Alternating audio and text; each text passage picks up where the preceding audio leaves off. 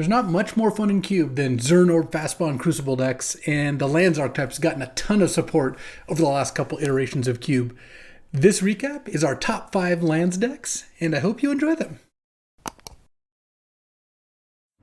Good morning. Welcome to another Vintage Cube Team Draft. First one of the day, and, well, we got a good squad. It's myself, Talisker, frequent Cube Drafter, and Slacks, Jesse Hampton, Mox competitor and a skilled Cube Drafter, battle against Sam Rolfe, and the World Champion, Nathan Stoyer, and Slade, going by Entomb World Spineworm in this because of what a play someone made yesterday. Not a good play.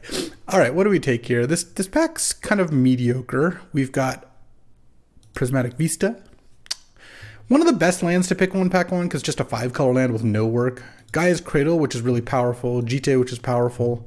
I'm just going to take Vista. I love Gaia's Cradle. I've actually been drafting more Gaia's Cradle decks recently, but I just don't think you're supposed to slam a first pick Gaia's Cradle and go from there. Ooh, this pack has Fastbond. You know, I would have taken Birds of Paradise over Fastbond early in the Alpha Frog Cube or previous iterations of the Magic Online Cube. But even in a 6-player draft here, I think a second pick Fastbond is actually totally legit. The reason is the Lands deck has gotten a lot better. There are cards like Titania that really help. It's Zuran Orb actually goes a long way because Zuran Orb, Fastbond, Crucible, or Ramanop is now infinite life and mana. And there's more draw 7s and combo cards like Dream Halls, which may wheel, because what's going to get taken out of this pack for sure? Birds, Shallow Grave, Mother of Runes, maybe Time Warp. And if Dream Halls doesn't wheel, but Time Warp does, I'm also going to be happy. Spar's Headquarters is also interesting, but yeah, we're slamming Fastbond. There's just a lot of stuff there. Oh, there's a Brain Freeze.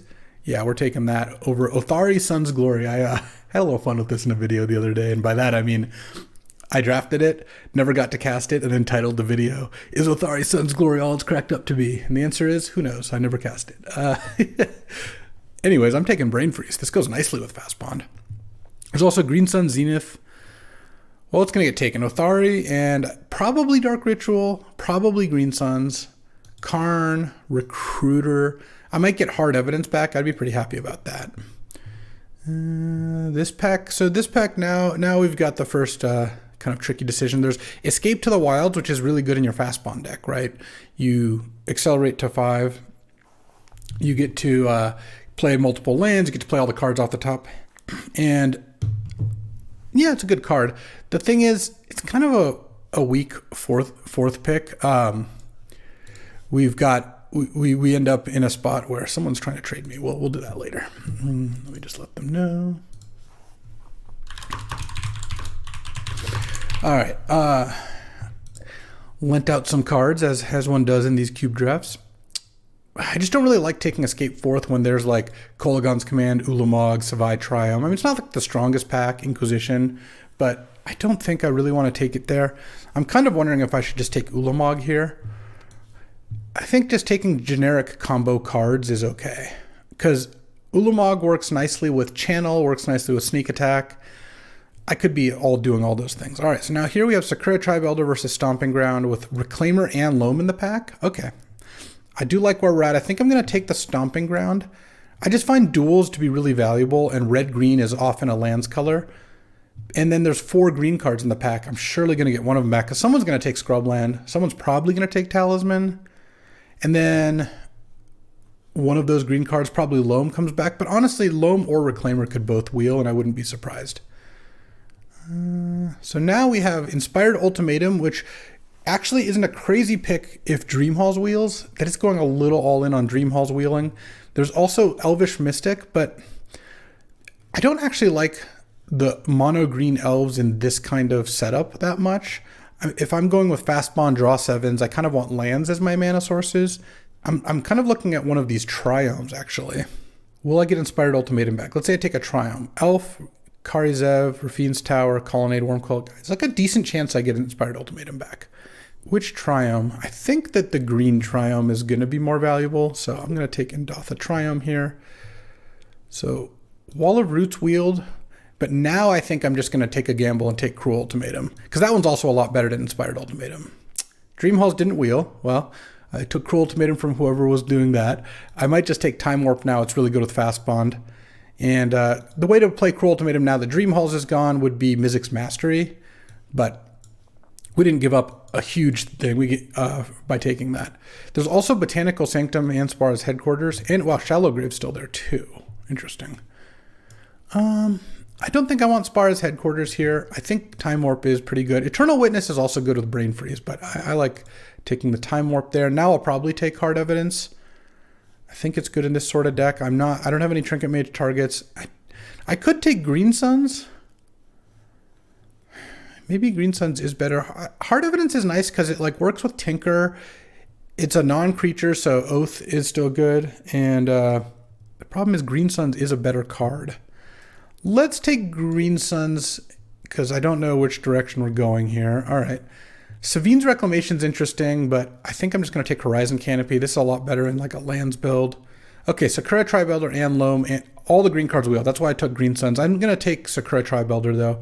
I do think it's better. Loam is just the weakest of all of the Crucible options, though. On the other hand, I do have Vista and Horizon Canopy already. Am I supposed to take Loam here? No, Sakura Tribelder I think is still stronger. Yeah, it's really close. Because if you get Zuran Orb, you could use Zuran Orb Fastbond Loam with Horizon Canopy. Without Zuran Orb, though, you end up not being... That just costs you a lot of life every turn. But it is close. This is one of the few times I would consider taking Loam here. Okay, and now I just take Elvish Mystic over Colonnade. Interesting. The Colonnade, I didn't expect Colonnade to still be there. I actually think I'm going to take Bazaar. Now I kind of wish I took the Loam, actually. I'll pass a late the Raven Inspector. It's fine. Bazaar Baghdad Fastbond with Crucible type effects is actually pretty cool. Bazaar is a high upside pick here. Passing up also two cards which are both decent, so my teammate's going to get one of them. Even if you're White Weenie, I don't even know which one of these is better. I'll take Botanical Sanctum. I don't really care about picking up Avenger of Zendikar. Yeah, I kind of am actually regretting the Loam pick now. Oh, last pick Recruiter, huh? All right, this pack has, Lion's Eye Diamond. Yeah, we'll take that. Over Sylvan Library, and then maybe Wheel Echo, though it looks like someone else is taking these cards. But the thing is, even if Echo doesn't wheel, Sail into the West is likely to. This is a draw 7. And I'll get one of the draw 7s back, so taking the mana card is a lot better. Also, this pack has him, Sylvan, Subtlety, Thalia, Elena Rouse, which I don't think anyone's taking right now. Sensei's Top. So we'll take this. If I ever get a breach, also the person passing to me now, Nate, he doesn't even know that I took a second pick Brain Freeze, or third pick Brain Freeze rather. So you could easily pass me an Underworld Breach. Okay, now I think I slam Narset here. There's also a miscalculation in the pack. Definitely in the Narset vein here. Also, this could be a Field of the Dead deck. You rarely are a Field of the Dead deck, but we're getting close to it. Or I'll put the Time Warp here so it doesn't disappear. Oh man, I'm kind of tilted I didn't take that Loam now. Loam never works. It's always been bad. But I forgot about the Bazaar of Baghdad.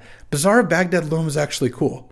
That said, I still think Crucible and Ramanop tend to work out a little better with that combo piece, but I actually would be loaming here. It's just a rare opportunity to play a card. I'm not even sure it would still be good. Sakura Tribelder is really good. It's one of the best accelerants for this type of deck, because if I play a turn 1 Elvish Mystic and my opponent, Chain Lightnings it, that's pretty bad for me. Sakura Tribelder does not get hit by that, and Chain Lightning otherwise doesn't interact all that well with the stuff I'm doing, much less something like Fatal Push. Like that might have 0 targets in my deck. I kind of like where I'm at, even though someone else, probably Sam, is drafting, took the Dream Hall. Sam loves these kind of combo decks, but we're equidistant from each other, so I'm not too worried. We can fight over it. It's a 6-player draft. What's the worst that could happen? So this pack has Tolarian Academy, but I think we're in the Crucible range here. Got to take Crucible now, and that makes me feel a lot better about the Loam pick too, because Crucible is still that good, especially with like Horizon Canopy, Fastbond, all that stuff. Take Crucible. Chromox is going to go. Voidwalker is going to go. Library is going to go. Watery Grave is going to go. And then maybe Mana Confluence. Maybe Chariot if someone dipped into that. Chariot's a pretty splashable card. Not the biggest Citadel fan, even with Fastbond. It's just so hard to manage, but Remand is awesome, so I'm going to take Remand. It's also Remand Brain Freeze is such an easy way to kill them. You just go spell, spell, spell, Brain Freeze, Remand it, Brain Freeze if you have enough mana. Passing a bunch of rando green cards. Maybe Consider comes back, though I don't think that's that likely. All right, we're full on blue-green combo. Escape to the Wilds also didn't come back, but I'm not too fussed about that. And if we get a channel or something, this Ulamog might get in. Ooh, Mystical Tutor, yeah. Mystical Tutor gets Brain Freeze, gets Time Warp, Remand right now, but I'm hoping to get one of these draw 7s. And I don't mind losing out on Venser or Temple Garden, so. Let's see. I really hope Echo of Eons is the draw 7 that comes back, but if it's Sail into the West, then it's Sail into the West. This pack has some green accelerants that I'm not super interested in, especially since I now have 2 different forests or green sources that aren't forests. There's V-Click, which is totally fine. There's Augur of Autumn, which is pretty nice with Fastbond. And I also have a Green Suns to go get it. I think that I'm going to want to Augur here over Coalition Relic, the 2 green accelerants. Basically, Vendilion Click is mostly what I'm giving up, but I think this looks like an Augur setup to me. All right, Nate's got 4 packs on him, so let's get cracking here. I want to see what wheels. If both draw 7s wheel, I'd be thrilled. I have the Lion's Eye and the Bazaar, so I could use Echo the Best.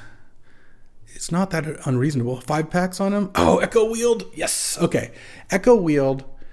Sail into the West might double wheel because there's still Badlands, Llanowar Elves, Hallowed Fountain, Thalia, Waterlogged Grove. I would actually be happy with a lot of these cards. I don't think this is going to double wheel, but the fact that Echo wheels means I got Lion's Eye and Echo of Eons out of the same pack. And because I first picked it, no one knows I took Lion's Eye either, so I've got this under wraps. Underworld Breach would be the best card I could open, probably. Maybe Black Lotus would be better, but honestly, Black Lotus and Time Walk are close to Underworld Breach in this situation. I'm being dead serious. I'm not going to take Splinter Twin. Whoever got the X-Art can take it. Blue-White Talisman is okay, especially like these decks can sometimes go back into like the Tinker range, but it doesn't really fit. I could take Field of the Dead here. I have 6 different lands. That would be my 7th. The best card in the pack is probably, well, Twin if you're Twin, or Concealing Curtains. I could also take Hullbreaker Horror. It's an expensive card, but it is good if you can get it into play. Or I could take a Red-Green Gorge, but I hate that actually those lands. I'll just spec on Field of the Dead. It's fine.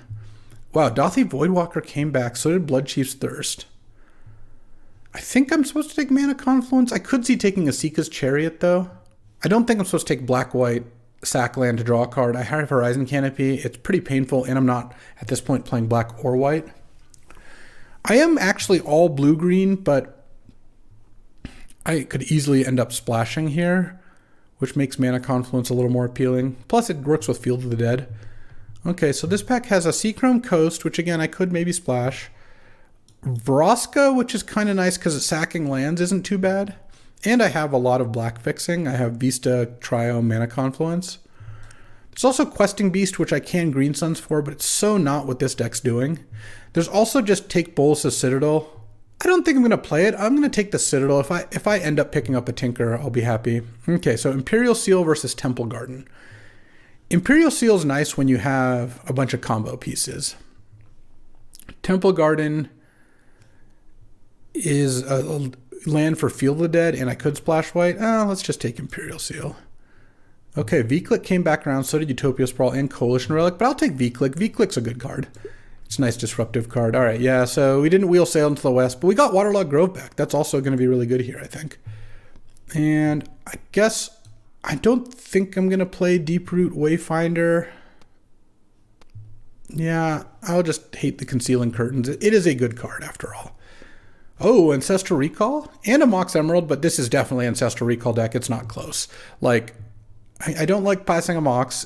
Like, when you open 1 piece of power, it's amazing. When you open 2, it's kind of break even, and 3 is way better than 2 because then your team gets 2 of them. But Ancestral in a deck with Fastbond and Lion's Eye, Brain Freeze, all those cards is incredible. Unfortunately, Entomb Worldspine Worm here knows they passed a Brain Freeze, is probably not going to pass an Underworld Breach, or maybe is a little less likely to. But who knows? Maybe they opened it in a great pack. Okay, so Ancestral and Mox are going to go. The other 4 cards, Reanimate, Dak Faden, maybe Hex Drinker. I'll probably get a Ramanop back. I could also get a Dark Depths. I don't recall seeing Stage or Hexmage. Someone might also take Mightstone, Weakstone, but yeah, we're taking Ancestral here. Also, we have a bunch of tutors for it. It's amazing. Oh, and then this pack has Upheaval. Upheaval is basically a combo finisher with Fastbond. Zuran Orb is actually a really high pick for me right now. But yeah, I'm going to take Upheaval because Upheaval Fastbond's great. I can generate a bunch of mana with this deck. It's good with Lion's Eye too. You cast Upheaval, crack Lion's Eye in response. You have a bunch of mana to do stuff. And then I don't think Reprieve is going to wheel, though I wouldn't mind it. Omnath would also be a card. That would make me regret not taking the Temple Garden a little bit, but I still have the fixing for Omnath if I need to. All right. Oh, wow. This pack must have been great because there's a Mana Drain and a Mystic Confluence and a Smuggler's Copter, but this is a very good Mana Drain deck. Also a Parallax Wave. Wow, yeah, this pack is stacked. So 1, 2, 3, 4 are going to go. Probably Strix. I might have my choice of Thespian Stage, Renin 6, and Uro. And by the time this comes back, I will know if I need the Renin 6 or not because the Ramanop might wheel. But yeah, this is definitely a Mana Drain deck. I have a lot of things I can drain into. Okay, I like how this is looking. Yeah, this looks very solid. I mean, we'll see. These decks can be a bit of a mess sometimes, but I like it. Oh, and then there's a Polluted Delta. Flash is also a dangerous card to pass, but I don't recall seeing a Woodfall Primus either. And Polluted Delta right now is blue, black, white, and green. It doesn't get red yet, but I don't even have a red card. Yeah, I'm going to take Polluted Delta over Breeding Pool here. Yeah, I'm even splashing Imperial Seal. Let's see. Oh, the dog with her morning bark sesh, as usual. You know, I got my coffee. The dog has that. Okay, this pack has... It's pick 5. I'm going to get 1 new pack. I don't really want the fast lands. Part of the reason I don't like it is with the Fastbond deck, you end up with so many lands in play. These come to play tapped a lot of the time. You'd rather have almost all the other lands. There's Knight of the Reliquary, which I could splash for sure, and would help if I wheel Depths into Stage, which this deck would play. It's Knight versus Otawara or Endurance. I don't think I need Otawara. I think the Knight might come back. I could also take like a random Abrade. I don't think I need to do that. Do I want... Will I just play Endurance? I don't really need it. I have Echo to reshuffle if I need to. Let's just take the card I want more. Okay, this pack has Spell Seeker to get Ancestral or Brain Freeze or Mana Drain. Yeah, okay, we'll do that. I was looking at this Lotus Petal, this Jetbeer's Garden Exploration. There's actually 1, 2, 3, 4, 5 lands cards I want. So as long as someone takes Slime, Mentor, Faf, or Elspeth, I'm happy. Okay, Dark Depths and Ramanop both wheeled. So what is more important here? I already have a Crucible. I'm not going to get Zuran Orb, so this is actually looking kind of painful. I wish I had some life gain. I don't think the other one's going to wheel because there's just not 5 good cards left. There's like 3 or 4. What would I rather have? I have 2 fetches and 2 sack lands. But I have Imperial Seal and Knight of the Reliquary to go get lands. And I think... Oh man, but Green Suns for Ramanop is too good. All right, I got to take the Ramanop.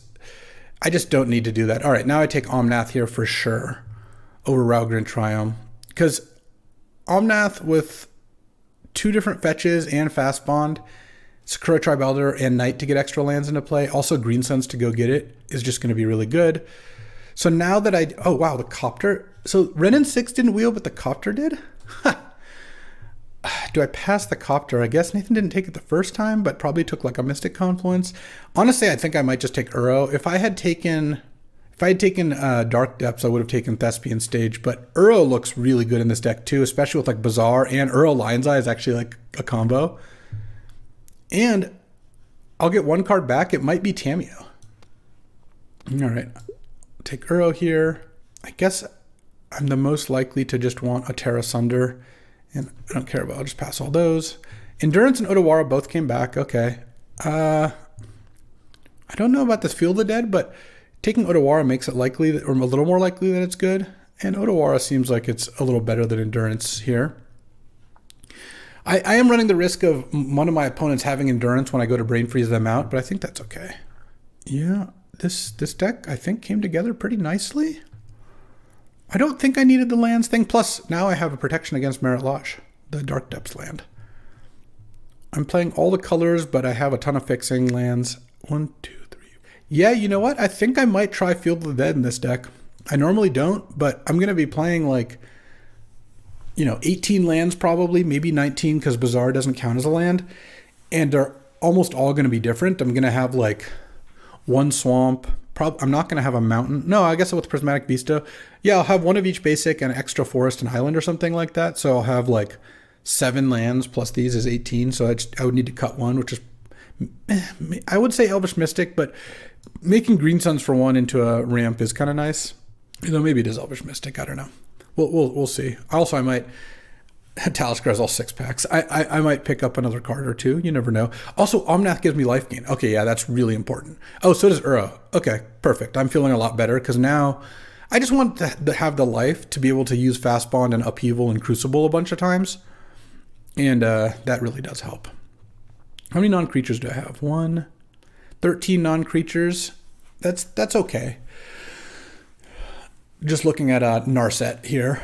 I don't want Narset to miss too often. This Terra Sunder is also not a crazy card to play in the main deck, just as a little bit of interaction, because I'm going to have a couple black sources. Here I have 1, 2, 3. This Mana Confluence I think ended up being a pretty good pick. 3, 4, plus Swamp is 5, plus Tri-Builder 6. I'm going to have like 6 black sources, and casting it for 1 and a green just to kill an enchantment or artifact is not unreasonable. Plus, in a pinch, I guess I can Lion's Eye. Oh, and it's something I can tutor for with Spellseeker. Thing is, I don't want to cut any of these cards, so I would have to cut one of these cards. Yeah, maybe it is Elvish Mystic. Because Green Sun's getting Tri-Builder, Augur, Uro, Knight, Omnath, Ramanop is very good.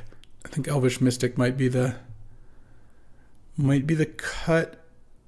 I just don't think Elvish Mystic plays into what this deck's trying to do. That said, I have a bunch of 3-drops here. And I have a Green Sun, so maybe I just sideboard the Terra Sunder. Also, I think playing 17 land plus Bazaar is totally fine. Okay, let's see what's up. Okay, looks like our 6 is not going to be able to come back, so we might not get more cards. So it's paused. We'll figure out what's going on momentarily here. What might happen is my teammate loses their last 6 picks or whatever. I mean, that sucks, but if it was earlier in the draft, we'd redraft, but we're not redrafting now. We're too deep into the draft. Like this is the last part of the last pack, and we'll see. We'll see what ends up happening here. Alrighty, the way we resolved it is we actually just ended the draft right there. So we each missing between like 3 and 5 picks or something. Not the biggest deal. We all liked our decks. We didn't want to redraft. A little scuffed, but is what it is. And I ended up, as I said, adding 2 islands, 2 forests, 1 plains, 1 swamp, 1 mountain, cutting Elvish Mystic, and here we have it. A beauty of a deck. A lot of different ways this can go. Let's see how it goes against Nathan here. All right, I'm going to keep this hand. On the play, it's like a little slow, but I get to go Indaltha Triome into Botanical Sanctum into turn 3 Spellseeker for Ancestral Recall. And go from there. I have Upheaval in hand. Obviously, any game where I draw a Fastbond, I'll be pretty happy. Not super happy about this. Turn on Rona? Okay. Oh, interesting. Well, that opens the door for a different way to go about things. All right. Consider keeping, discarding. Are we Reanimator here? Easily could be. Discarding Snuff Out. Island into Talisman. All right, we're doing some things over there, Nathan. I think I'm going to Mystical Tutor here. And I think I'm going to get Echo of Eons? Is that right? Or do I want to just get Mana Drain? If I miss to go for Mana Drain, he's just not going to do anything. No, let's just get Echo of Eons. And then I'm just going to go Forest Spellseeker here. And Spellseeker for Ancestral Recall. And then pass the turn. I got things all set up. Set up to do what? Who knows? I could cast Omnath, by the way. White, blue, green, red. Okay, white. Oh, Othari's Sun's Glory. Okay. So like 4-color, just good stuff or whatever. Sure. Othari's very good. Flying Lifelink Haste. When it attacks, you get a 2/2 Rebel attacking. Let's just take 6 here. I mean, I can chump next turn if I need to. Let's draw Green Suns. Interesting. I'm going to kick things off with an Ancestral Recall, targeting myself. Oh, he had the Force of Will, pitching Scarab God. Turn 3 Otari with Force backup, huh? Okay. I could draw 7 here. It doesn't seem great to do that. This is just going to be a hard draw to beat. He was on the play with, or on the draw rather, with turn 3 Otari with Force, and that's tough. I could Green Suns for a Sakura Tribe Elder. I go to 13. I block 2 Rebels and I take 6. I go to 7. And then I get to Echo with 3 more mana in my pool. Or I could just Echo here. I think I just Echo here. I want to draw Fastbond here. And obviously if I Echo him back into Force of Will, I'm just going to lose. I'm probably going to lose anyway, but by doing it this turn, I'm way more likely to draw Fastbond. And given that, I think I just play the Mana Confluence and I just cast Echo. And I'm hoping for like a Fastbond Time Warp sort of deal. Well, I drew the Time Warp. I didn't draw the Fastbond. I can't cast V-Clicks. Let's go Green Sun Zenith for 2. Get Sakura Tribe Elder. Pass the turn. So I'm going to take a little damage here. I'm not sure what I can really draw into, because part of the problem here is I'm going to take enough damage from this thing. This is just such a fast clock. 5 mana, 5/5 haste. Next turn attacks as 9/9, because it does 5 plus 7. Does 14 over 2 turns.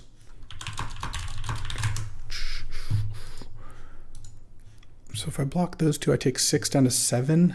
It's just going to be hard to Fastbond with that. I mean, that's why Omnath and Uro are so important. I'm pretty glad I took those. All right. Let's get more Rebels. Now we're just going to be block. Crack Sakura Tribe Elder for Island here. And all right, I mean, probably can't beat basically anything, including the board as it currently stands, but yeah, you never know. Wow, so Nathan has Mox Ruby and Mox Emerald? Yeah, because I was like, wow, that's a Mox, and I passed him a Mox. So let's Time Warp. Let's do the Time Warp here as an expensive way to get a land into play. Oh, this is the Mystic Confluence. I'm sure it is. Let's just... All right, Mystic Confluence. Yep. Do I want Terra Sunder? Not really. No, I like where I'm at. Let's see. I would like to play first. Yeah, I'm going to keep this hand. Bazaar Ramanop is interesting. And I think this hand, if I draw Sakura Tribe Elder, this hand becomes pretty decent. Mother of Runes, interesting. I'm just going to start bazaring here because I need to find blue, and I'm looking for... I'm just going to discard the planes here. Imperial Seal, Brain Freeze, yeah. I need to find Fastbond. What I was hoping to draw is some combination of lands and Fastbond. Okay, hopefully this draw is a little slower, but it Doesn't appear like it's going to be. Draw. Lion's Eye is interesting. Let's draw. Okay. So now I gotta discard Spellseeker for sure. I think I discard. I'm going to discard Forest because I'm just going to play Ramen Up next turn, and I think I just discard Mana Drain, play Prismatic Vista, and pass. And then my plan is to hopefully draw a land or Bazaar into a land for Ramen Up. And Fastbond is really, I'm just trying to kind of dig towards Fastbond. Okay. So we're going to make a construct. We're going to Crew Copter. And we're going to take it. I'm not going to crack the Vista, I don't think. A good attack with Mother of Runes. I think he's come to the conclusion correctly that I'm not in the business of targeting his creatures. Yeah. A fast deck with Force of Will is kind of like my nightmare matchup. So, and also, this deck's win percentage when it draws Fastbond is going to be a lot higher than when it doesn't. But we'll see how this goes. Echo of Eons could also be decent here. I don't like that he's taken so long to discard because that means his hand is full of good cards. His hand being full of good cards is going to make it a little harder for me to win, not going to lie. Actually, I think I'm going to crack Vista for blue on upkeep here because I'm definitely not getting black mana with it. All right. Discards Rafine's Tower. Okay. That doesn't seem like the best card, so maybe that's not that bad. All right, let's get that. Draw. Bazaar. This is going to be a tough one. I mean, I do have Mystical Tutor. All right, discard Time Warp, Ramen Up. Or sorry, Time Warp, Omnath. And I think at this point, Upheaval, Mana Confluence, play Ramen Up, and pass. And then if I need to, I can just Mystical for Echo of Eons, and then Bazaar into it here. I hope he's making an Urza Saga token. Okay. 14. I guess I'm going to take a little bit of damage this turn. Yeah, the clock also cuts into my Fastbond equity for sure. Yeah. This deck, I think, has the capability of some really good draws. This one has not panned out so well. Ugh, and I got snuffed out too. Yeah, all right. we're about to be 0-1 here. But this has to be the worst matchup on their team, right? Right? I mean, Force of Will, snuff out, 2 Moxes. That's a tough matchup. It looks like the other deck is like a Bant deck with Soul Ring that we're playing against. Okay. Inquisition of Kozilek. Sure. I'm at 6. I draw. I think I just draw for the turn. Yeah, I'm going to play land, play Lion's Eye. Mystical Tutor. Get Echo of Eons. Tap Bazaar. Oh, I discarded Uro. If I put Uro into play, hold on. If I put Uro into play, I'll gain 3, but I'll lose 1 off one of these lands. I go to 8. No, that's just not good enough. All right. Let's just cast Echo of Eons and get it forced. Shall we? Yeah. Okay. Well, brutal round 1, but I think I had not the best draws for what this deck can have. Again, Fastbond's going to be really good for me, and I have Imperial Seal for it as a backup Fastbond, and those didn't come through. And also just Force of Will. I mean, I didn't cast it, but Inquisition, Snuff Out, all those things combined. So, down 0-1, but still hopeful for the future. All right, good news. My whole team lost. Might be a fast one. All right, down 0-3. We're not out, though. I'm going to play first. I'm going to keep this hand. I'm playing against mono red, or red, sorry, Boros. So we'll see how this goes. But you know what? Opening on Ancestral and having a turn 3 Uro is not a bad place to be. this hand actually has a lot of the cards I would want against such a deck. We get to Ancestral, we get to play a life gain spell. Time Warp is also nice with Uro. Let's go ahead and Ancestral here. Oh, into Mana Drain. Okay, so if we draw a blue source, that's good, or a green source, that's good. Be happy with either of those things. Also, I mean, no joke, Lion's Eye Uro against Mono Red can be really good. Okay, so let's play a tapped Stomping Ground here. And then turn 3, I'm gonna go, oh, wow, I'm a moron. I just didn't realize I was gonna have to discard here. I guess I discard Vendilion Click. That was foolish. I just was not even counting. I should have just clearly just played Lion's Eye. I don't have to discard. Not that that's the biggest deal. That's probably the last card I'm going to end up casting, but still foolish for no reason. Using Lion's Eye to play Uro is actually pretty sick. All right, land. I think I still do this over using Echo. Okay, Feel the Dead, and then we're actually looking pretty good. I don't think I just Echo now because I think Uro, like next turn, especially since now that I've drawn Echo, what I think I'm going to do is I'm going to cast Uro out of the graveyard using Lion's Eye, exiling a bunch of stuff that I don't care about. But we'll see. Oh, I drew a Spell Seeker. Interesting. Interesting. So let's see. If I play Lion's Eye... Oh, I actually can't play Uro. I need to have double green or double blue to combine with Lion's Eye to do that. Okay. So given that, do I want to play Echo? Do I want to play Spell Seeker? Like, hold on, taking a look at the deck. I can Spell Seeker for a bunch of blue cards. A double blue would have been nice this game. I'm at 18 though. Let's just go Spell Seeker here. And pick up. I don't think Mystical Tutor is doing much for me. Remand isn't. I could get Green Suns because I can just get Omnath next turn. And that seems pretty good. Plus I can block the Adanto Vanguard. Oh, and my opponent did not have a 3-drop. That is nice.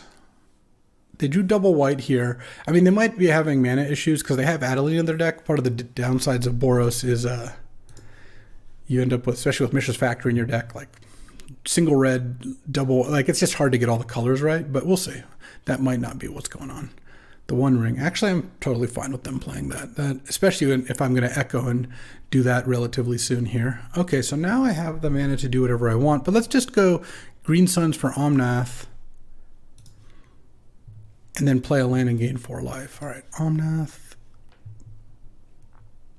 draw, play Mana Confluence, gain 4 life, pass the turn. I don't really need to Echo yet. My hand is pretty good, and I want to set up Echo Time Warp here. Especially if I can somehow set up Echo Time Warp with Omnath in play, I'll be really happy. I am not blocking Adanto Vanguard this turn. Might be getting Parallax Waved, though. Yeah, that's fine. And then attack for 4 and an 18. Okay. And playing a Rugavon. I could maybe Uro Time Walk. Can I do that? Let's see. How much mana? 3, 6, 7, 10, and it costs 9 to do that? Yeah, so let's see. Can I do that? I can play a land. Yeah, so look, I can go Time Warp, tapping these. I'm going to get Parallax Waved, but I think that's okay because that forces them to use Parallax Wave and I gain more life off Uro here. Sack this for blue. Is that better than just casting Echo, actually? Hold on. I could just cast Echo Time Warp. That's probably better. Well, if I Uro... Hold on. What would I exile? I'd exile Vendilion Click. Maybe Augur. Because I'm going to reshuffle, so what cards do I not want? I get to keep of 1, 2, 3, 4. This doesn't count. I'm not shuffling, and I don't think I'm cracking lines or exiling Lion's Eye, so 3, 4, 5, 6, 7. I guess I'd keep Ancestral Time Warp of these cards. Get rid of Romanop too. So if I Uro Time Warp, I'm basically, do I want to spend 4 mana to gain 3 life and tick down Parallax Wave? No, I actually don't. I'm just going to Echo here, actually. Just because I'm going to Echo next turn. Anyways, let's just do that. Oh. Okay, Storm count is 3. I have a turn floating. Let's just go Fastbond. Play Triumph. Get a Feel the Dead token. Nice. Play Forest. Get a Feel the Dead token. And I could Brain Freeze them for 15. Is that better than waiting a turn? It's probably not. Let's just take our extra turn here. I'm at 16 life still. I feel like I'm in pretty good shape. I guess I'm going to start with Narset, tapping these. Oh, actually, let's play Augur as well. See where we're at with Augur. All right, well, I'm just going to minus on Narset. They could flicker out the Augur if they want now. They probably should. Green Sun, Zenith, or Lion's Eye Diamond. Storm count 2. What is Green Sun's going to get me? It can't get me Omnath Augur. I guess I could Green Suns for Uro. That's not a crazy play to make. I don't think I need Lion's Eye here. Let's do that. Play a land, get another Feel the Dead token. This is what this deck's trying to do. Green Suns. I can play the Spellseeker for Ancestral next turn. Yeah, let's get Uro. Draw. So I've shuffled a bunch of times and I haven't hit any land off Augur. It's kind of unfortunate. Let's just pass. I don't think I'm gonna compete on the life total axis very much. Especially with a Parallax Wave out, I kind of want to leave as many blockers as possible. Also, they don't know that I might be brain freezing them, so them using the ring here is kind of nice. Time Warp next turn should be pretty good. Because next turn I have enough mana, Spellseeker, Ancestral, Time Warp. I thought I was going to get at least one land because I goes Augur, shuffle with Narset, shuffle with Green Suns, draw a card with Uro. So I got 4 looks at a land. But I do have a lot of lands in play. I guess I have 9 lands in play. 10 lands in play. So I guess I have 8 lands left in my deck. Still, the 8 out of like when we started, 23 or whatever. Sure, I'll block with a zombie. What are you going to do then? Okay. I'm going to pay 4 life. Okay. That's an aggressive use of Vedanta Vanguard. You have a 1 ring in play. Stoneforge Mystic. Sure. Anduril Flame of the West. I don't care about that. And Thalia. Thalia's a little annoying. It's kind of closing the barn door after the horse has already gotten out. Like, at this point, I don't think Thalia's going to hurt me too much. All right, land. No. Let's Narset. I know I'll at least hit a Lion's Eye. The floor is Lion's Eye. Oh, Mana Drain. Yeah. Well, hold on. Can I Brain Freeze them? There are 20 cards left. I have 1, 2, 3, 4 spells already. Let's just take the Lion's Eye. All right, there's a land. And there's a land. And there's a Mystical Tutor. I guess I could draw. Do I want to draw a Mystical Tutor? Let's look again. What do I have left? Oh, I have Remand in my deck. Okay, yeah. So now let's go. Do I have enough mana for all of this? I think so. I don't have a way to remove Thalia. I guess I have Upheaval in my deck as well, which I could find. Let's see. 1 to cast Lion's Eye, 2 to cast Mystical Tutor, 3 to cast Spellseeker, and that's Lion's Eye, Mystical Tutor, Spellseeker. 3 spells, 3 to cast Brain Freeze, 3 to cast Remand, 3 to cast Brain Freeze. 3 spells, Brain Freeze is the 4th spell, Brain Freeze for 9, because then Remand the original is the 5th spell. And then That's 9 plus 15. That, I think that lines up, and I have a swamp to get with Polluted Delta, but that requires me to crack Waterlogged Grove. Is that acceptable? Let's see.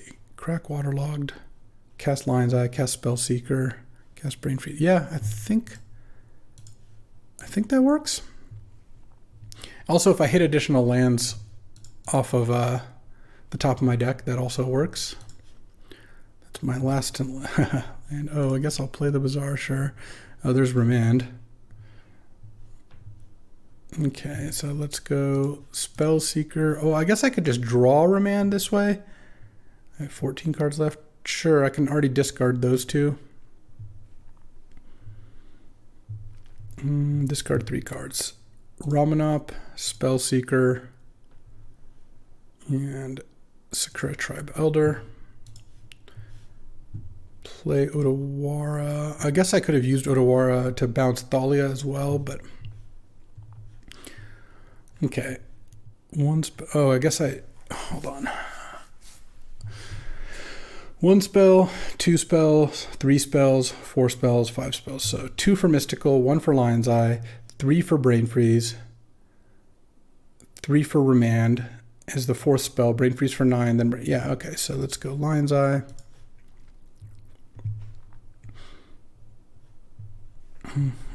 Mystical Tutor, though, we're not even getting anything too exciting. I guess we'll get Ancestral Recall.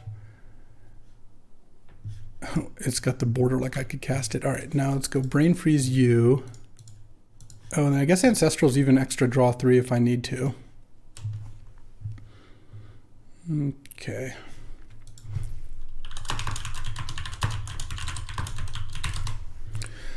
All right. Mill 3, Mill 3. Hold on control, Remand that. And then sack LED for blue. This actually works out even better because now I can Ancestral them. Yeah, I have enough to Ancestral you and then Brain Freeze you. And then now you're getting Brain Freezed for 18. And I can't even get burned out on upkeep, so yeah, I gotta show my teammate this is our first game. We're on the board. All right, go into game 2 here. Playing against white-red. Do I want Terra Sunder? So what Terra Sunder does, it kills Anduril, kills a creature, kills Parallax Wave. That actually seems fine.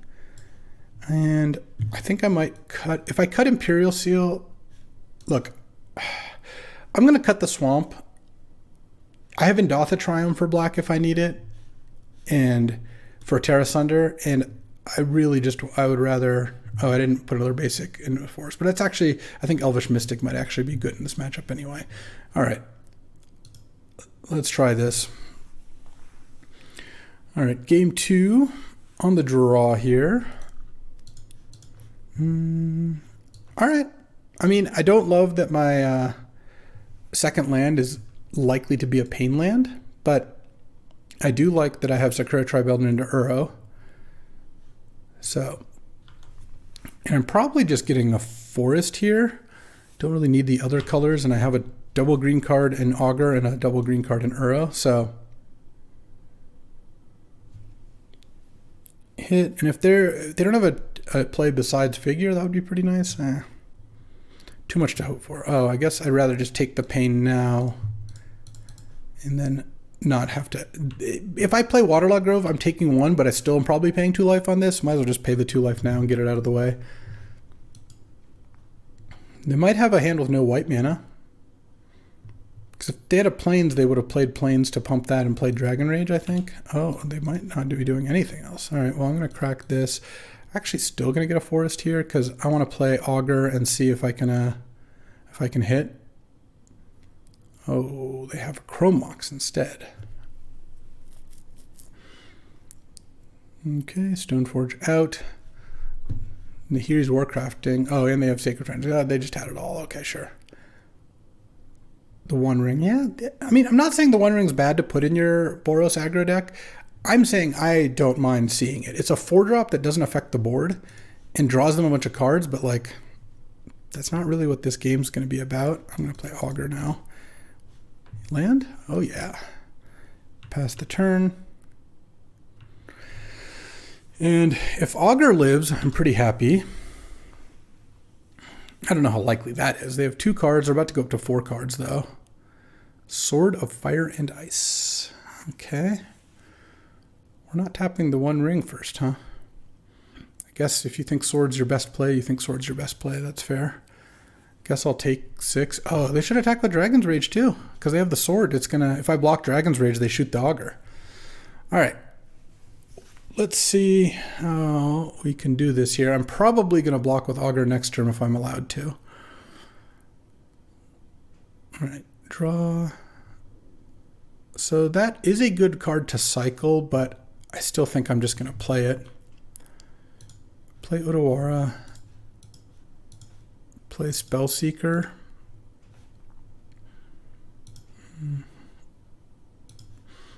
Do I get Ancestral or Mana Drain? The problem with getting Mana Drain face up is I think that they just won't play into it. I mean, why would they? So I'm just going to do this and pass. I guess if they give the Figure of Destiny flying, I just die. Cool. And with double blue, it's pretty hard to imagine. Oh, wait, no, this is a 2/2. It's not a 4/4. Because it got the sword equipped, it didn't get pumped. So that's nice. Okay. If they play something expensive, I still have Remand, which isn't as good as mana draining it, but if I had a face-up mana drain, I don't think my opponent is going to do that. Like, they've been sequencing fast and loose, but that's too much to ask for. This time, I don't think we're beating Thalia. Yeah, let's Remand it. It's going to get recast. Oh, Upheaval is interesting. Do I have time for that? Absolutely not. We absolutely won't be getting enough time for Upheaval. Though, Upheaval Fastbond does get around Thalia pretty nicely because you're just putting 1 spell in the stack. It's not taxing you an excessive amount. Though I assume the play is just replay Thalia here. I mean, I'd be shocked if that weren't the play. White-red aggro with Thalia is not like the dream matchup. All right, well, I'm going to chump the Figure of Destiny now with Augur of Autumn. Oh, no, I'm not. No, I'm not. I'm taking 7 down to 3. And I'm drawing an Upheaval. There's a Thalia in play. All right, we're done here. Okay. Game 3 on the play.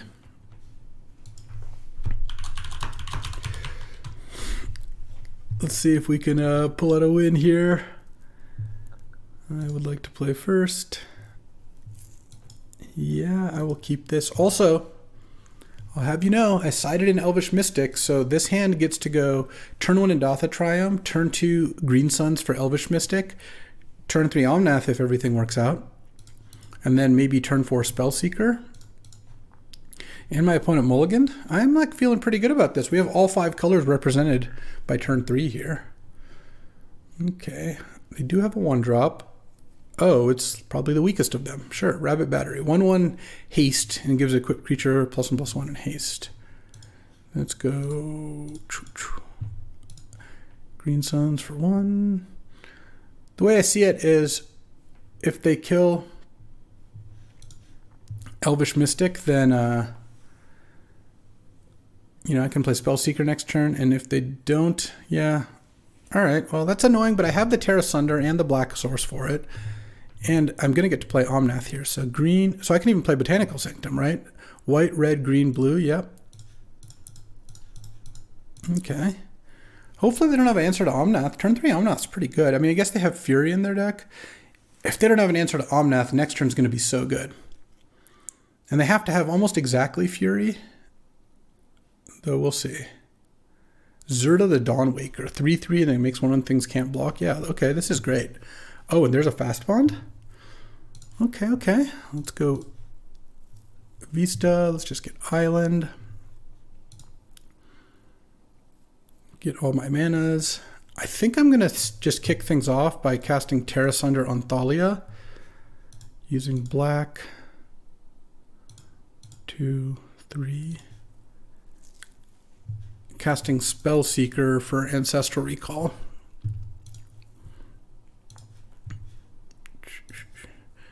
And Ancestraling myself. And pass the turn here. I'm at 22. I have a pretty significant mana advantage. I have an Omnath in play that's going to win me the game very easily if it doesn't get removed. And I killed their Thalia, which is their best card against me. Okay. Parallax Wave. Yeah, I mean, Parallax Wave was the really only way out of this. Oh, wow. They're just getting the Spellseeker out. They're just all in here. Sure, that's fine with me. Let's go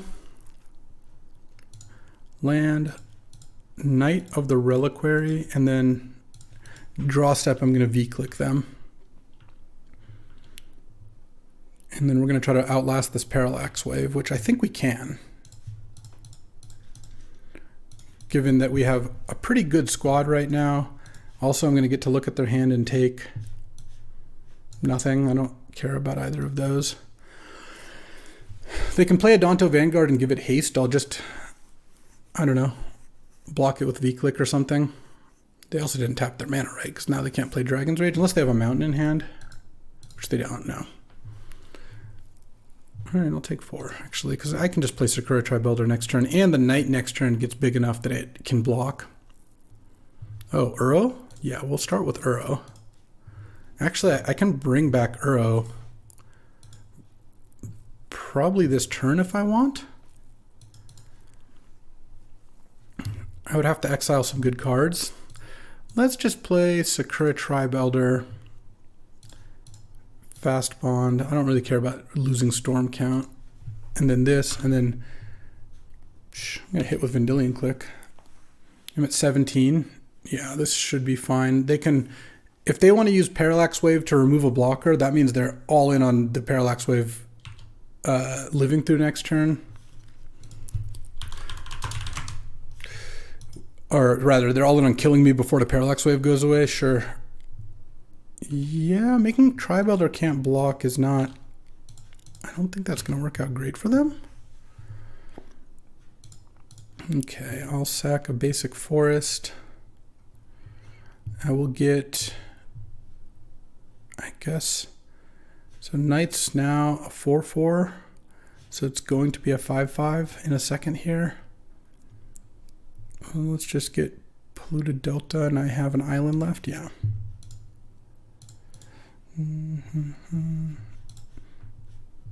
Okay, so now it's a 5/5.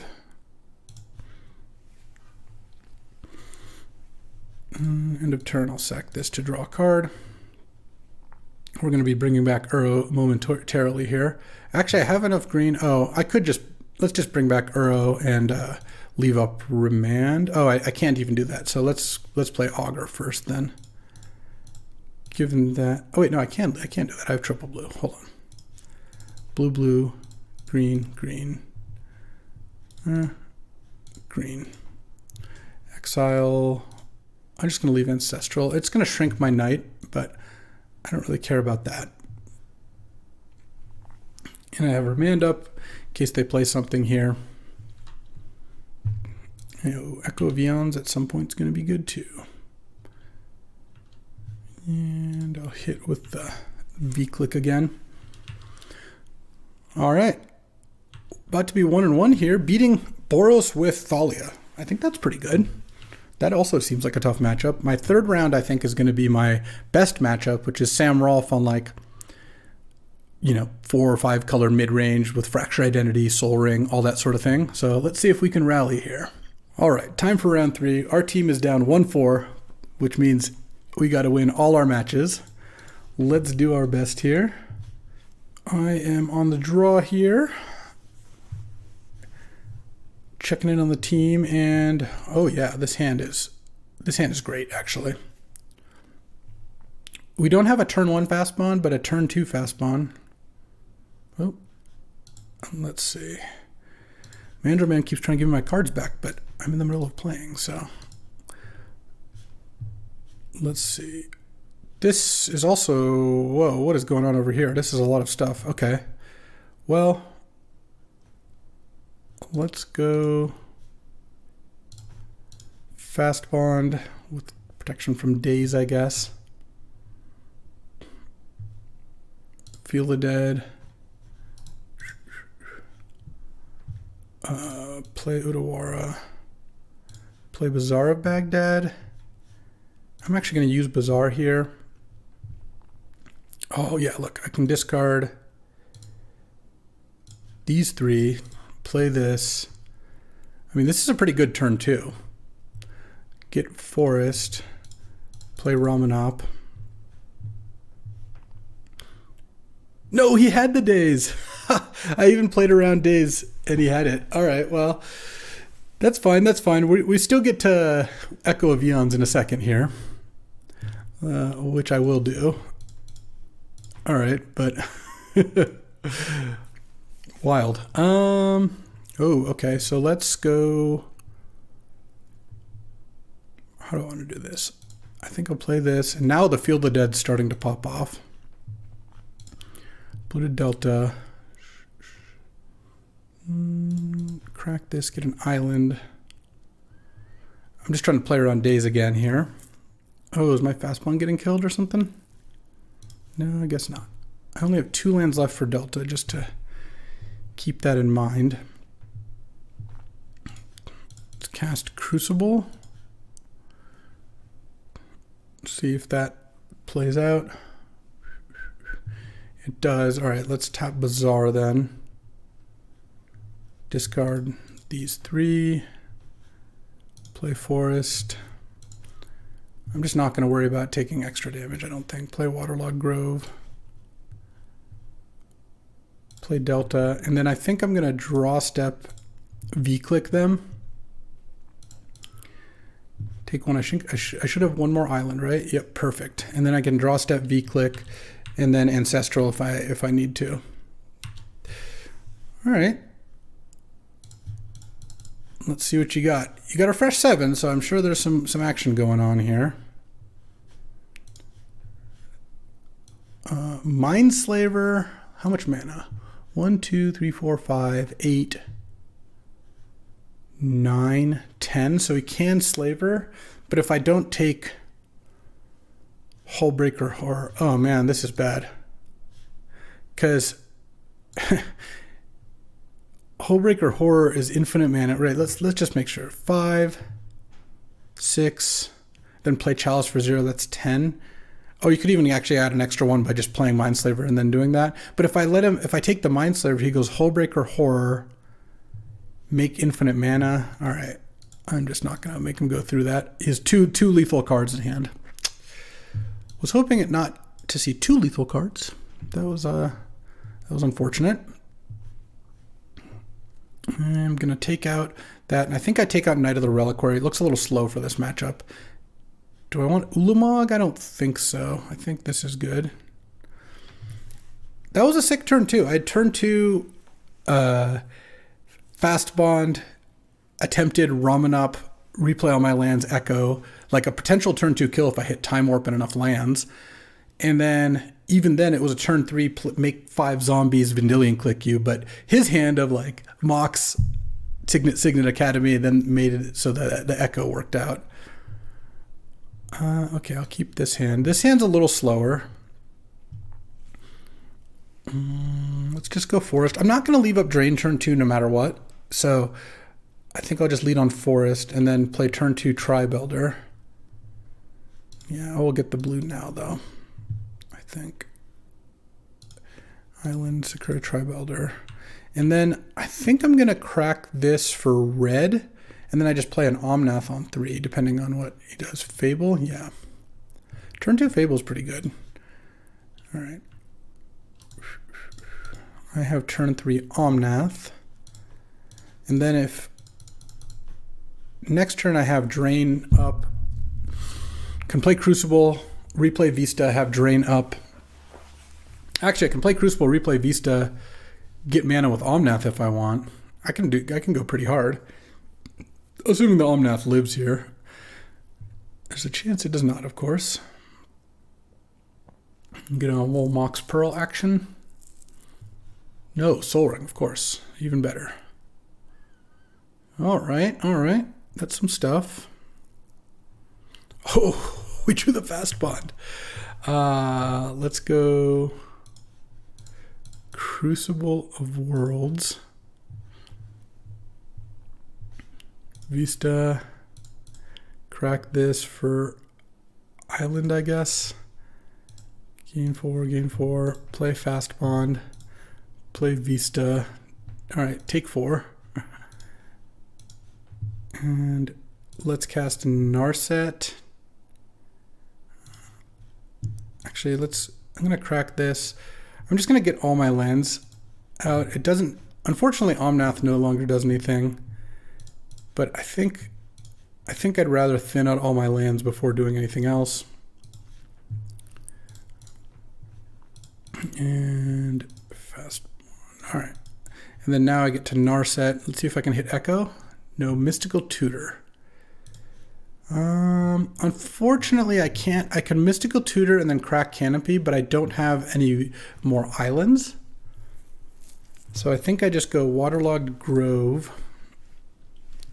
And I don't think playing Prismatic Beast does anything. Let's crack the Horizon Canopy to... Oh, I could do... I have 14 life. It costs a lot of life to keep... No, I don't even have infinite mana. Let's just crack this to draw a card. I mean, that's good. I'll just keep up Remand, I guess, and then pass.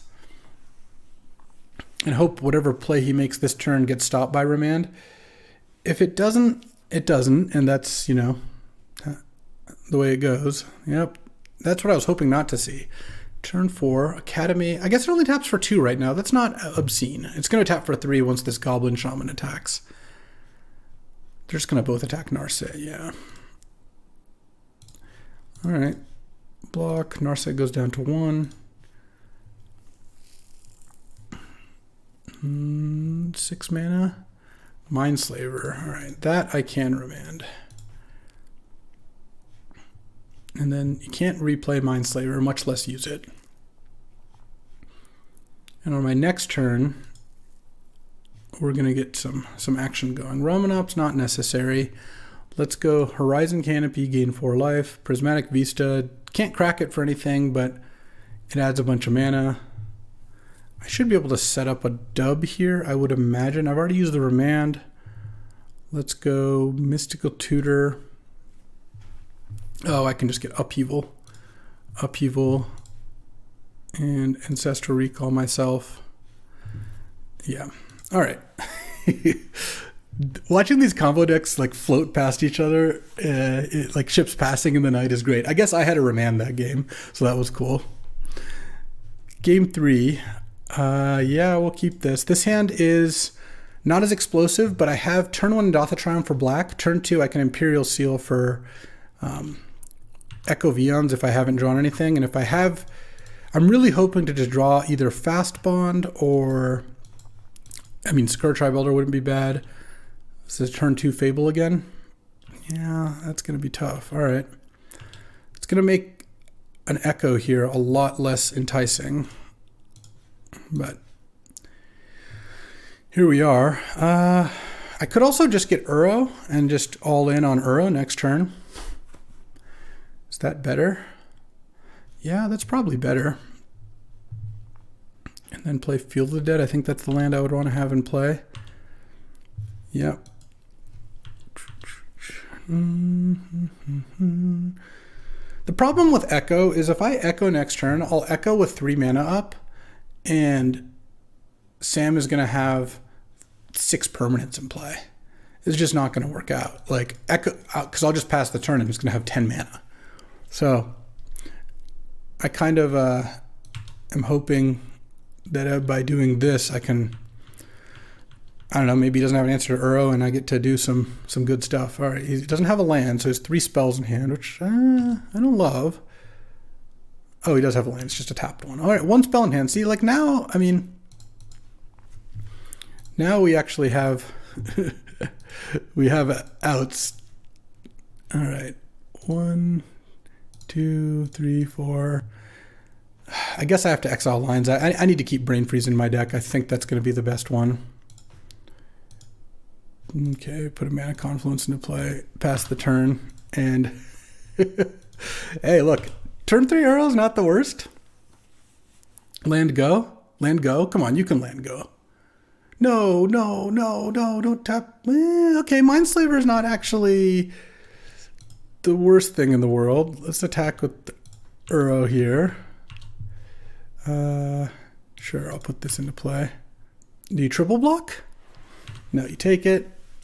I'm going to crack this, get Island, Omnath. I mean, this has been a pretty good recovery from no cards in hand. Well, not recovery. It's been a pretty good sequence for me. Play this. All right. So now he can Mindslaver me, and there's a chance it doesn't do anything. It buys him a turn at the very least. Okay, copy Trinket Mage. Oh, does he have Sensei's top in his deck? Oh, this is going to be gross. I don't think I'm going to win this one. Let's just say that. But this is a fun match. We both just like went hard. Like our draws, all these games were pretty cool. Like, look at this is my turn 4. I have Omnath, Uro in play, 6 lands in play, Field of the Dead, and Uro ready to go. You know, with Uro, Field of the Dead, Omnath working together very nicely. I'm going to get Slavered, so it's like he's getting an extra turn here. And plays Seachrome Coast as his last card. Slavers me. And I get to draw a card for turn, attack with Uro, draw a card. And I hope those 2 cards aren't something that can cause grievous damage for myself. But then he still gets to go look at the top 3, take an additional turn, shuffle by cloning Trinket Mage, and has 1, 2, 3, 4, 5, 6, 7, 8, 9 mana. And if he ever finds Academy, that goes up to like 14 mana or something. Okay, it's not Mindslavering. Okay. Well, I'm going to attack because I think I have to. If I find Time Warp here, well, the problem with Time Warp is he just slavers me and then takes that turn because he has enough mana to activate it. So I don't really know what I can do, but the longer he waits, it makes sense. It's a little risky because it's giving me access to more cards. Like if I can win in 1 turn, the slaver does nothing. Let's say I hit the miracle of, I don't know, Echo Vions into Fastbond, etc., etc. But if he waits and I have access to more cards, the shenanigans he can get up to get a lot worse. Let's play Augur of Autumn. Play a forest. Top card is Terra Sunder. That doesn't do much for me. And then if I Green Suns, all I can get now is Sakura Tribe Elder or Ramanop or Knight of the, well, I don't have Knight of the Reliquary even in the deck anymore. And Ramanop doesn't do anything because I don't get to play an extra land. Let's just get Sakura Tribe Elder. And what I like about getting Sakura Tribe Elder is if my top card's inoffensive, then I can just let him take that turn with Mindslaver. He's probably going to activate Slaver end of turn. I don't think he's going to let me get another turn in, if I had to guess. If he draws Green Suns, I think that's fine. It doesn't get anything. It gets Ramanop. The only danger, I guess, is if he draws Green Suns, gets Ramanop. Yeah, I'm getting Slaver now. Oh, sail. Oh my God. Well, I guess I'll embark. I will not discard my hand to draw 7 cards. That was a sick play that he set up. Because he goes end of turn, draw 7. I can't draw 7 because he's going to take my next turn with Mindslaver. Oh, this has been a cool match. We're going to lose the draft. I'm going to lose the match. But you know what? These kinds of matches are why I play Cube. Especially since we both just drafted just complete aggro combo. Or like complete just like reckless combo, not aggro. What is this? Hullbreaker Horror. Okay, and then, yeah, infinite stuff. All right, good stuff. I think my deck was sweet. I like this deck a lot. Really fast draft, and you know what? Sometimes you gotta hope for a puncher's chance, and we just got walloped, and we walloped right back. Beating the Worlds deck was cool, and my match against Sam was cool. I think that match could have gone either way. That that Daze for the Ramanop was big, and then him having 2 cards that killed me when I Vendilion clicked, also pretty big. That'll do it for this time. I'm looking forward to drafting more really wild decks. This cube really lends itself to that. So, of course, showing up here tomorrow, and you'll see another one. Sometimes it's white-green aggro, sometimes it's this, and you'll never know unless you show up. Alrighty, welcome to a 4-on-4 cube draft. I have teamed up with Xantos, Wombat, a new addition, got 10th at Worlds though, awesome stuff, and Alpha Frog, battling against Dan, Andreas from the VSL, Echo Baronin, the sandiest of dogs, of course, and Matthias, who's a newcomer. What are we going to take here? We got a moderately weak pack, but, you know, I've never been one to turn down a Lion's Eye Diamond, and I feel like the last couple decks I've drafted were way too fair. You could also take Fiery Confluence here. You could take him to Turok here. I guess you could take Bribery here or Adeline, but I'm going to take LED and 2, 3, 4, 5. I think I might get back a Lorien Revealed. I don't really know. This pack has an Oko. I do like Oko. There's also Wooded Foothills and Pest Infestation. Bunch of good green cards. Through the Breach getting past. Might Wheel Sail into the West. You get it? Wheel. Draw 7. Let's say I take Oko, because I will. 1, a 2, a 3, 4, 5. Yes, maybe Sail into the West doesn't come back then. Yeah, we'll see. We'll see. But all right, we have an Oko and we have a Lion's Eye Diamond. So let's just get past Academy into Urza, and then we're really cooking. I'm getting passed to by Matthias here, who hasn't passed me anything too spectacular this pack. There's a Chandra, Itali, Titania, I guess. You might just Brainstorm. Brainstorm's just a good card. There's also Once Upon a Time, but I don't have the 2 first cards I took were not cards that Once Upon a Time can hit, so that makes me a little less inclined to take it. If I'd taken like Through the Breach, I guess I would just take Itali, but whatever, I'm just going to take Brainstorm. I think Brainstorm's pretty good. The best card in this pack is Itali, I think, but I don't really have anything that goes with it all that well. There's also Fatal Push. So 1, 2, 3, 4, 5, 6, 7. Yeah, I mean, I might get back like a Garrick or maybe a Once Upon a Time if like Intrepid Adversary gets taken. I don't know, pretty mediocre pack, but yeah, sometimes they can't all be winners. Oh, Balance. I do love Balance. There's also Tireless Tracker, and then this face down card is Sower of Temptation. As much as I like Tireless Tracker, Balance is a pretty strong card. It's good with Planeswalkers. It's good with artifacts. It's actually good with Lion's Eye Diamond. Yeah, I think I am going to take Balance. Plus, I haven't drafted a good Balance deck in a bit. Let's see. 1, 2, 3, 4. Yeah. I don't think I'm going to get Tireless Tracker back, but I can live with that. Looking for more artifact mana here would be a pretty nice start. Wouldn't mind. I don't mind a Lotus Petal. Don't think I'm missing out on too much. Haywire Might is just fine. Oliphant, Flicker Wisp. Yeah, let's just take Lotus Petal. We have like some sort of unfair deck kind of start here. So seems like leading into that can be pretty good. Heartbeat of Spring probably comes back if I really want it. Yeah, I'm not really sure what direction I'm going besides the fact that I've got a Planeswalker, a Brainstorm, a Balance, and then some artifact mana. Still would never mind a Fastbond or an Exploration like those. Sensei's Top, Sylvan Library, just basically like places where I can store value so I can balance and just equalize everything. Like if you go land, Mox Diamond, whatever, and then into Balance, it can be real strong. Oh, I can take Crucible here because I'm on kind of like got a good start to finding, Wasteland or Strip Mine or Zuran Orb maybe. I don't know, but I think taking Crucible is fine. There's also Mishra's Bauble. I think both are plausible, or Ketria Triumph, but I really like taking Crucible.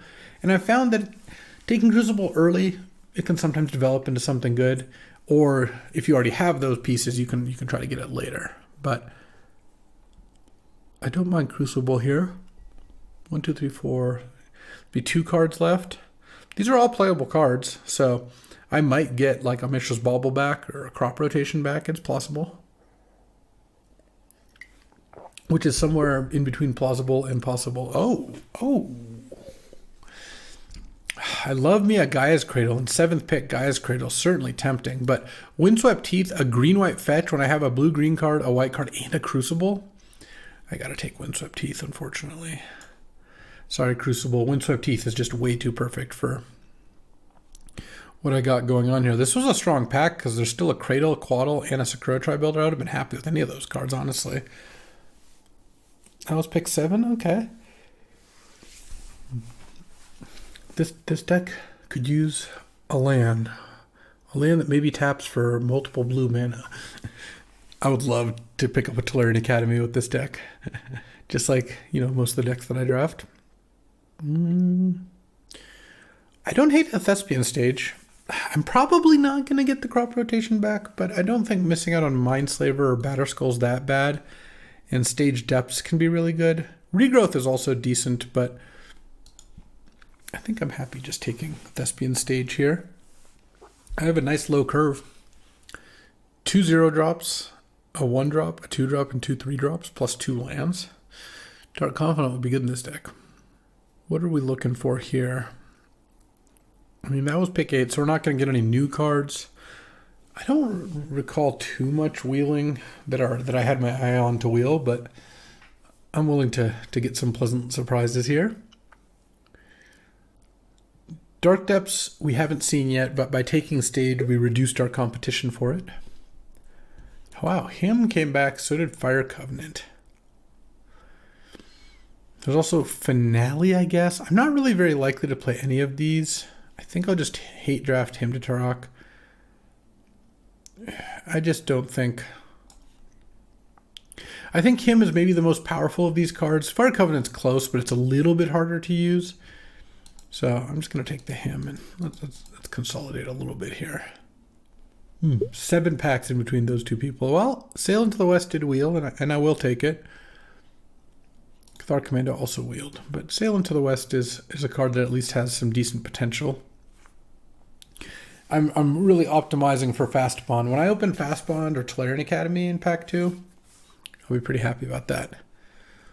Well, we're about to get an influx of packs because there's 5 here and 1 here, and this is us, or 6 here. All right, Matthias has them all. Oh wow, Once Upon a Time wheeled. Creature or land, and I have no creatures. I might just want to take Garruk, because Garruk untap 2 lands balance is nice. I don't care about passing Dark Confidant, sure. Once Upon a Time is a stronger card than Garruk, I think, but like any normal green deck should run it. But I don't think it's what I want. I'll take Waterlogged Grove. A blue-green land that also works with Crucible's fine. I'll just hate the Mortars. I don't seem very likely to be playing Heartbeat. I guess I'll take Manamorphose. Not really a Lake of the Dead deck. And Sylvan Safekeeper's not long for this cube. All right, what do we got? Oh, there's the Exploration. There's also Shieldred and Fable and a blue-white fetch. I don't have red fixing, but I guess I have Manamorphose. Windswept Teeth at some point could be red fixing. Lotus Petal. I think I'm just going to take Fable. Passing a Smuggler's Copter too.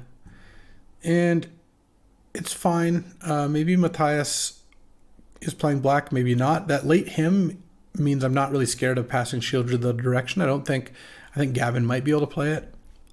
I don't want to pass Fable because I've seen no red. And I think I might wheel Exploration. Let's see. 1, 2, 3, 4, 5, 6, 7, 8.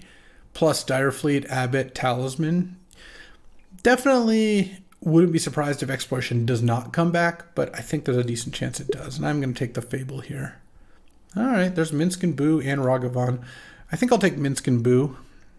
And I'm glad I took Fable because now I can follow it up. Minsk and Boo I think is better. There's also Dream Halls, Hex Drinker, some good ones.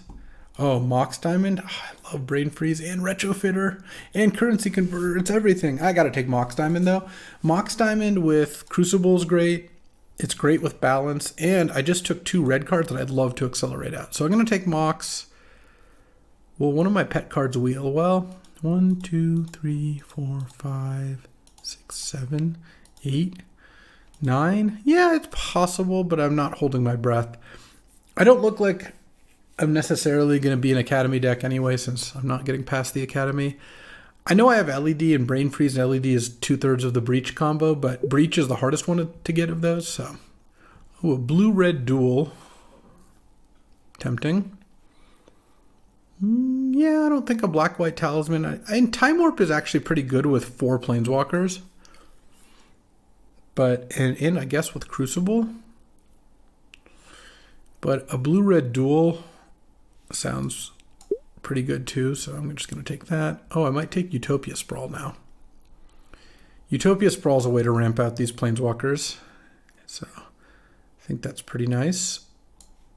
And I don't know that this Lion's Eye Diamond's doing too much for me here, but I think my mana has gotten a lot better. Thespian Stage can go down to the maybes here. Unfortunately, Windswept Heath can't get Volcanic Island, but I'm hoping to get a few more dual lands over the course of this, because I'm definitely going to play Balance. Balance in the all Planeswalker deck is fantastic. Well, I guess this isn't technically a Planeswalker, but close enough. And I already have Mox and Lotus Petal. Even Utopia Sprawl is a decent way to get advantage with Balance. You put it on a land, it's a permanent that doesn't get counted by Balance, which is exactly what you want. You want to have as many of your cards stored in Mox Diamonds, Utopia Sprawls, Crucibles, Planeswalkers, so that when you cast Balance, you have almost nothing, and then they have to sack everything. All right. Oh, Lotus Field with Crucible and with Balance? Love it. And I have Thespian Stage, too. All right. I've been loving Lotus Field, so... It's like an Academy that I'm the only one who takes. Ooh, okay. I mean... Upheaval would be nice, especially if that Exploration wheels. And City of Traders isn't bad, neither is Beseju, but I think Breeding Pool looks really tempting here. I just like being able to cast my spells. It's a weird quirk I've got.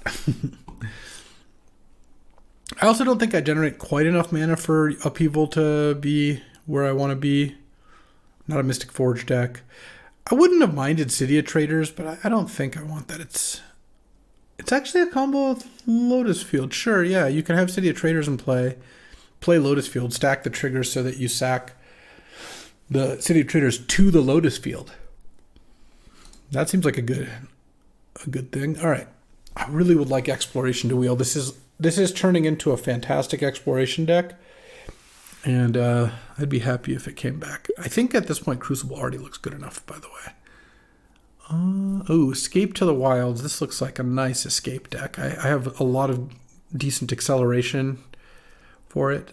I think I want it more than Questing Beast or a Talisman. I mean, I do like the Talisman. All right, come on, Exploration. It'd be really nice.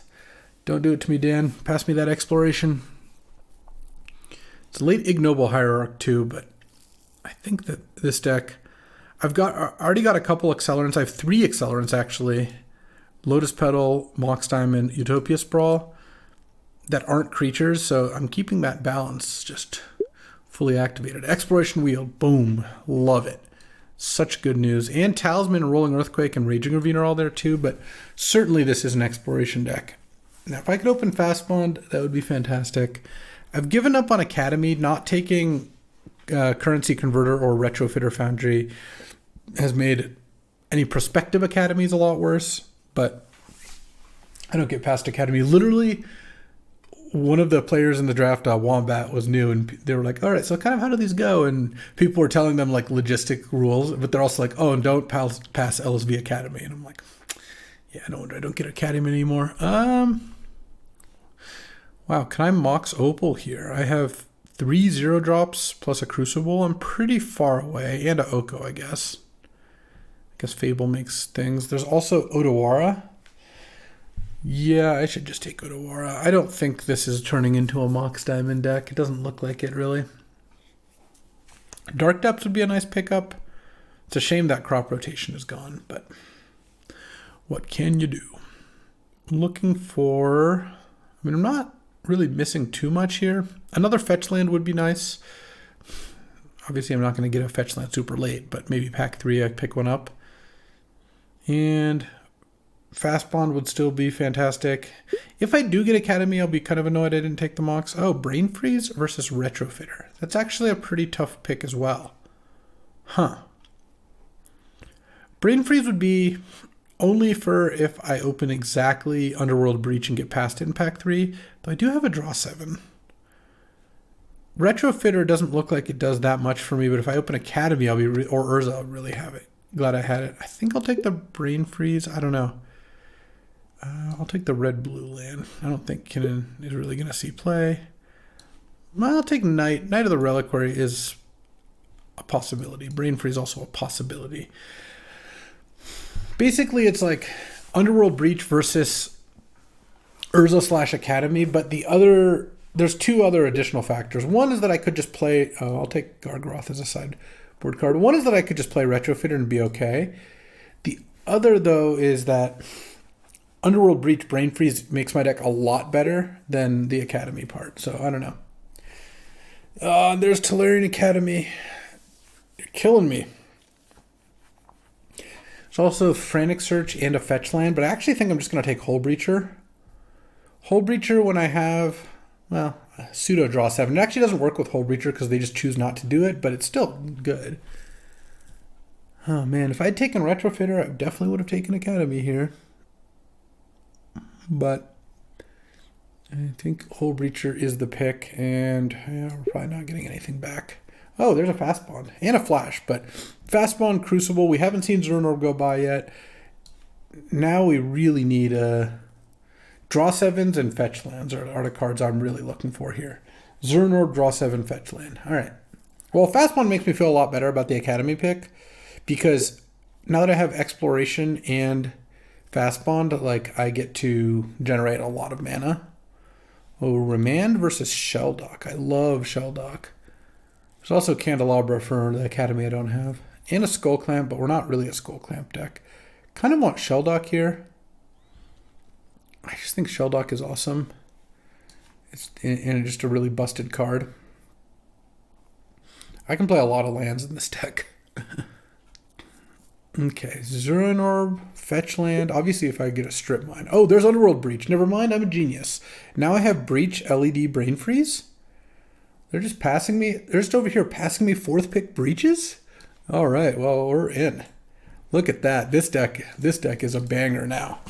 Now what we really want is some more draw 7s. Wheel of Fortune or Time Twister would be amazing gifts, but honestly, getting a pack, wheeling Brain Freeze and then getting Underworld Breach pick 4, pack 3 was very spicy. Okay. So this is 21 lands right now. Maybe a little high. Maybe I'll wheel Frantic Search. I don't think that's super likely, though. Also, this Garruk doesn't necessarily have to be in the deck, though I like it untapping Lotus Field. That one's nice. I mean, this deck could play like 20 lands. It actually wouldn't be terrible. Two of its land cycle. Oh, there's Zuran Orb? Yes, we are taking that. All right, we've got 2 different combos in our deck now. Zuran Orb, Fastbond, Crucible, and Underworld Breach, Brain Freeze, Lion's Eye. Well, sorry. We have a lot of combos in our deck. Those aren't the only 2. But those are 2 instant win combos. Fastbond, Zuran Orb, Crucible gives you infinite mana, infinite life, which usually enough to win. Also with Fiery Islet or Waterlog Grove, you draw your whole deck. So obviously you win there. With Brain Freeze, Underworld Breach, Lion's Eye, you just deck them very quickly. So actually with those cards, even if they have an Eldrazi, I can Brain Freeze myself and to assemble the Crucible LED combo or Crucible Zuran Orb Fastbond combo, and then I don't know how I win the game, but I would figure something out. I guess if I can draw my whole deck, I can't deck them. I don't know, that's kind of weird. Oh, Taiga. There's also Chart a Course and Expressive Iteration, but Windswept Teeth now making red is pretty nice. I have a lot of red cards in my deck. Let's just take Taiga here. A little Taiga Uppercut, and any cantrip I wheel I'll be happy enough with. Infinite mana does mean I could take Emrakul to try to win with infinite mana, but I could also just take Goldspan Dragon and cast it and have it be pretty good. I think that's probably what I want to do. Because this deck can't do that. I guess I could Shelldock Isle and Emrakul out. Also, there's one more pack for us to hit Dark Depths for like every combo. So Spellseeker gets Balance, which is a little awkward. Gets Brain Freeze, which can be okay. Manamorphose and Brainstorm. We're not getting any Draw 7, sadly. There's Sacred Foundry as a red-white land, but Windswept Heath already gets red and white, so that doesn't do too much. There's Light from the Loam, which is kind of nice with Fastbond or Exploration and some of these things. Yeah, I think Loam. Loam actually looks better to me than the rest of these. Now, if that Pluto Delta could just wield... No, Frantic Search did, though. All right, well, I will take that. That is a great way to go about things, too. So now we're on 17 land. So now I need to cut a card. Maybe the Garruk. I don't know. We wield too many good cards. Because I do think I want to play like 18 lands. I was hoping to get a draw 7 in this pack. The way things turned out, I kind of wish I'd just taken Polluted Delta over Hullbreacher, but yeah, so it goes. I'm not going to play any of these cards. I think I'd rather take Rex Sage for the sideboard. I could also cut Goldspan. I have a couple ways to accelerate it out. It is pretty strong when you do. I think the Loam is going to be good here, because I can like discard Mox to it. I have a fetch land. I don't know. Oh, Oath of Druids. Would I play Oath of Druids in this deck? All I have is Goldspan and Hullbreacher. But it also like mills my deck. I could see that. I could even side an Elder Gargaroth against aggro. Maybe I just side an Oath of Druids because it's a pretty strong card. I could see playing Red-Blue Talisman in this deck. I don't know that I will, though, because now I'm at 16 lands, which is certainly too low. I think I still want to play 18, because it makes Fastbond, Exploration, Loam, makes all those cards better. Maybe no Talisman. I guess Garruk is fine. Maybe no Goldspan. Maybe no other Garruk. The main thing this Garruk does is untaps lands. I know the cantrips wield. We're not a High Tide deck, right? Really not. Okay, I guess I'll take Turnabout, but I won't play that one either. Oh, Ulamog. That makes it more likely I can Brain Freeze people out. Okay. Well, this deck looks fantastic to me. We'll see how it turns out. The one thing this deck is missing a little bit of is it doesn't have as many cantrips as I would like. But I think that's something we can deal with. Like adding one Preordain or something would have been nice. I think I had to take Taiga over Chart a Course and Expressive Iteration. Just, I don't know. Fixing's good. But let's see. So this is 33. This is without Talisman. 17 lands. Maybe that's fine, actually. Let's see. Is there something I'd want to cut for a land? I mean, I don't even have very many colorless lands. So, like, right now I have 1, 2, 3, 4, 5, 6, 7, 8, 9. I have a ton of blue without even adding islands. But let's say I had 2 islands, 3 forests, maybe 4 forests. So that's 4 forests, 4, 5, 6, 7, 8, 9, 10, 11 green. I don't think I need...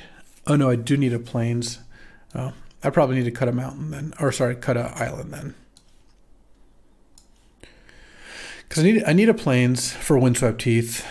I guess I technically don't need a mountain, but I probably want one. 1, 2, 3. Yeah, that's enough blue. All right. Do I want to cut something for just like another island? Is kind of the question. So this is 8 turn 1 green sources plus Lotus Petal and Mox Diamond makes it 10, and then Lotus Field. Yeah, that's enough green. I kind of feel like if I were to cut a card, it would be either a Goldspan or a Garruk.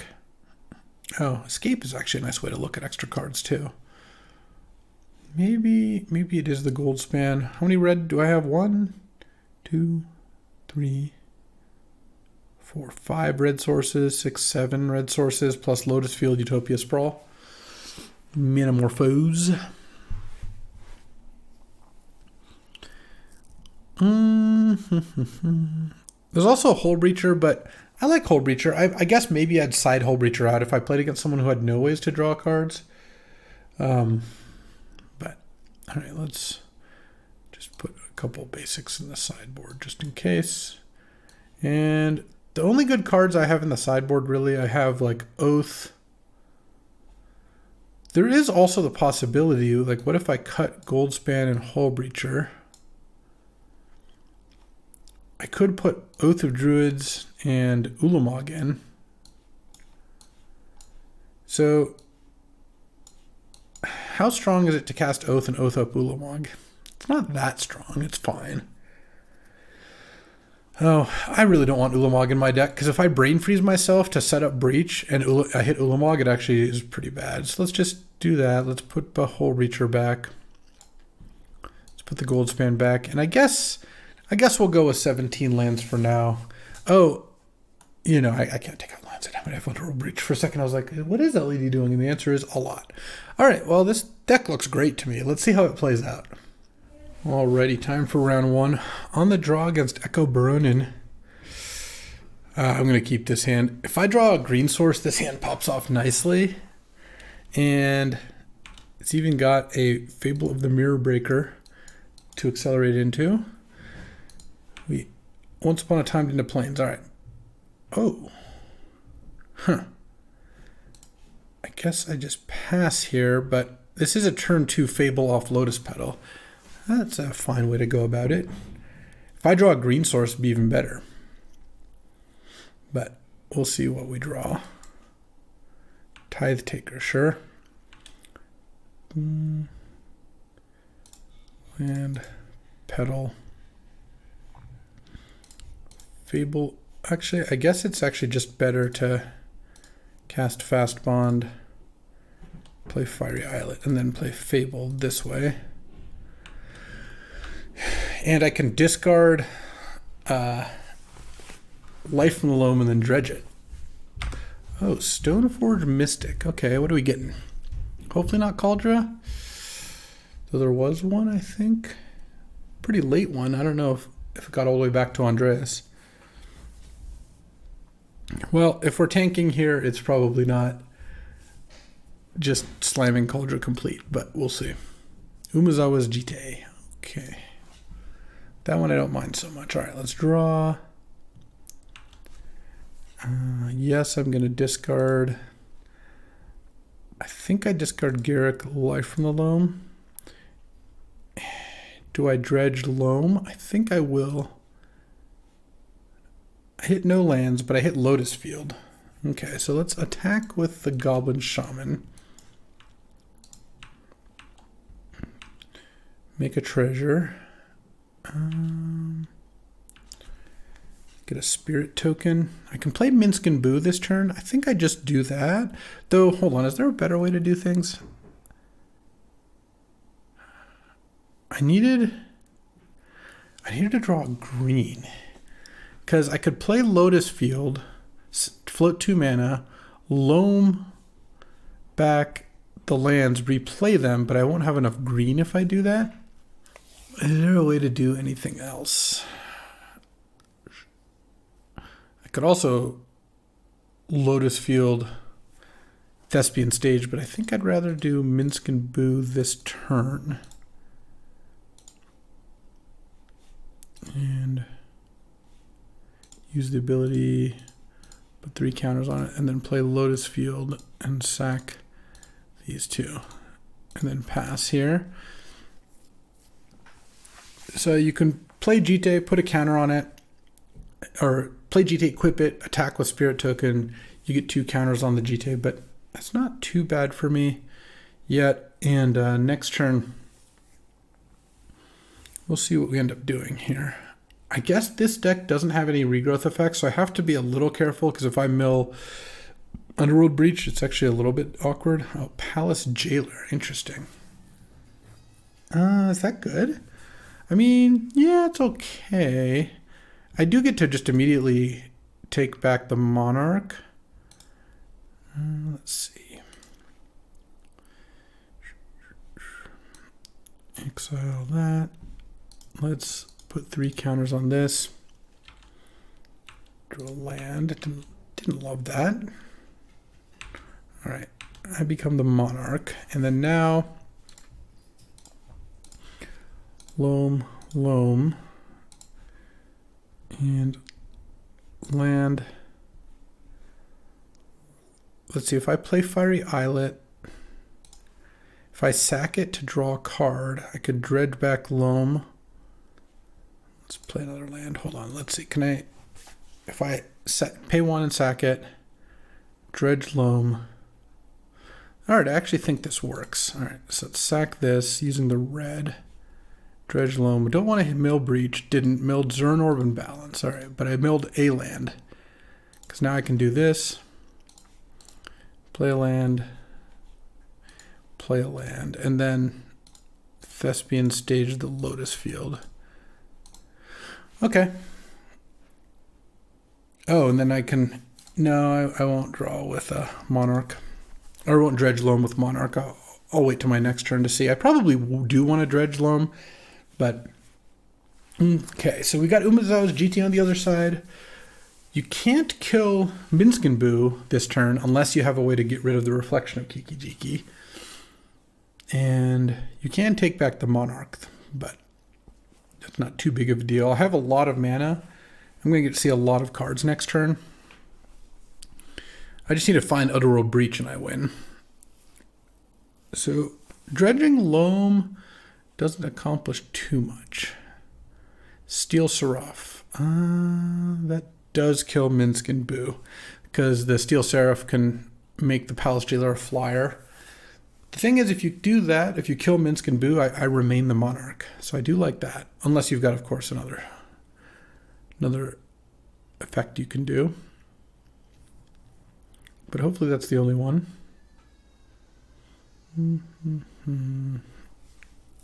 Okay, we're giving Palace Jailer flying. And yeah, we're killing Minskin Boo. Okay.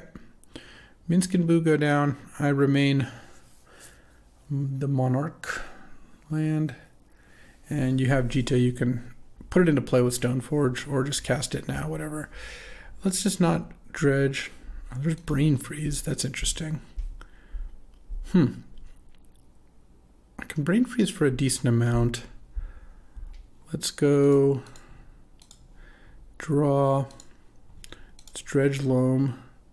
Okay, we didn't hit Breach. We hit Odawara. Odawara is pretty nice. So tap this for green. Get back those two. And I don't think I want to dredge Loam anymore. Let's play this. Let's draw. Let's not dredge. That would have been another good thing to be loaming earlier. It's fine though. Pay a life. Crack this. So we have Underworld Breach, Escape, Crucible, stuff. All right, let's just get Taiga probably. I do want to leave up. I guess if I tap this for green, I can go Manamorphose, add red-green, or red-blue, sure. No loaming. Oh, Sail into the West. Okay. That's great. So I guess it's free to Utopia Sprawl here. Add blue. So if I'm going to sail into the West, this costs 3. So I can't Odawara. Storm count is 3. I think I just play Odawara then. And tap this for green and then cast Sail into the West. And then I'm not going to dredge Loam. I don't even... I'm not even facing lethal here is what it looks like. What do you got in response? You going to put a GT into play, I guess, is the question. Do you want that in play? Because right now I'm facing 6 points in the air, so fairly safe there. I could Brain Freeze for 15 here, but I don't think that matters. I have 50-50 chance of just winning straight up, because there's Underworld Breach, and, well, I guess I technically... No, I don't even need a land, because I have Lotus Petal in my graveyard. So yeah, 50% of the time I just win off Breach right away. As some other percentage of the time, though, I get to redraw. Land. There's Breach. Okay, perfect. 9 land. I guess one thing I did slightly wrong. Actually, no, it's fine. Even Reprieve I actually don't think works here because of Fastbond and Life from the Loam. I get to go Waterlogged Grove, get back Life from the Loam, and then replay the lands with Fastbond. All right. So we got game 1 here, playing against White Weenie. That kind of makes me want Mizzium Mortars. It kind of makes me want Oath of Druids. Like, Hull Breacher actually doesn't even seem good. I don't have ways to make them draw cards. So I could put in Oath of Druids. I've got Goldspan and Elder Gargaroth to hit. That seems fine to me. And I guess I don't think I need Ulamog at that point. You can probably cut Garrick. Rexage can kill Umezawa's GT or Steel Seraph. Yeah, it's such a bad thing to Oath into is kind of the problem. Let's try this. Maybe we want Mizzium Mortars as well. Nothing I really want to cut here. Lotus Field did some good work that game. It gave me some good Loam targets, so it made Loam into a kind of a live card, and actually Loam went a long way, and then Thespian staging the Lotus Field was pretty nice too. So overall, that worked out nicely, I would say. I love it when a plan comes together. Garrick Relentless, also not a crazy addition, for sure. All right, on the draw here.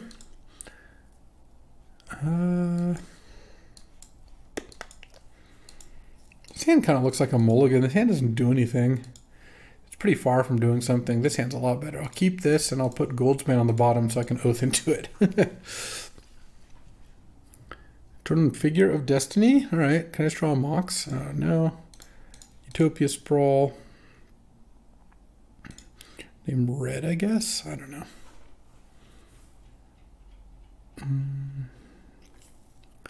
Stoneforge Mystic.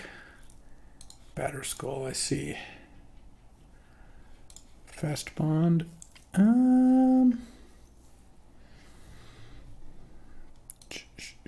Manamorphose, I think. I have a lot of different options here. Let's add green to keep all of them kind of open. Oh, Sail into the West. Let's go Fastbond Oath. See what works out here. And I put Goldspan on the bottom, so I know I'm going to hit a Gargaroth. The thing is, casting Fable isn't as appealing because we know that Andreas has Batterskull in hand, so just casting Fable and then this gets put into play, I can't attack Batterskull or the Fable token, seems kind of weak. Oko's okay, but this is better. The question is, do I cast Sail into the West and just discard these two if I draw a land next turn? I kind of want to. Like, discarding a Fable that's not doing too much and then taking... I could play Oko first. That's also not crazy. You can Oko their Batterskull or whatever. What's Andreas got here? The thing is, the Oath is probably... It looks a little scarier than it actually is because the cards I have to Oath up are just not that impressive, but Gaia's Cradle. I like your style. Sandy Dog of Mono Black combo. Nice. And has my Dark Depths. All right, what is this? Okay, the Seraph. That's not too bad. I'll take my 2. And draw for turn. I mean, I guess I get to Oath first. Okay, I milled 1, and then I didn't hit Breach. Funny. Fable or Oko? Fable or Oko? I think I'm going to play Fable here. The reason I'm playing Fable here is because it can get me to enough mana next turn to cast whatever I want. Also, if I Oath up Goldspan Dragon, then... Oh, actually, I can't Oath up Goldspan Dragon because I know it's on the bottom. I haven't shuffled yet. So that would be a bad idea. So let's not do that, shall we? Oath with Underworld Breach and no way to get it back is living on the wild side a little bit. Okay, in comes Batterskull. Are we equipping Batterskull to the Steel Seraph and then giving it Vigilance? Okay. Well, Oko's going to be good next turn then. Yeah, I'll take it. I'm at 10. Oath. Oath. No, I'll pass on Oath. Yes. I will discard. So I'm going to have 1, 2, 3, 4. I'm definitely discarding Brain Freeze. I guess I'll discard Forest too. Oh, interesting.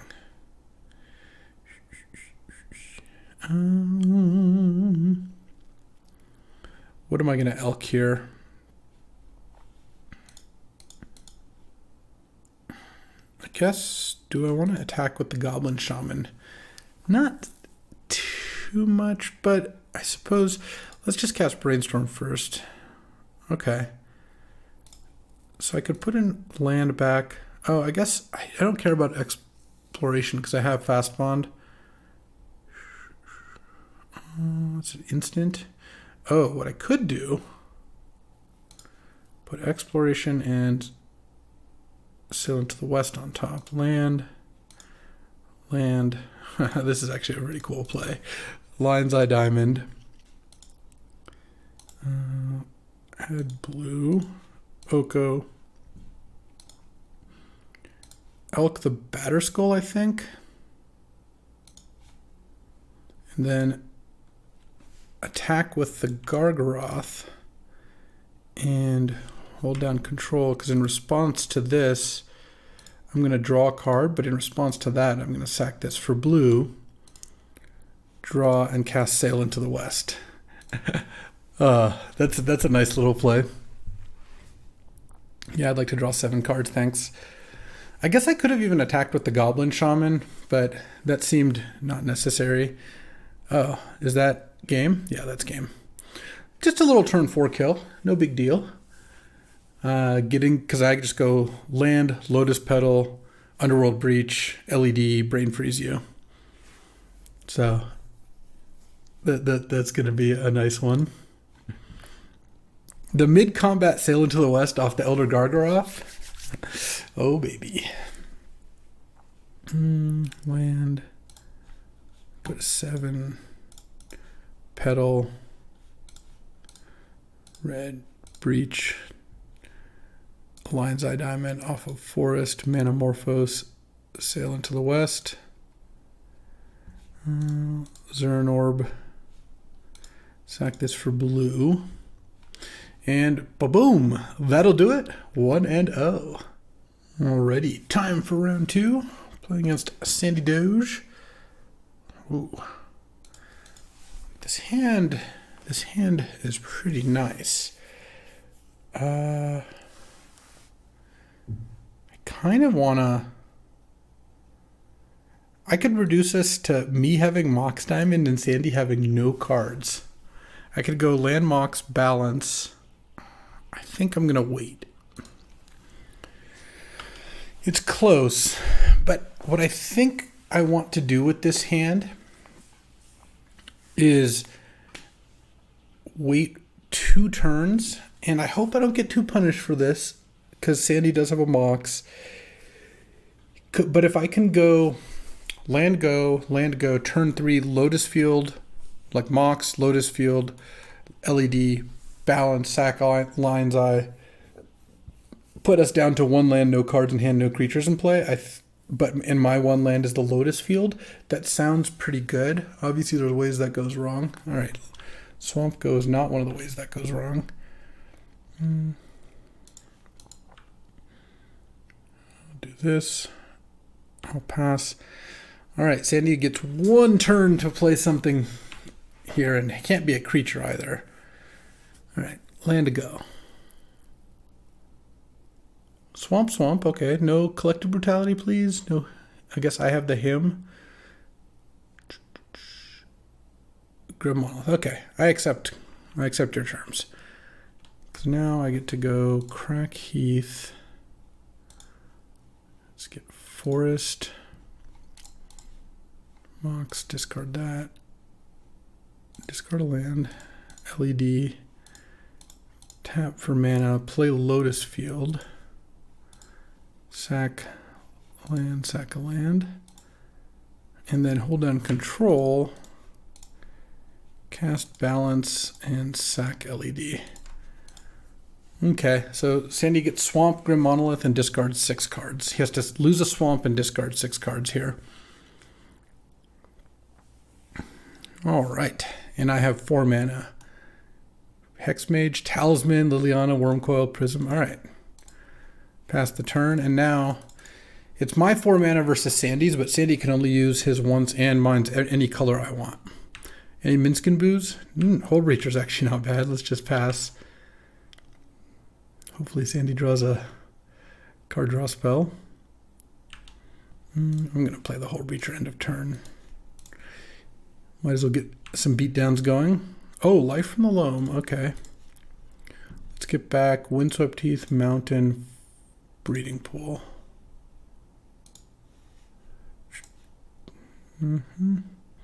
Play Windswept Heath, crack Windswept Heath, get Taiga, and I'm not going to dredge Loam here.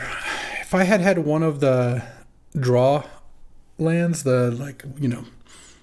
Waterlogged Grove or Fiery Islet, I might do that, but given this, it seems like there's no reason to. All right, fair enough. Oh, there we go. There we go. Oko, Thief of Crowns. I'm just powering up my Mox Diamond right away. I have tons of mana. Let's just get the beats going. Next turn, I'll just make a food. And we'll go from there. Oh, is this Bone Shards? Oh, Exhume. Okay. That's actually fine. Because I'm just going to Exhume Hole Breacher. Sandy can get Gristlebrand and can't draw. And then I get to Oko the Gristlebrand. Wow, yeah. Hole Breacher is a messed up card, isn't it? Yep, got him. Oh, I was actually going to Otawara it. Yeah. All right, well, up a game here. I do definitely want Rex Sage. Don't want Oath of Druids, I don't think. Balance actually isn't that good against Sandy. He's got a bunch of artifacts. He has Planeswalkers, but it does kill Gristlebrand, so I think I'll keep the balance in. But he's also got Merit Lodge. He's got Dark Depths plus Vampire Hexmage, so having a way to answer that potentially could be good. All right, on the draw here. It's funny that I could have Mind Twisted us both on turn 1. It worked out pretty well to wait, though. All Sandy did was play a Grim Monolith. All right. This hand certainly could use a blue source, but that if I find a blue source for Brainstorm or a fetch land, that'd be pretty good. If I find one of the sack lands, the card draw lands, that would also be pretty nice. Okay. Or an island. Island also works. Exploration. Island go. I think against someone who could have hand disruption, I should just say Island go. And maybe I'll Brainstorm. I don't know. Talisman, sure. I guess I could just wait another turn on Brainstorm because I'm going to play the Rec Sage this turn. Yeah, all right. I feel good about brainstorming now. See any fetch lands? No, let's go Breach there, Boo there. Land, land. Rec Sage. All right. And then next turn, get to play Minsk and Boo. Underworld Breach on top is like kind of whatever. Land, Minsk and Boo. Minsk and Boocifer. Yes. +1/+1. I mean, turn 2 Rec Sage, turn 3 Minsk and Boo is pretty good. If you've got a removal spell, it's not the end of the world yet. Take some damage. Next turn, I'm going to do some more Minsk and Booing. Assuming I don't get Bone Shards. If I do, then I'm not too happy. Okay. Academy is... Well, that Rec Sage did some good work. Land. Alright, let's just attack here first. Alright, I have very close to lethal next turn land, and I'm just going to play the Crucible. I don't think there's a big reason not to. Alright, will a fast Minsk and Boo take things home? Ooh, black-green. Oh, Pentad Prism. Okay, so we're going to play something big this turn. Right now, I have 8 mana. No, 6 mana. Oh, Bolus's Citadel? Okay, you don't get to play too many things. And if you miss, you're dead. All right, there's your land. Let's see what's next. And then next turn, I'm going to get to attack. Or you get to play Concealing Curtains. That does keep you alive. Because right now, I can +3. I can pump this, attack, you block that, and you go to 3. All right, let's see what I draw. Oh, Zuran Orb.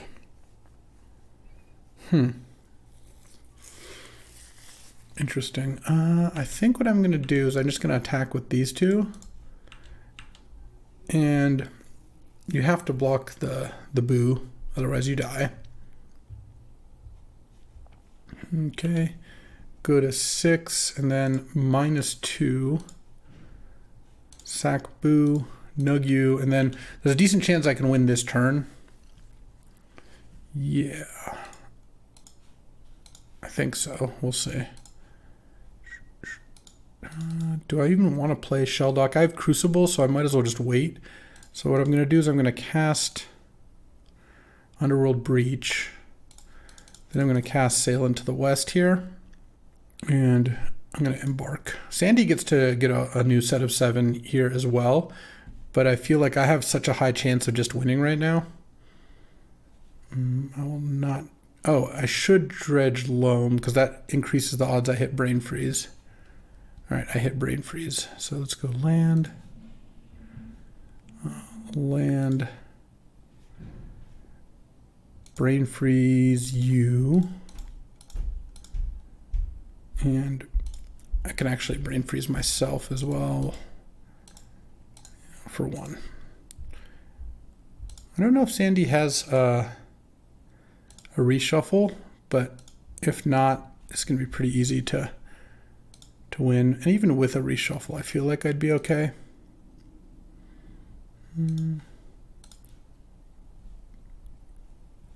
LED. I mean, I have infinite mana. I actually have infinite of everything. Could I have won this turn even through a shuffle? Because I have Fastbond, Crucible, Zuran Orb, so I have infinite mana, infinite life. I guess I couldn't have actually won. Let me see. I needed a way to get Minsk and Boo into the graveyard, which I guess I don't actually have. Oh, wait. Yes, eventually I could draw into Otawara, bounce Minsk and Boo, replay Minsk and Boo, sack Rec Sage, deal 2, or sack whatever. All right, either way. Nice little 2-0 start. Let's see if we can get the last round.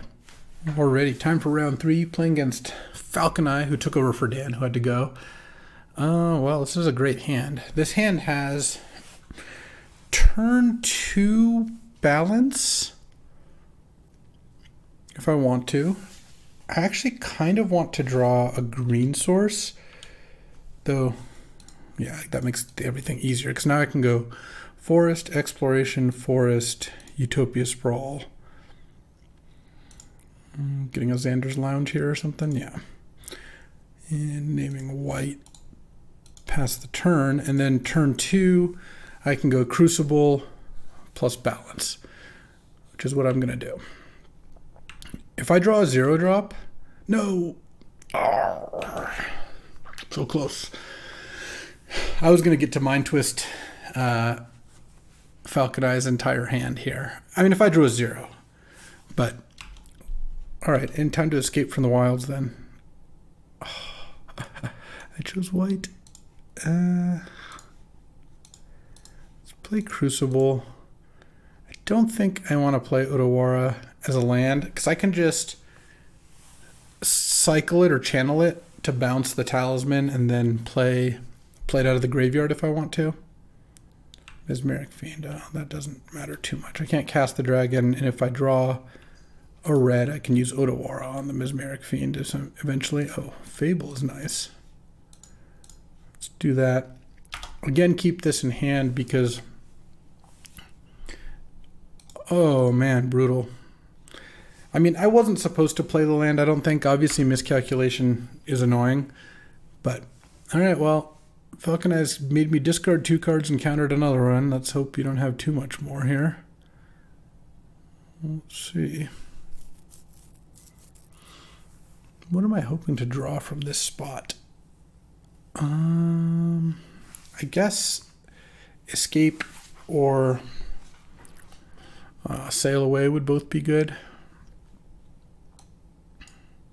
Let's just pass. I don't really need to play Fastbond. Now if I draw Zuran Orb, that would be cool. What would I do with that? Okay. You may sacrifice an artifact. If you do, destroy target artifact or creature.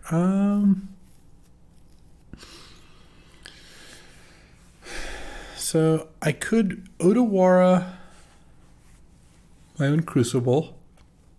I don't think that does much for me. Sure. I could Otawara the token and make Falconize sack the talisman. I don't know. It just feels like doing either just doesn't really do that much. Obviously, if I draw Zuran Orb, I kind of wish I had. Oh, Garrick's nice. All right.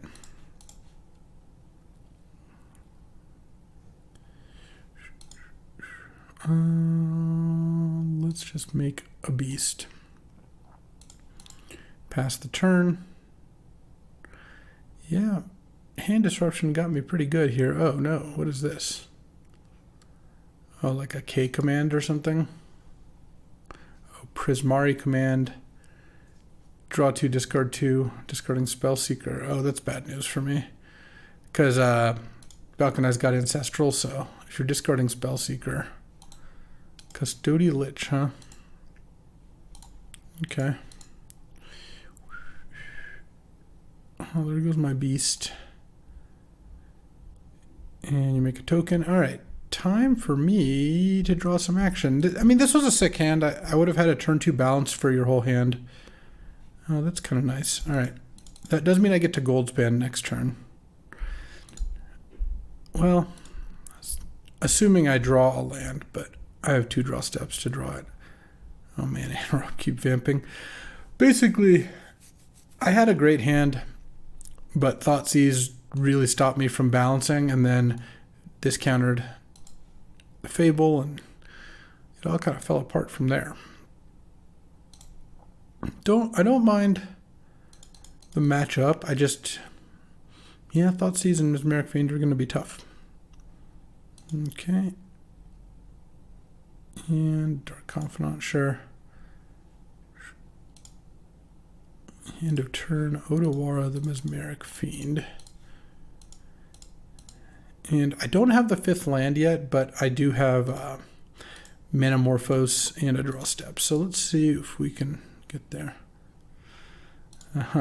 Funny. Let's go red-blue. Land. Goldspan. I'm just going to attack Falcon Eye. I know that the dragon's going to die right away to Falcon Eye taking the Monarch back and to Duretti, but actually, oh yeah, that's fine. I thought about not playing it actually because of Duretti, but I think that's okay. All right, well, I mean, if I just find Underworld Breach, right? Oh, revealed Grave Titan. Unfortunately, I don't think I can get the last damage in. Well, Dark Confidence actually. I guess what Duretti sacking a token to kill Dark Confidant might be the technology here.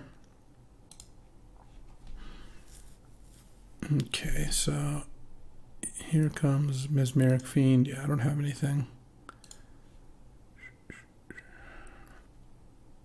And you have Grave Titan in hand. Astrolabe's pretty good, sure.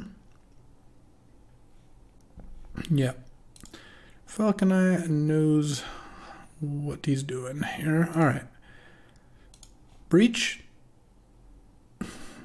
LED, close. Technically not dead. Play LED and pass the turn.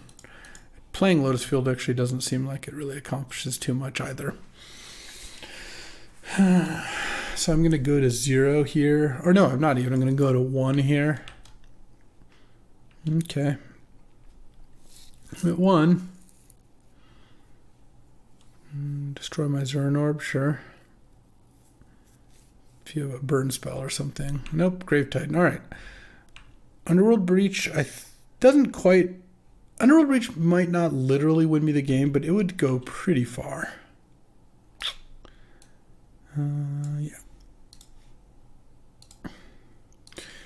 All right, so... Rex Sage seems reasonable. Control deck with a lot of ways to draw cards. Well, Hull Breacher's going to be good if I can ever land it. Is Rex Sage good? Kills a Talisman. Duretti tokens? Nah. We're good. We just need to not get the Balanced Thoughtseize next time and get the turn 1 balance away your entire hand. It was going to go down to... I mean, Falcon was going to go down to 1 card there. If I drew any of the zeros, it would be... Or a spell I could cast, I guess. I think it had to be a 0, though. It would have been 0 cards. Don't think I want Gargaroth. Don't think I want Lion Sash, any of those things. Alright, well. Can't get a whole lot better than last hand, so... I guess I could put in Garruk Relentless, because it kills Mesmeric Fiend and Dark Confidant. Maybe that's actually a little bit better than Garruk Wild Speaker. We'll see. All right, on the play. I guess I have to balance your whole hand turn 1 then. No? But this hand is good. The Utopia Sprawl, no targets is a little rough.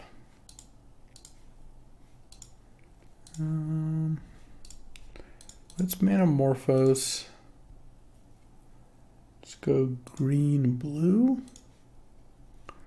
Alright, well, if I draw a forest, I'll be pretty happy. Yeah, my Minsc and Boo's gonna go. Turn 1 Thoughtseize. This deck is gonna struggle a little bit. Like, obviously I could still draw replacement good cards, you know, but Lion's Eye is a pretty weak draw there. But this deck is a little bit action light, and if I get Thoughtseize to start every game, it's going to be hard. Yeah, Thoughtseize and a Night's Whisper sick. Oh, if I just drawn Hull Breacher there. Sure, Fastbond, all right. Yeah. Sail into the West would be nice. Obviously, I can't cast it this instant. All right. I mean, one forest does get me up to 5 mana, at least in a few turns. Yeah. I'm gonna lose. Let my team know that I was likely going to lose. We'll see, but Thoughtseize into Night's Whisper into Ancestral when I'm sitting here drawing Lion's Eyes and Fastbonds, like in situations where they're bad. I will say that Thoughtseize into Ancestral is going to beat a lot of decks, my deck among them. Baleful Strix. If you have to discard 2 cards, that's something, though. If you discard, it's not even an Atali or anything either. Come on. Could we find something here? I guess Brain Freeze. Right now I can Brain Freeze for 9 if I draw a forest. If Falcon Eye goes like Dark Ritual into multiple spells or something. Show and tell. Okay. Guess I'll put a Goldspan into play. Sure. And what am I going to do? Not do that? Okay, I take 5 of 15. And not going to fire off a Brain Freeze for 6. Alright. Pretty cursed draws here. Like, honestly, I still wouldn't have cast Minskin, but my draws have been Fastbond, Exploration, a 5-drop, and a Brain Freeze. Horrible. I'm just dead now. Cool. I guess that is it.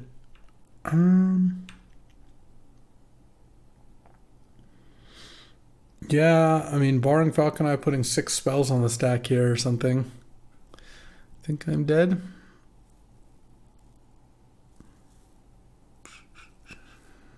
Bribery. Okay.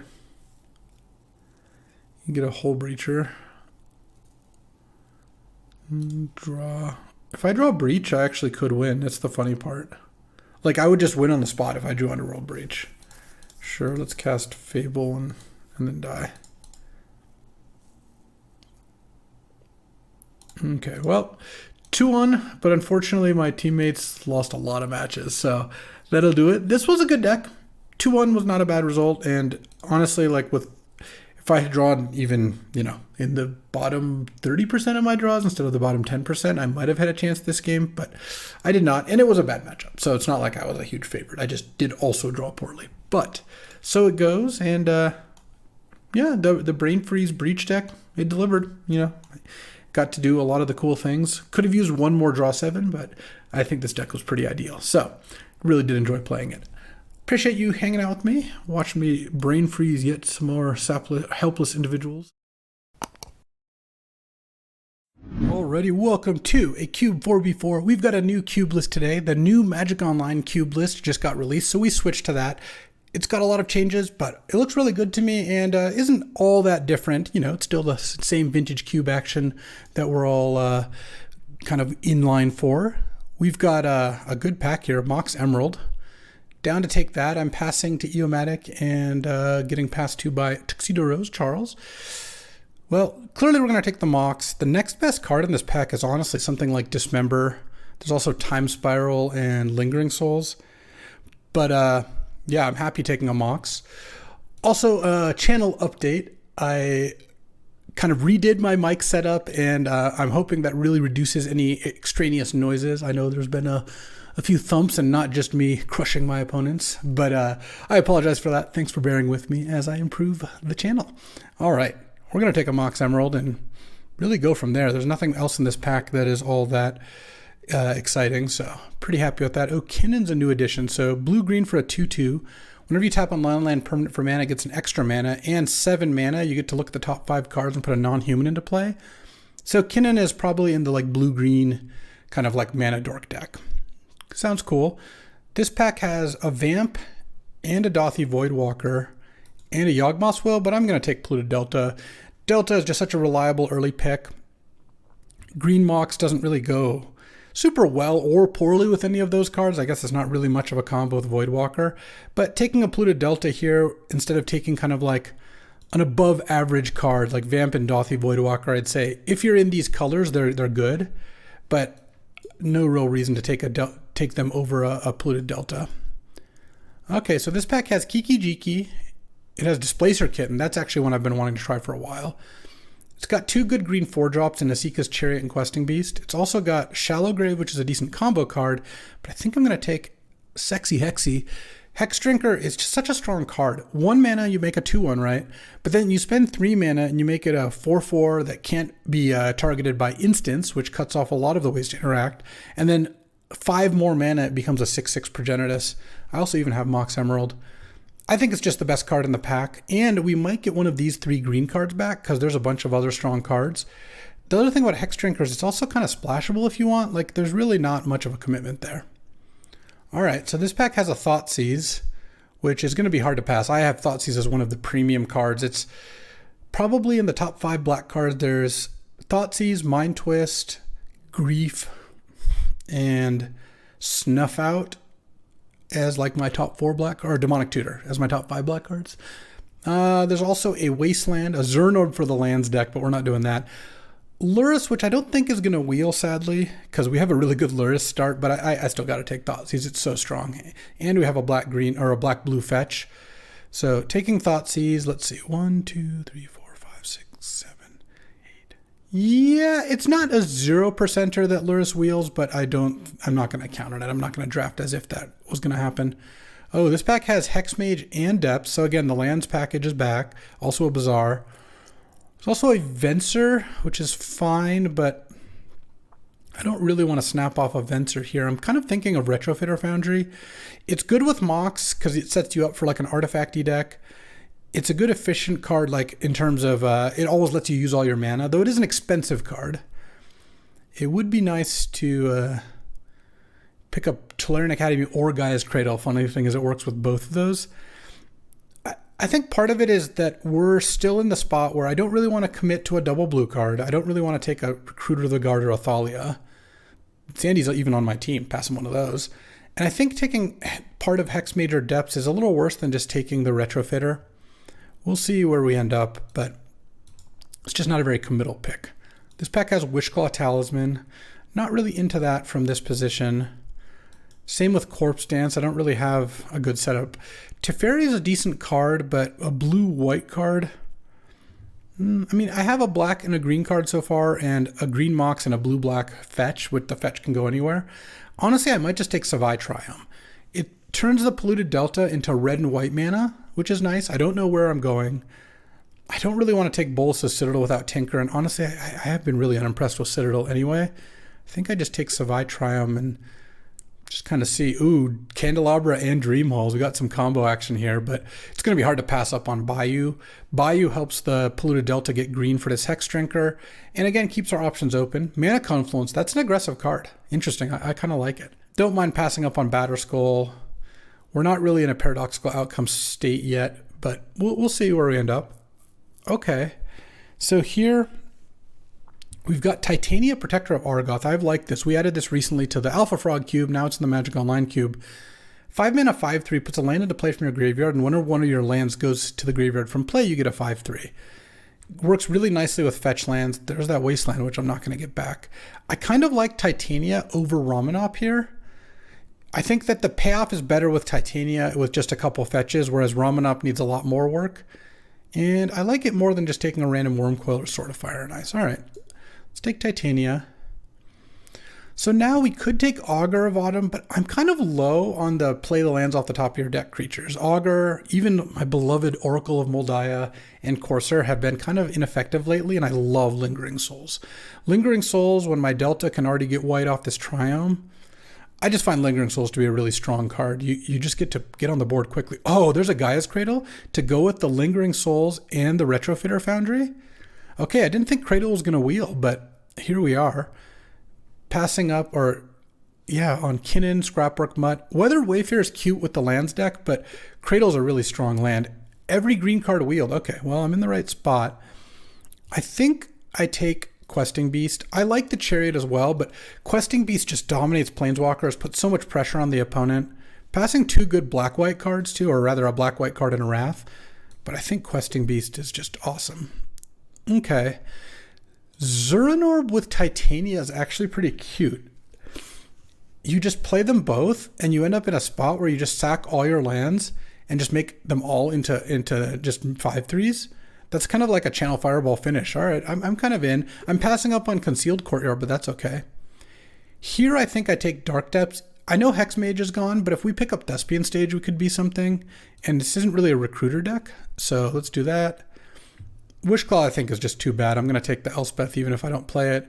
And Finale, you never know. Could end up playing it. All right, I like where we're at. This Zuran Orb Titania combo's got me kind of excited. Plus, Zuran Orb against aggro is not so bad if they're trying to burn you out.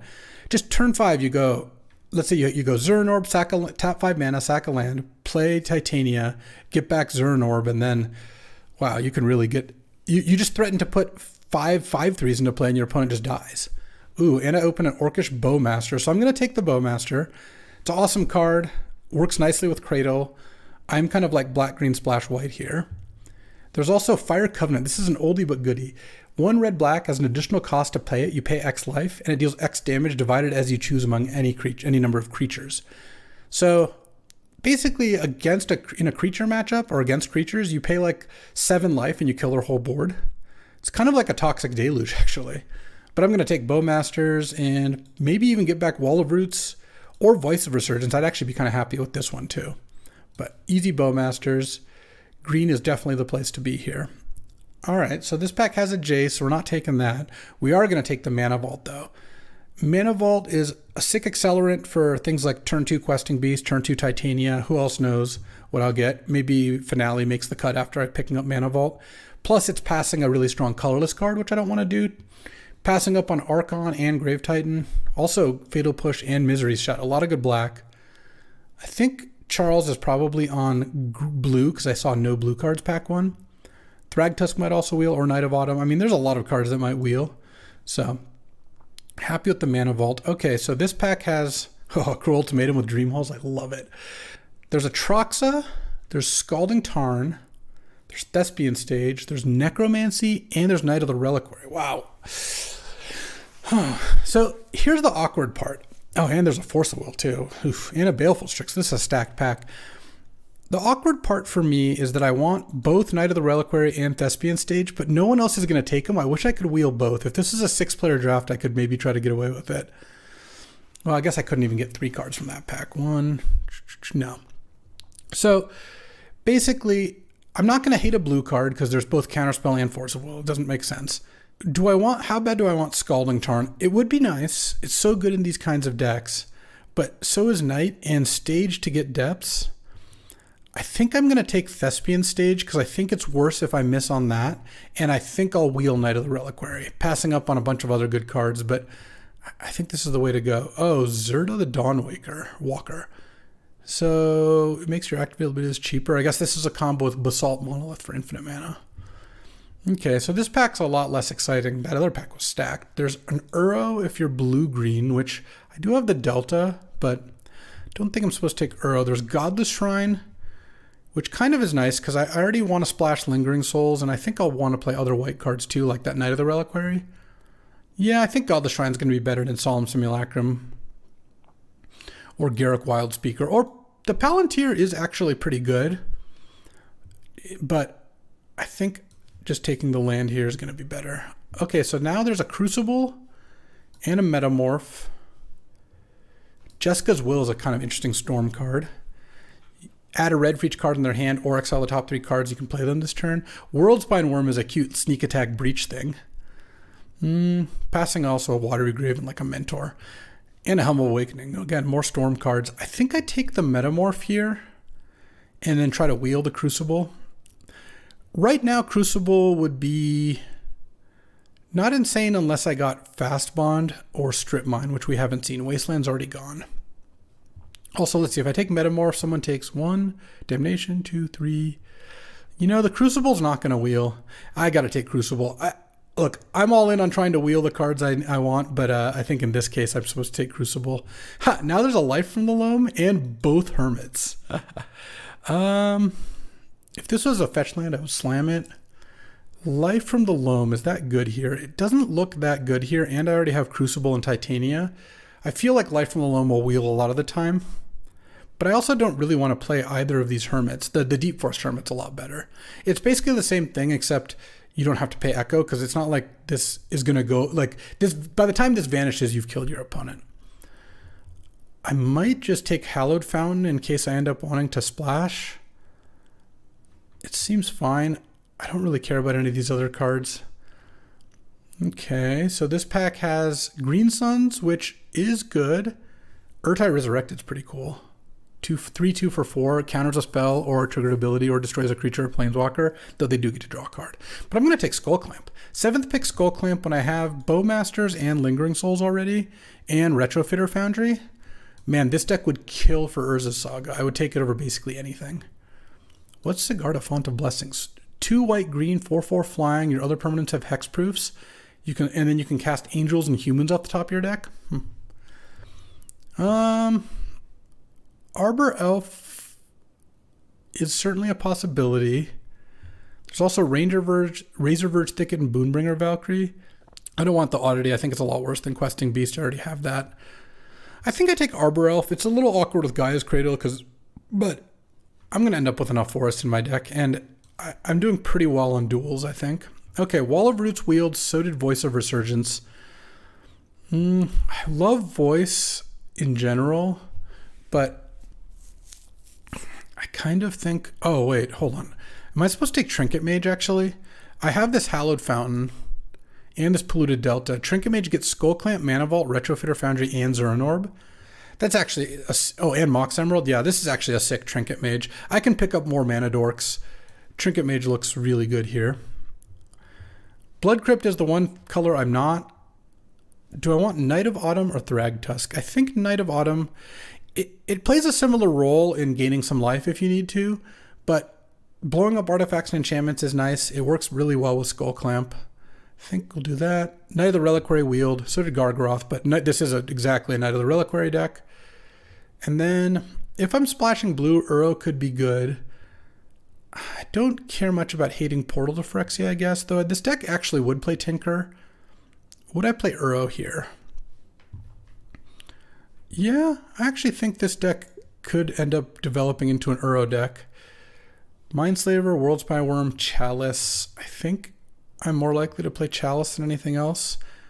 Though I could take Worldspine Worm as a natural order target. That actually seems like a good potential. All right, I'm going to take the Loam here over Avenger. Oh, and Jadar makes tokens for Skull Clamp. All right, what do we got here? Crystalline Giant. Oh, this one's funny. Gets a random ability every turn. Fractured Identity. I have the Hallowed Fountain and Godless Shrine and Delta. I'm basically 4 colors, not red. There's also Arid Mesa, which gets red, white, black, blue. Doesn't get green yet. I mean, Arid Mesa looks so good in this deck. It's really brutal to pass a fetch land. But on the other hand, and Shelldock's also great, but passing a Fractured Identity is really rough. And I think I can make the mana work. I have a lot of duels. Yeah. I just don't think I can pass Fractured Identity to the other team. Oh, there's a Strip Mine. There's also Oko and Swords to Plowshares, but this is a Strip Mine deck. I have every single piece. Life from the Loam, Crucible, Titania, Knight of the Reliquary. Yeah, we're taking Strip Mine. We don't pass that up. There's also a Ren and Realmbreaker. That's interesting. Well, Oko is going to get taken, but here, there's Swords and Oko. So Eomatic's going to take Oko and Sandy's going to get Swords. That's not even that bad. There's 3 busted cards in this pack, and my team's going to get 2 of them. Though, Charles obviously took a busted card out of the pack, so it's not like it's that unfair. All right. Slamming the Strip Mine, and then, oh yeah, then we're going to take Birds of Paradise. Oh, Triplicate Titan. 9 mana, 9/9 flying, vigilance, trample, and when it dies, it makes a 3/3 with flying, 3/3 with vigilance, 3/3 with trample. It's a super worm coil. I think Birds is better than Caryatid when you have Skull Clamp and, Gaia's Cradle. You're trying to really curve into all these 3s. Yeah. There's a chance I wheel the Caryatid. Who knows? Exploration, I will definitely play in this deck. I will also assume I'm going to wheel it. And if I take Stoneforge, that's like a second Skull Clamp. Third with Trinket Mage, actually. Plus, if I take Stoneforge, I'm opening the door to picking up a random equipment. Otherwise, don't care about Lotus Petal. There's a bunch of silent clearing type lands. Not even the best resto deck. All right. If I could pick up a fetch land, man, I just wish the Fractured wasn't in the pack so I could have taken a fetch. Oh, Flash. That's a cool one. You put a creature into play, but then you sack it unless you pay the mana cost, but it lets you get the ETBs and death triggers. There's also the Jeskai Ultimatum. That's nice, but I'm going to take Trop. Trop is just good at casting my spells. It doesn't really make my fetch too much better, but it makes it a little better. Passing up on Raging Ravine, Thrun, Breaker of Silence, Okay, pick 5. I could get a 6-pick fetch land, right? That's a possibility. Oh, the dog is back. You're on notice, dog. You are on notice. I mean, this is already like plenty of cards. I have nothing in my sideboard because I've taken, like, it's literally Worldspine Worm, Finale of Devastation, Elspeth, because I've taken every land I've seen. This is a sick land stack. Oh, there's a Windswept Teeth. Oh yeah, Windswept Teeth is just so good in this deck. First of all, it's every color I'm playing, and it makes Loam, Crucible, Titania all better. There's also Field of the Dead and Elvish Reclaimer and Overgrown Tomb. I'll wheel one of those cards and I'll be happy playing it. All right, and Crop Rotation. Yeah, we got to take Crop Rotation. I don't need Spar's Headquarters. My mana's doing great. Crop Rotation helps set up all the combos. Strip Mine, Stage Depths. We've got the ultimate Stage Depths deck here, and we get one more card still. This is awesome. I'm really excited to play this deck. Let's see, one more card. Oh, you know what? Beseiju Who Endures. So it's not good with Crucible, or I mean, it's okay. You just cast it and then, or you channel it and then play it. But it's good with Loam, and it's just a strong card. I'm passing up on a Ponder and a Terra Sunder, but I think that the Beseiju is going to be better. Okay, this pack has Armageddon, which is another combo with Titania, and is a combo with Crucible and Loam. So I kind of think I just take Geddon here. I'm not going to play Kenrith. I'm not going to play Regrowth. I don't even really need the green-white talisman. I have 2 mana dorks and a mana vault. And I might not main deck the Armageddon, but there's matchups where it's going to be awesome. Here, there's Opposition, which, you know, if my mana works for Opposition, it could actually be really good. I have a lot of idiots, like Retrofitter, you know, makes a bunch of them, and Lingering Souls. Yeah, I don't think I'm going to play Titan of Industry. Oh, Balance? Balance Zuran Orb is actually the classic combo. I have a lot of creatures, but Balance is by far the strongest card in the pack. Let's just take the Balance. Oh, wow. None of the cards I wanted wheeled out of this pack? Was this the pack that had Elvish Reclaimer in it? I don't know. Do I take Silent Clearing or Lion Sash? That's actually kind of close. I think I take Lion Sash because I don't think I want to play the Clearing. I guess I'll hate the Raging Ravine. Lion Sash I can tutor with Stoneforge. Oh, here's the pack that had Omnash and Elvish Reclaimer, but we're definitely taking Elvish Reclaimer. Last pick, Putrid Imp. Okay, this is going to be an interesting one to build. I have a lot of stuff I could be doing. I don't think Jadar is quite making it, though it is really good with Skull Clamp, and my deck kind of has 3 Skull Clamps. All right, let's see. Can we... one basic.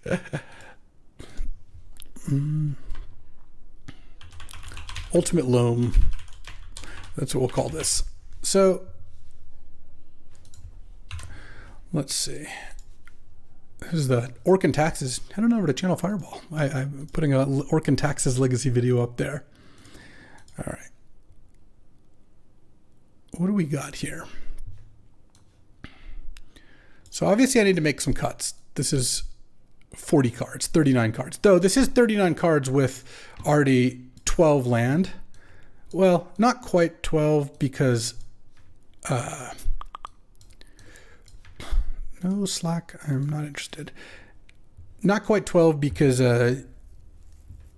the Dark Depth doesn't really count. But everything else does. Do I really have... I have 6 cards in my sideboard. All right, so I mean, everything works so nicely here. I think I might sideboard the Armageddon. So do I want to play double blue for Uro and opposition? I mean, I'm fine splashing black for a couple things. I think Jadar, whoa, what a weird picture. I think Jadar might, so Jadar works nicely with opposition and Skull Clamp, but I think I'm doing pretty well on Skull Clamp with Bowmasters and Lingering Souls, also Birds and Arbor Elf. I think I might sideboard the opposition as well. And then do I want balance? I have a lot of creatures, but casting balance with Crucible, Skull Clamp, Zuran Orb, like I have all these artifacts that balance doesn't check. And then also casting balance with Zuran Orb out, you can sack all your lands to make it into an Armageddon. So that's another reason not to play the Armageddon. I think I do want the balance, funnily enough. That means I need to cut a card or two still. Because right now this is 36, add 4 lands, at 16 lands plus Mox Emerald, which is 17. Except you're back down to 16 because Depths isn't a land. And I have all these like spell type lands up to and including Cradle. I kind of wouldn't mind one more land in the deck. Oh, Exploration didn't wheel. That was the card I was thinking of. That's fine. Elvish Reclaimer might actually still be better. Exploration is good with Crucible though, and Loam. Oh, the Cradle's even, I think, awesome in this deck. And I think Stoneforge for Skull Clamp is going to be good. There's also a Lion Sash if I need to, but I don't think I need to. I think playing the Fractured is good. Yeah, I have Crop Rotation and Reclaimer. This deck kind of has it all. Honestly, as much as I love Questing Beast, I might cut Questing Beast. It just doesn't really work with the rest of the game plan. I'm not really pressuring their life total. So I think I cut Questing Beast. I never thought I'd see the day. Let's see. So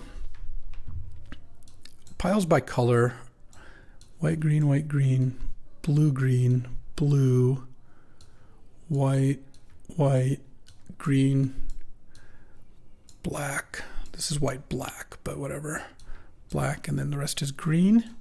I mean, my mana should be pretty good here because, let's see. Right now, I'm adding 5 lands. Let's see. If I had 2 forests, that means 1, 2, 3, 4, 5, 6, 7, 8 primary green, not counting Gaia's Cradle. And right now, Polluted Delta gets a swamp. I don't think I even need a swamp, right? 1, 2, 3, 4, 5 black sources plus Birds of Paradise. So that's 6. And then if I need to, I can Elvish Reclaimer a Crop Rotation. Okay. I probably want at least 1 island, because 1 island leaves me 1, 2, 3, 4, 5 blue sources. Yeah, that's probably all right. Running a little light on Uro flashback, but I do have 3 lands that tap for actual blue. And then 1 plains leaves me 1, 2, 3, 4, 5, 6 white sources. Okay, so basically the question is, do I play 1 more forest or 1 more plains? I'm kind of thinking it's forest. 1, 2, 3, 4, 5, 6, 7, 8. Yeah. And I don't need double color. I also don't need white mana. The earliest I need it is for Stoneforge. But 1, 2, 3, 4, 5, 6. 6 white sources plus birds is 7. And no swamp sounds good. I have those 2 blue cards. Maybe I'd cut the island. Maybe I don't even need it, because Polluted Delta can get 2 different untapped blue sources. 1, 2.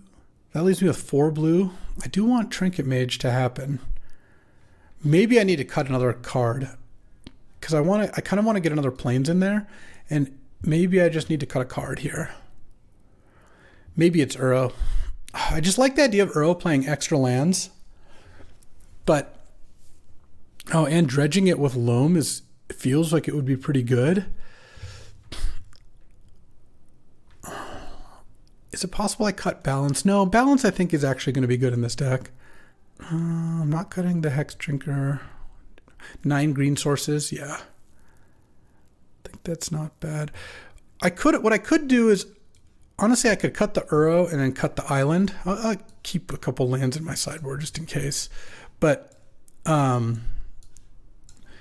if I do that, and then I can play another forest, because then I'll have 5, 6, 7, 8, 9, 10 green sources. Because I really want to play a turn 1 green source. And that still leaves me with 2, 3, 4, 5, 6, 7 white sources. Yeah. I just have a lot of colorless lands, right? I mean, Cradle kind of counts. Depths isn't even a land. Strip Mine, Thespian Stage, like... Yeah, and then for blue, that leaves me the 2 fetches, Trop, Delta. That's 4 blue sources plus birds is 5. That's, I think, enough to splash a Trinket Mage. And a Fracture Identity. Because I'll have 5 plus, if in a pinch, I can Crop Rotate into it or Reclaimer into it. All right, this deck seems really, really cool. I can't wait to play this deck. Let's see how it does. Alrighty, time for round 1. Playing against Eomatic here, and oh yeah, I like this hand. Could use a little Dark Depths action. Still, turn 1 Hex Drinker, turn 2 Stoneforge is a decent start. Okay, so Eomatic took the Swords to Plowshares. All right, I'm gonna play that. And I'm not going to play the Zuran Orb yet. I'm going to take the hit here. I think, yeah. Because I'm going to get Skull Clamp with the Stoneforge. No plays. Oh, there's Dark Depths. Okay. I feel like I'm getting reprieved here. I'm getting white. The question is blue-white or black-white. I think I get black-white here, and then play Stoneforge and get it reprieved. But reprieve's going to be good against me no matter what. Oh, so okay, get Skull Clamp. I'm gonna pass, I guess. Huh? Why didn't we make a token with Usher of the Fallen? Containment Priest. Oh, Cathar Commando. Sure. I will block Cathar Commando with Stoneforge if I'm given the opportunity. Next turn, I'm going to go Thespian Stage, Skull Clamp, equip Hex Drinker, I guess. Well, so it's kind of awkward. Maybe I should have actually played the Cradle this turn, because I do want to get Stage and Depths down, but Cradle actually would have tapped for 2 mana, though I guess I'm probably going to block something. Here, let's see what comes in. Chill out. I have balanced Zuran Orb if I need to. Like, imagine I just play these 3 and then do some balanced Zuran Orb action.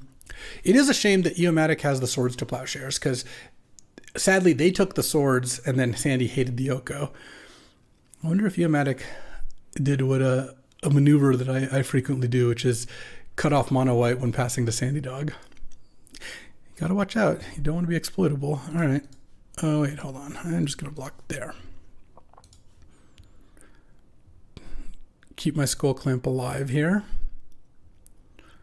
Anduril Flame of the West. Okay, that actually doesn't bother me. Oh, and then Crucible. Oh man, I have like all the options here. I think I want to set up a balance at some point here. So rather than Skull Clamping, I think I'm going to play Crucible. And then I'm going to pass. And then what I'm going to do is I'm going to block the Usher. It's going to get equipped. I'm going to block the Usher so my Hex Drinker dies. Oh, are they going to swords or dismember the Hex Drinker? Yeah, sure. This is going to be so sick. All right. I go to 8. I even drew a life from the loam. So let's go Zuran Orb. Skull Clamp. I guess I should play around Mana Tithe. Wait, is Mana Tithe in this cube? Hold on. I have to do some up-to-the-minute research, because it is possible that Mana Tithe is not in the cube, and I need to see. because if it's not, that actually is going to change my plays quite a bit. Okay. Mana Tithe is not in the cube. Okay. Since it's not in the cube, I'm going to go balance, Zuran Orb, Zuran Orb, Zuran Orb.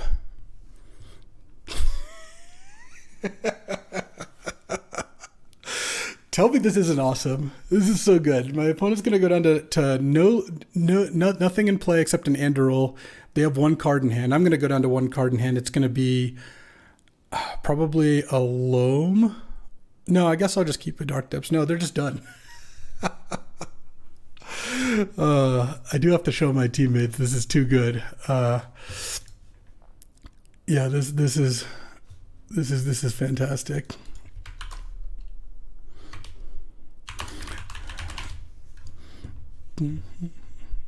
All right, let's see. Playing against mono white.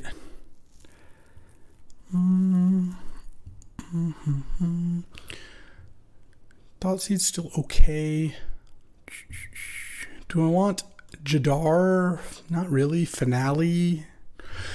No, I don't want Armageddon. I kind of like the way we're built here. I guess I could put an Uro if there's something I didn't want, but I think I like everything we've got.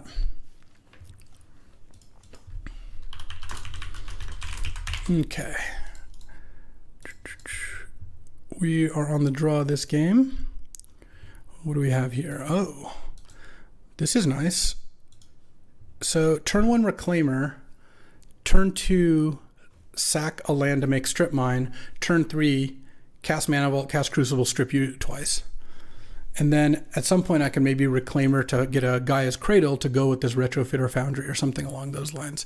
This hand is maybe a little vulnerable to a fast hand, but I like, I mean, I'm certainly not going to mulligan this hand. Opponent mulligan to 6 here. I really just want them to have a kind of slow start. Exactly. Pass the turn. Polluted Delta's cool. Wasteland? Ha, I didn't play my land on purpose. Nor my Bayou on purpose. Let's go. What is this? Hangerback or something? Oh, Porcelain Legionnaire. Sure.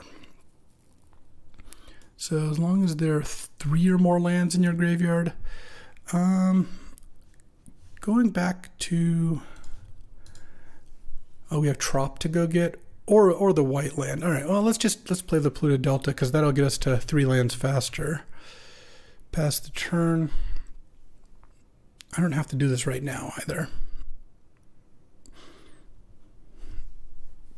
And if you, I think I probably get, I mean, we'll see what the damage is here. Well, rather, we'll see what they're playing this turn, not the damage, because I know I'm taking 3.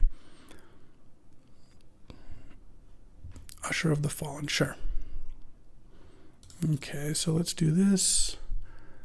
Now, I think I just get Trop. I just want to take less damage here. Sack this. I think I get Strip Mine. Now, you can Wasteland the Strip Mine now. It's fine. It's reasonable to Wasteland Strip Mine, for sure. Okay, well, I'm going to kill your untapped plains. Okay, I'm going to go to attacks. Elvish Reclaimer. Also, if they don't have an answer to Elvish Reclaimer, if they don't have their swords right now, Elvish Reclaimer is gonna just hold off their whole team, which is very good for me. Okay, you're gonna play Cathar Commando. Oh, huh. So I can kill the Crucible here. Yeah, I actually don't like that very much. That still might be worth it though. Yeah. All right, it's actually still worth it. Strip mine your plains. Pass. You can't attack. Next turn, You kill the Crucible. I'm going to take 1 off the mana vault. This just puts Eomatic in a spot where they can't... Oh, they're casting something else that's not using Cathar Commando. Oh, March on that. And then hitting for 8. Oh, that's a good play. All right. Yeah, I was hoping they didn't have an answer. Oh, that's nice. Oh, yeah, that's actually really good. So let's go crop rotation. I think I just get basic planes, honestly. I already have a fetch land. Yeah. Balance. And I will keep Retrofitter Foundry, I think. And then they lose their creatures. And then now I have a Crucible in play. They have 1 turn to play a creature here. If they don't have a... Yeah, okay, so they didn't wasteland because I have the Crucible, but now I'm just gonna... I go to 6 here. I'm kind of racing the mana vault, but I will be okay.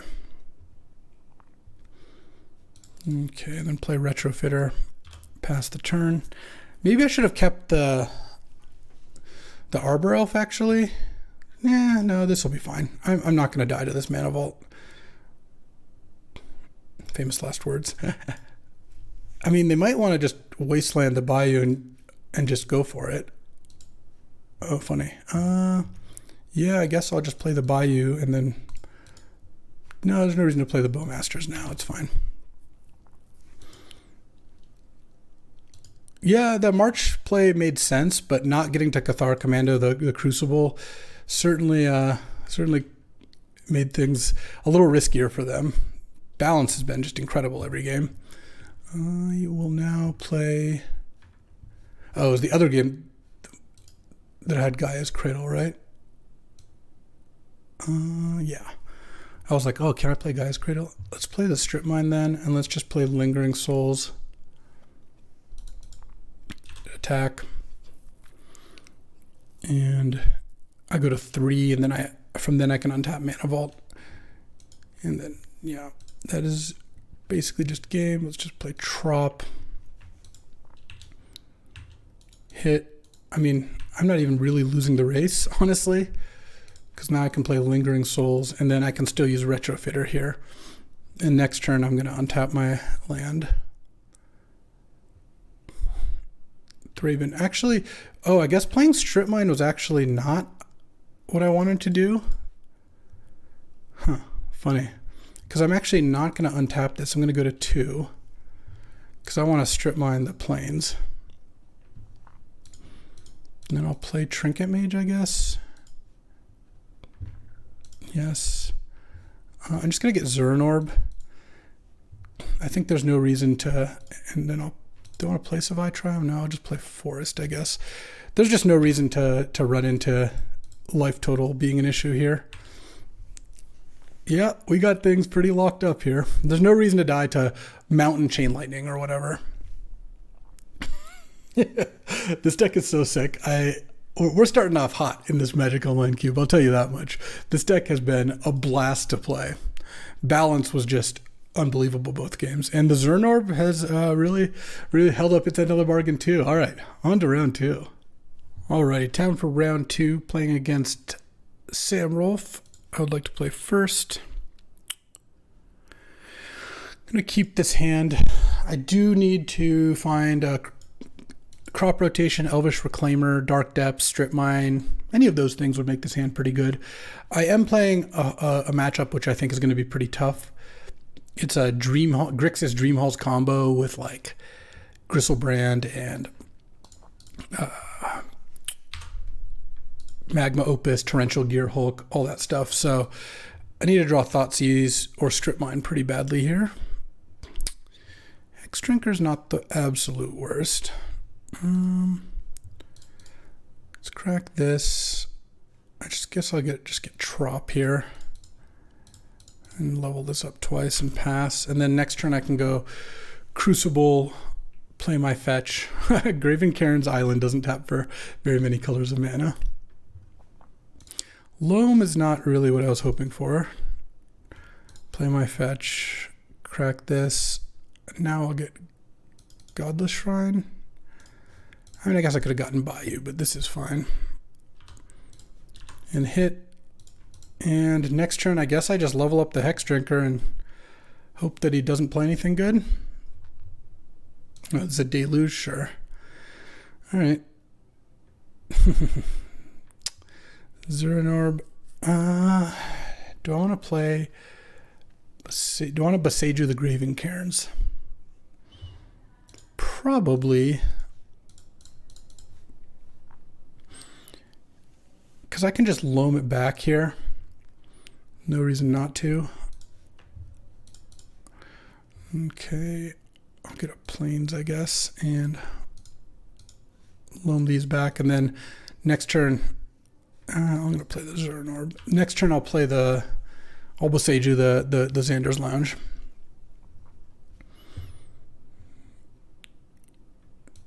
Narset, okay. Narset is good. It doesn't really, I don't have much card draw in my deck, so it's not that big of a deal. Like from that perspective, but finding a bunch of stuff on his end is good. No, I'm not. So if I dredge this, if I hit Strip Mine or Dark Depths, it's good. But so it's 2 out of 2 hits, and I look at 3 cards. So Triumph's also like kind of okay. But if I don't dredge it, I could draw 1, 2, 3, 4. Yeah, even though it's only 1 card, it's still more cards, I think, that are good. Balance. Okay. Yeah. Do I want to wait a turn on the balance? I probably don't. I'm scared of what would happen. The other question is, do I want to... Well, I'm definitely going to Boseiju first.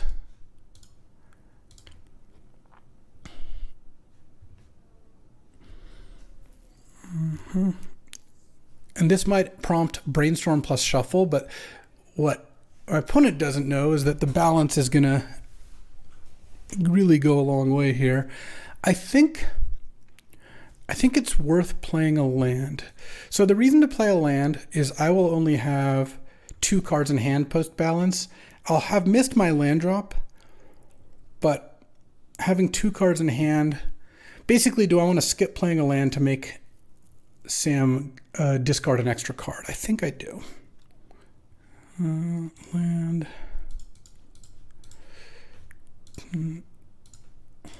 June.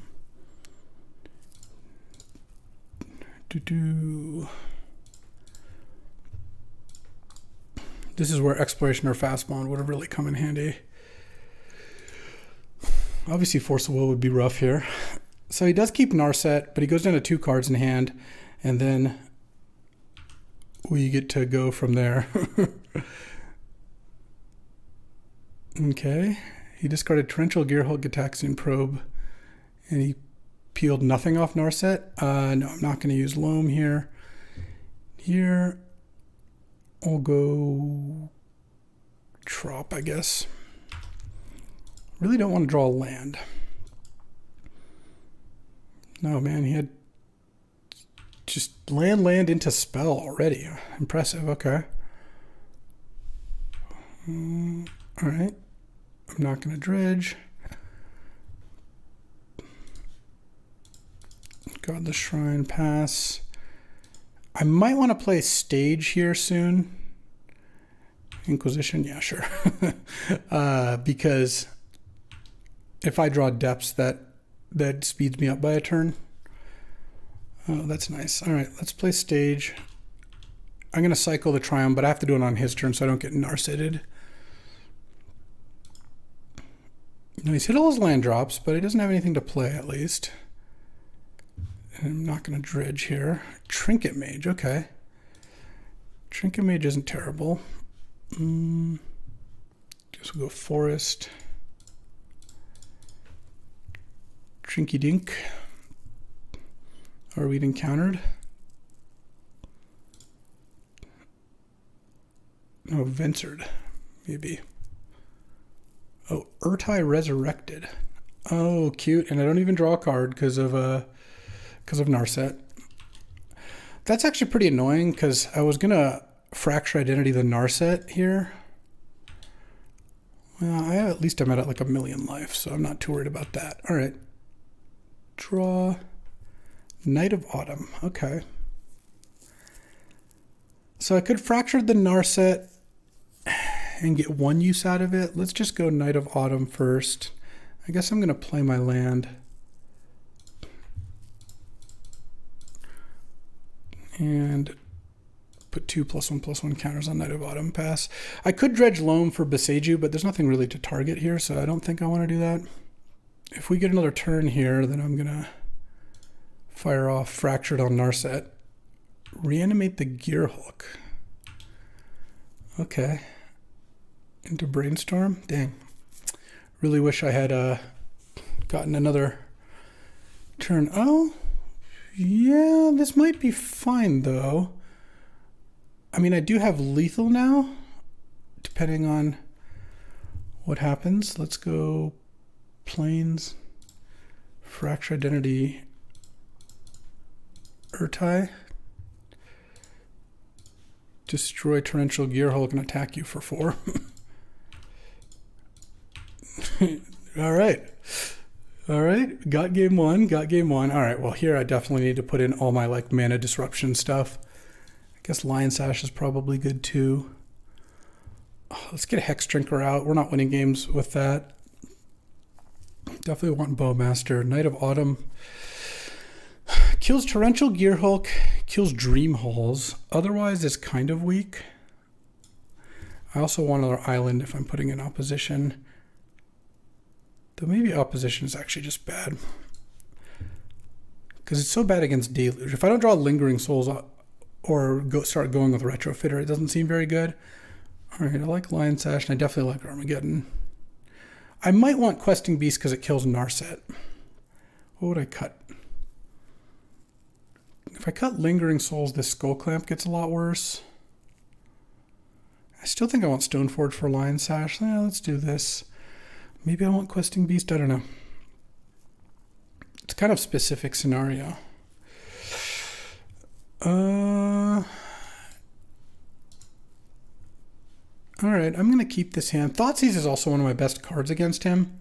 So even though this hand needs a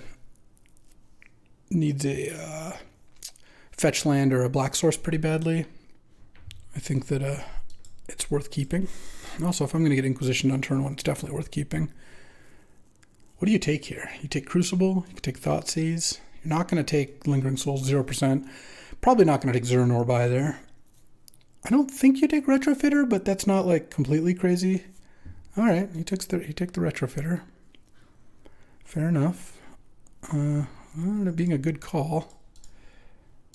I'm just going to play those.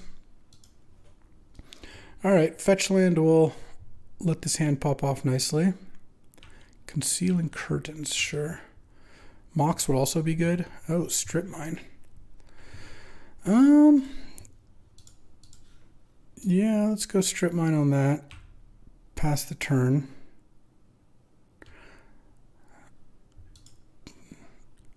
I can't prevent the Curtains from taking my Crucible, but I can give myself another turn to draw a Mox. Let's play this. So he's going to take the Crucible. It's going to be Curtains for me. And then if I draw a fetch... Oh, he's playing a Seed Shark. Wow, okay, so we're just letting me Crucible here. Okay. Guess we're getting aggressive. I'm fine with that, I guess. It's probably going to come down to me finding balance then at some point. What do you take here? Lingering Souls is probably the... Oh, it just takes nothing because I can't cast Lingering Souls? Sure. That also makes sense. Shark. Strip Mine. Elvish Reclaimer. Strip the Xander's Lounge. Equip the Skull Clamp on that, I guess. Pass. I'm going to take a little damage here. I don't think I block because I want to use that to get... I'm going to block next turn probably. Oh, balance is awesome. Okay. Land, strip your island.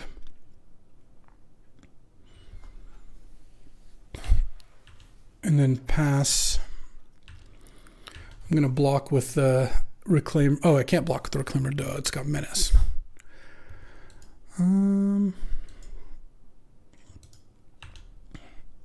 Yeah, I'm going to take 5, going to 5 here. So what do I do now? Hopefully he doesn't have a land. Oh, he has a land and it's tapped. All right, so let's go Reclaimer. I think I want to get... Well, I want to get Godless Shrine. The question is it worth taking a point of damage to go to 4 to get Windswept Heath? I could also get Dark Depths. I think I can win. No, I'm going to get Windswept Heath. Oh, right, it is tapped. I thought it was untapped for some reason. I'll go to 4 here. I'll get Plains. Cast... I'm going to play my Strip Mine first. Cast Lingering Souls. All right, I'm going to strip the Sacred Foundry. Now I'm going to pass the turn here. I can attack with the Seed Shark. I was going to Deluge for 1. Okay, gets a Incubate. Those die. All right, I go to 1 here. Draw. Yeah, so it actually ended up being pretty bad that I got Windswept Heath instead of Godless Shrine. Because now, I guess I'm going to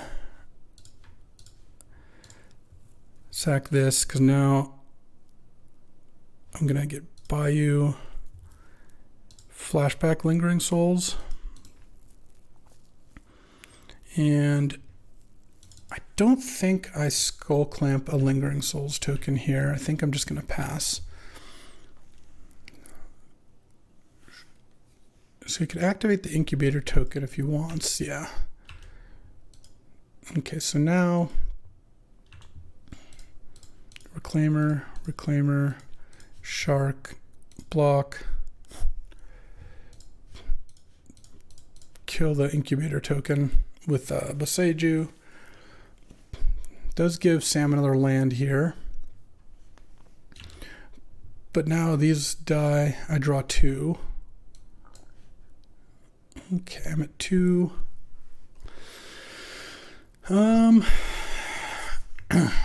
Let's go Strip Mine again. Strip Mine Raugrin Triumph. Let's see. I'm going to sack this. I'm actually going to Thoughtseize going to 2 here. I'll make a treasure with Magma Opus, sure. Hand is Mana Drain, Cruel Ultimatum. I mean, I guess I'll take Mana Drain.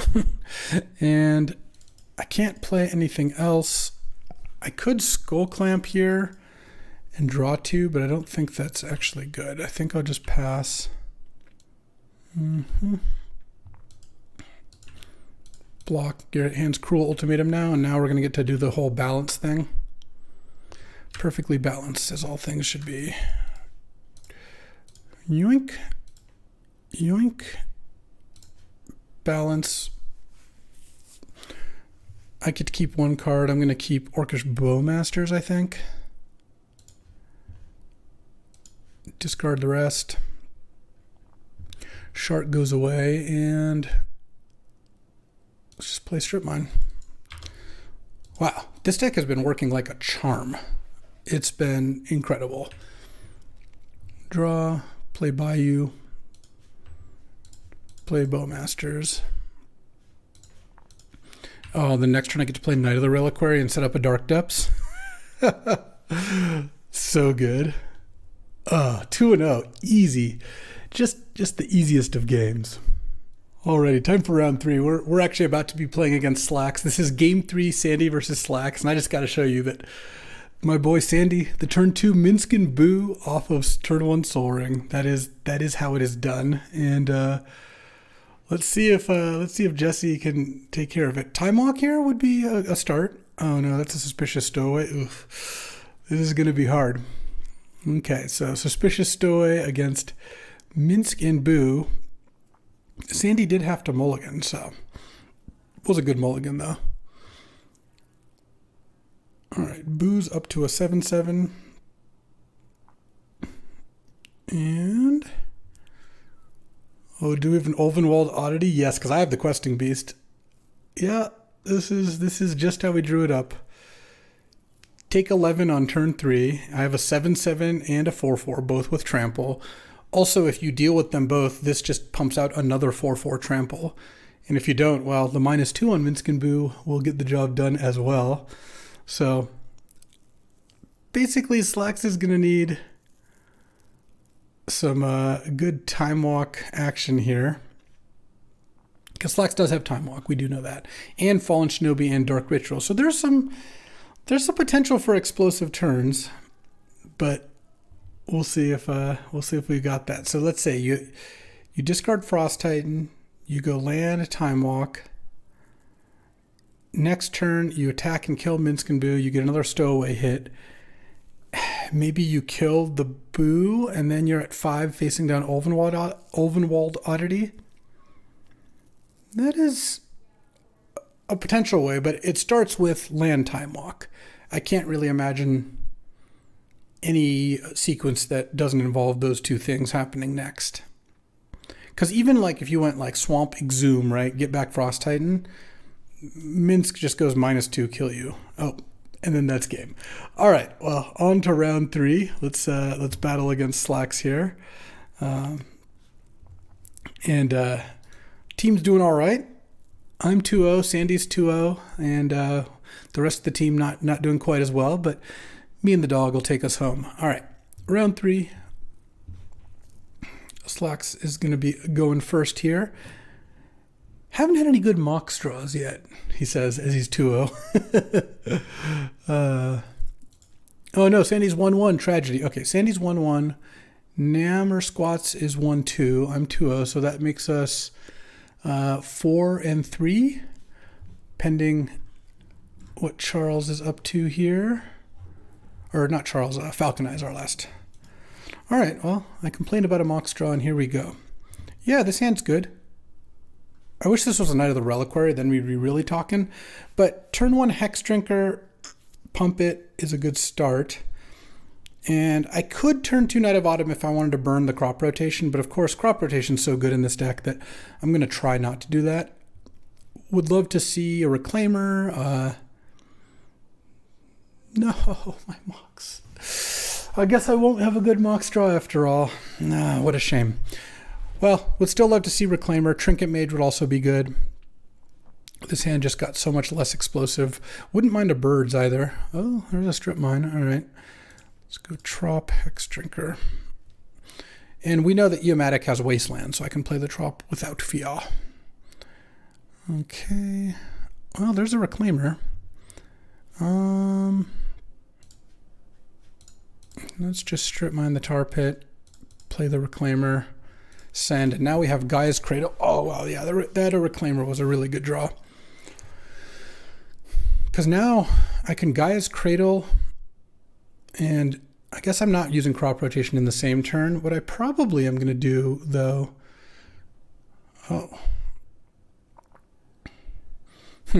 So I've got a couple options here. I can pump the Hex Drinker. I kind of like just doing that.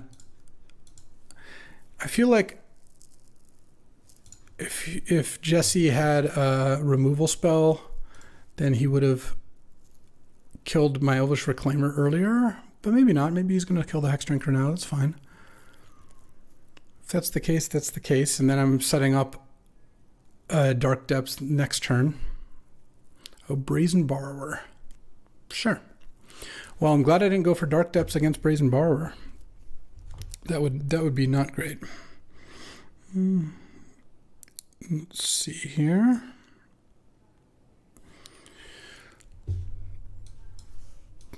Watery Grave tapped, so we're not even playing the Brazen Borrower. Interesting. Let's go Hex Drinker here and pass the turn. Oh, actually, I should have pumped the Hex Drinker once. That was I miscounted my mana. I was going a little too fast.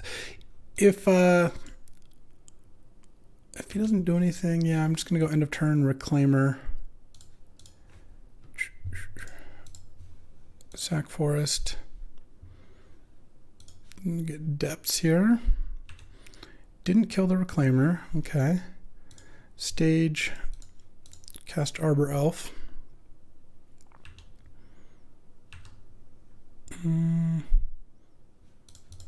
Attack with the Hex Drinker. I'll leave the Reclaimer up. Don't think I need to do anything with that. You can pump the Borrower or play the Borrower here. I am worried about getting Fallen Shinobi'd, but if I get hit by Fallen Shinobi this turn, I still get to Dark Depths end of turn. And I am going to go for it here, is my plan. If he doesn't have an answer to the Merit Lodge token, he can't attack with Brazen Borrower, which is nice. We're not very close to Shelldock. Okay, well I'm gonna do it here. Stage, keep this depths. Okay. Draw. Let's go birds. We have lots of mana. Titania. Let's see if this resolves. It'd be kind of nice if it did. Oh yeah, let's get back Strip Mine. I'm going to upkeep Strip Mine the Shelldock Isle. Attack with these three, I guess. Chump. Actually, do I upkeep Strip Mine Shelldock? Is it 10? No, I don't think I do. I think I just wait. Well, we'll see. What is this? Dig through time. Okay, well, I am going to kill the Shelldock. I'm going to... Because a Damnation, the Deluge is gone. Also, it doesn't stop Merit Lodge. Damnation is not good enough because this is indestructible. I guess I once again should have pumped Hex Drinker with Arbor Elf. Well, okay, this time it actually is not necessarily the case because I have crop rotation. So using Arbor Elf to cast crop rotation is not bad. I don't have anything good to rotate into at this point. Right, I don't have any special lands left. I've used all of them. Yeah, that's okay. I'm going to have a squadron here.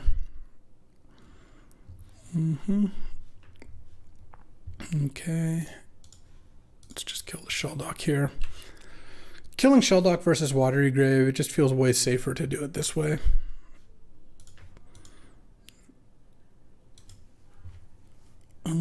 Upkeep Vamp. What could you Vamp for? It's kind of hard. You have to kill a 2020. Sure. I guess I can't crop rotate to make any reshuffles or anything. Wasteland would have been nice. Okay. I mean, probably upkeep Vamping for Time Walk. Oh, the One Ring. I wish I had my Questing Beast. Okay. Let's just draw. Oh, this is amazing. Oh man, this deck is so cool. Land. Let's tap this for a green and let's untap this. Oh, I guess I actually should have done a blue, but whatever. Clamp that. Bowmasters is nice. Do I want to clamp the Hex Drinker is kind of my question here. Let's actually do differently. Let's go Bowmasters. Ping me. Or I guess I should just ping one of my creatures, whatever. Clamp this. Draw two more. Oh yeah, Retrofitter. Zuran Orb.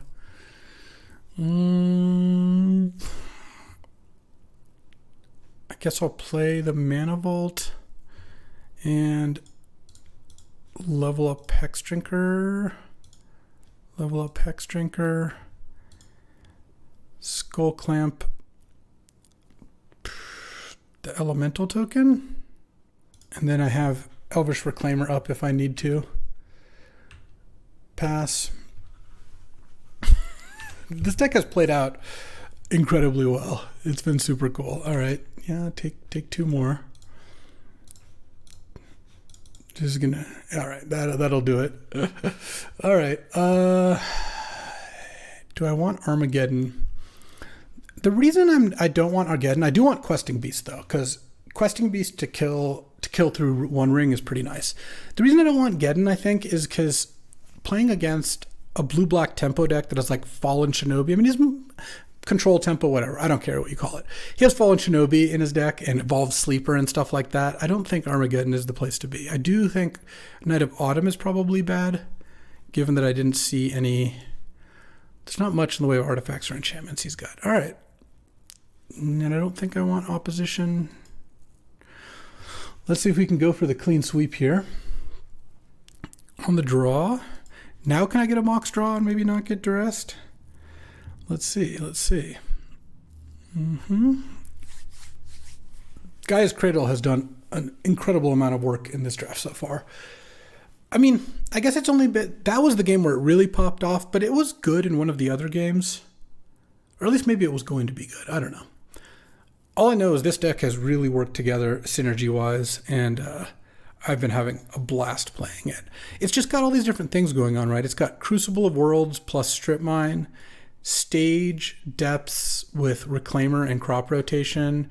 More after. We're going to do a debrief here. Keep this hand. Look, this hand goes turn 1 Birds.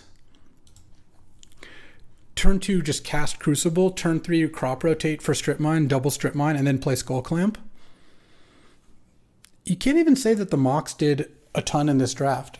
Mostly it was just the lands deck.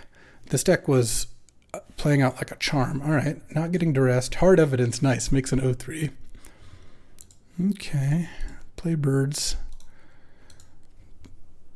I would like to not get duressed here. 0-3 Crab. All right, I'll block. Setting up the attacks so later his Fallen Shinobi doesn't look suspicious. I see where you're at, Slacks. I see where you're at. Yeah, we can crack this now. That seems fine. Just get Bayou. Play Crucible. He knows I've got Strip Mine in the deck. Like, I don't think whether or not I play the fetch would impact seriously whether he's going to counter Crucible or not. If I just went Tropical Island Crucible, I think you'd be equally likely to counter it, or at least almost equally likely. All right. He might Dark Ritual Fallen Shinobi me here, but I guess he could have had that last turn. Stowaway? Oh, yeah. Okay. You can have your suspicious Stowaway. Oh, and a balance too. Crop Rotate. Strip Mine. Strip Mine. Replay Strip Mine. Strip Mine your Swamp, I guess. Skull Clamp. I kind of want to clamp up the Bird. Mox would be the best draw, but I'm debating setting up a balance here. So I was looking for 0 mana artifacts to really get that going. Stoneforge doesn't get anything for me. So giving up the Birds limits my mana. That's the biggest downside. But again, it makes balance kill the Suspicious Stowaway, which I kind of want to do soon. I'm a little worried about discarding a big creature and then reanimating it. But we'll see. Discarding. And clearly if Slacks plays a creature this turn, then balance gets even better. Was hoping to draw. Oh, Consider. Okay. Yeah, I was hoping to draw an artifact that can just sit on the board. So Bend the Dark Ritual. Oh, see, like Mana Vault. All right, let's go. Let's do Strip Mine one more turn here. Oh, we're vamping? Okay. Okay. And then play Mana Vault, because that's having that in play when I balance is going to be really nice. Also, I might at some point slam a Questing Beast here. Okay, Island. So what did he vamp for? Time Walk, maybe? Because playing Island immediately means he probably didn't set up a Reanimate yet. Here's Time Walk, yeah. The thing is, Frost Titan also, it locks down the Mana Vault if he reanimates it, but I can still just balance away the Frost Titan. If I draw Zuran Orb, then that's going to be even sicker. Okay, I go to 16. Did you find the black mana to reanimate? Is kind of the question.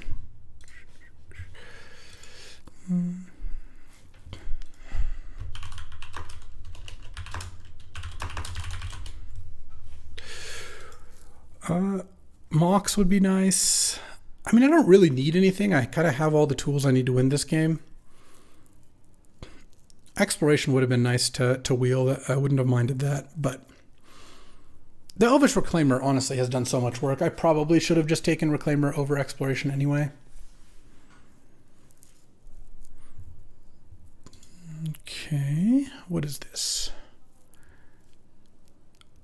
2 mana, blue mana only. Phantasmal Image, the Suspicious Stowaway. Hopefully this isn't like a talisman. That would be pretty annoying. Dig Through Time. Oh. Leaving Frost Titan and Time Walk and Venser, of course. Exiling all the lands. So this probably means land, go. Okay. Forest. Kind of a brick. I'm at 16. I could just keep strip mining. That good. Go to 14. I could cast Balance. That'll make Jesse lose a land. I think I do another turn of strip mining here. I don't really care that the Stowaway flips. I kind of want to just get like one more creature because I think he's going to play a black source here. Let's see. I don't really care. I'm going to discard some cards out of my hand. That doesn't really bother me too much. Baleful Strix or something. Animate Dead on the Frost Titan. Okay. Yeah, now I just wanted to get the... I felt like he was setting up an Animate Dead. I wanted to get that out of his hand, and now I can balance here. I guess I'd rather play the Windswept Heath. Get Plains. No, that's a Stoneforge Mystic. And then cast Balance. So I get onto 3 cards in hand. I'm going to assume this Crucible is never going anywhere, so I'm going to keep my 3 spells.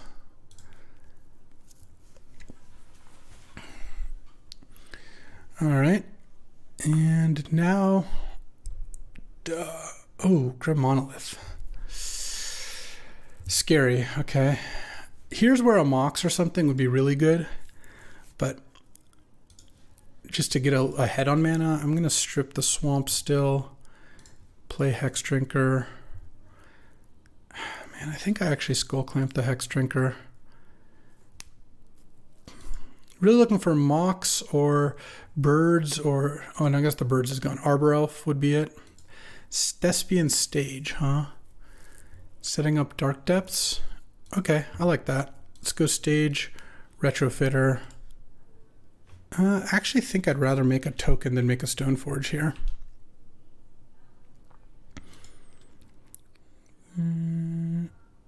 Okay, drew the black source. Let's see what this is. Just hardcast Shinobi? Oh, I can beat that. Do this. Not untap. Oh, there's the Arbor Elf. Interesting. Let's go strip. Let's still do this. Let's strip mine your black. Play Arbor Elf. and pass the turn here. I'm not going to Skull Clamp because I don't think giving up a land is good, and I want to block Fallen Shinobi with the servo token here. So let's do that. Block. Sack this. Make a dork. Yeah. All right. We've got this game now. Well, we're going to take damage from Mana Vault for a while, but that's okay. We're not even. It's not even necessary to go for the Dark Depths anymore. Reclaimer. Stoneforge. I guess I would probably board in Lion Sash, but no need. All right, 3-0. And even better news, my teammates won no matches. We lost this draft 5-7. I found out right as I was finishing, but you know what? I 3-0'd, and this deck was amazing. I had a great time. Let's talk through this deck, because this is going to be the Magic Online cube. You're going to see a bunch more drafts of this cube. What went right here? Well, Strip Mine Crucible with Crop Rotation and Reclaimer, and Knight of the Reliquary, though we didn't ever end up using it still. So look at this package. Those 5 cards together assemble the Strip Mine Crucible combo where you just kill all their lands. Titania worked really nicely with Strip Mine, but also with the 2 fetch lands that we had. There's a Pluto Delta in there somewhere. And then we had a little bit of mana acceleration in Birds, Arbor Elf, and Mox, as well as Mana Vault, which mostly just cast Crucible. So that was already good. We also had the Dark Depths Thespian Stage package, which again got searched for by my 3 land searchers. So having these 3 land searchers made the 2 different land combos work really well, while also getting me Gaia's Cradle.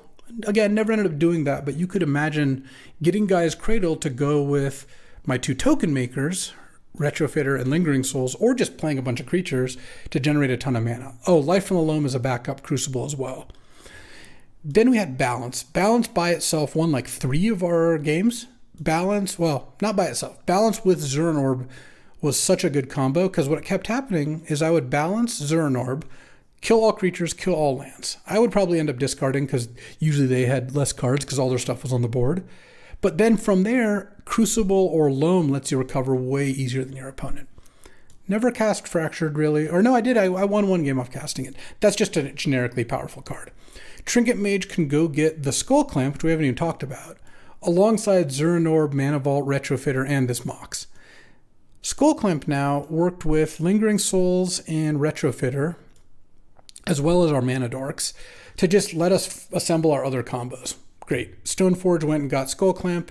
In post-board games, could also go get Lion Sash.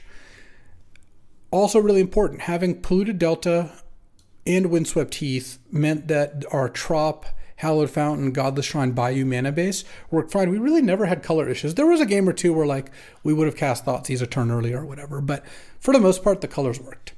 Orcish Bowmasters and Thoughtseize were both Disruption, which is really important because these decks kind of lack it. So against the combo or off the board decks and against card draw. And then Knight of Autumn, just a good card. Hex Drinker, just a good card, though honestly it was kind of plan C in this or plan D, so it didn't really end up coming together. Overall, this deck was really good, and there's a lot of pieces we didn't have. We didn't have Exploration, we didn't have Fastbond. There's Oracle, Courser, Augur of Autumn. There's also Ramanop Excavator. So there's some stuff we could have picked up, but we didn't have, which would have also worked out nicely. And overall, this deck was like 10 out of 10. Super fun. Also performed well. We went 3-0 and tried to carry our team as best we could. That'll do it for today. Look forward to seeing you tomorrow for another draft. And as the Magic Online Cube goes up, I'll probably be doing some single or 8-player just pod drafts on Magic Online, or other 8-player league drafts on Magic Online. So keep an eye out for those. Thanks for watching. I hope you enjoyed this as much as I did, which would be hard. I enjoyed this a lot. Alrighty, welcome to another Vintage Cube draft. Got a 4v4 today. Love my squad. Got Eli Cassis on my team and Jujubee, as well as Mac. Battling against Sandy Dog, who's actually passing to me. Xantos, Team J-Bro, and Pete Ingram. So, solid squads. Though, our squad's maybe a little more solid because me and Eli, teams. Anyways, what are we going to take? We got, I guess a Library of Alexandria is a fine card to first pick.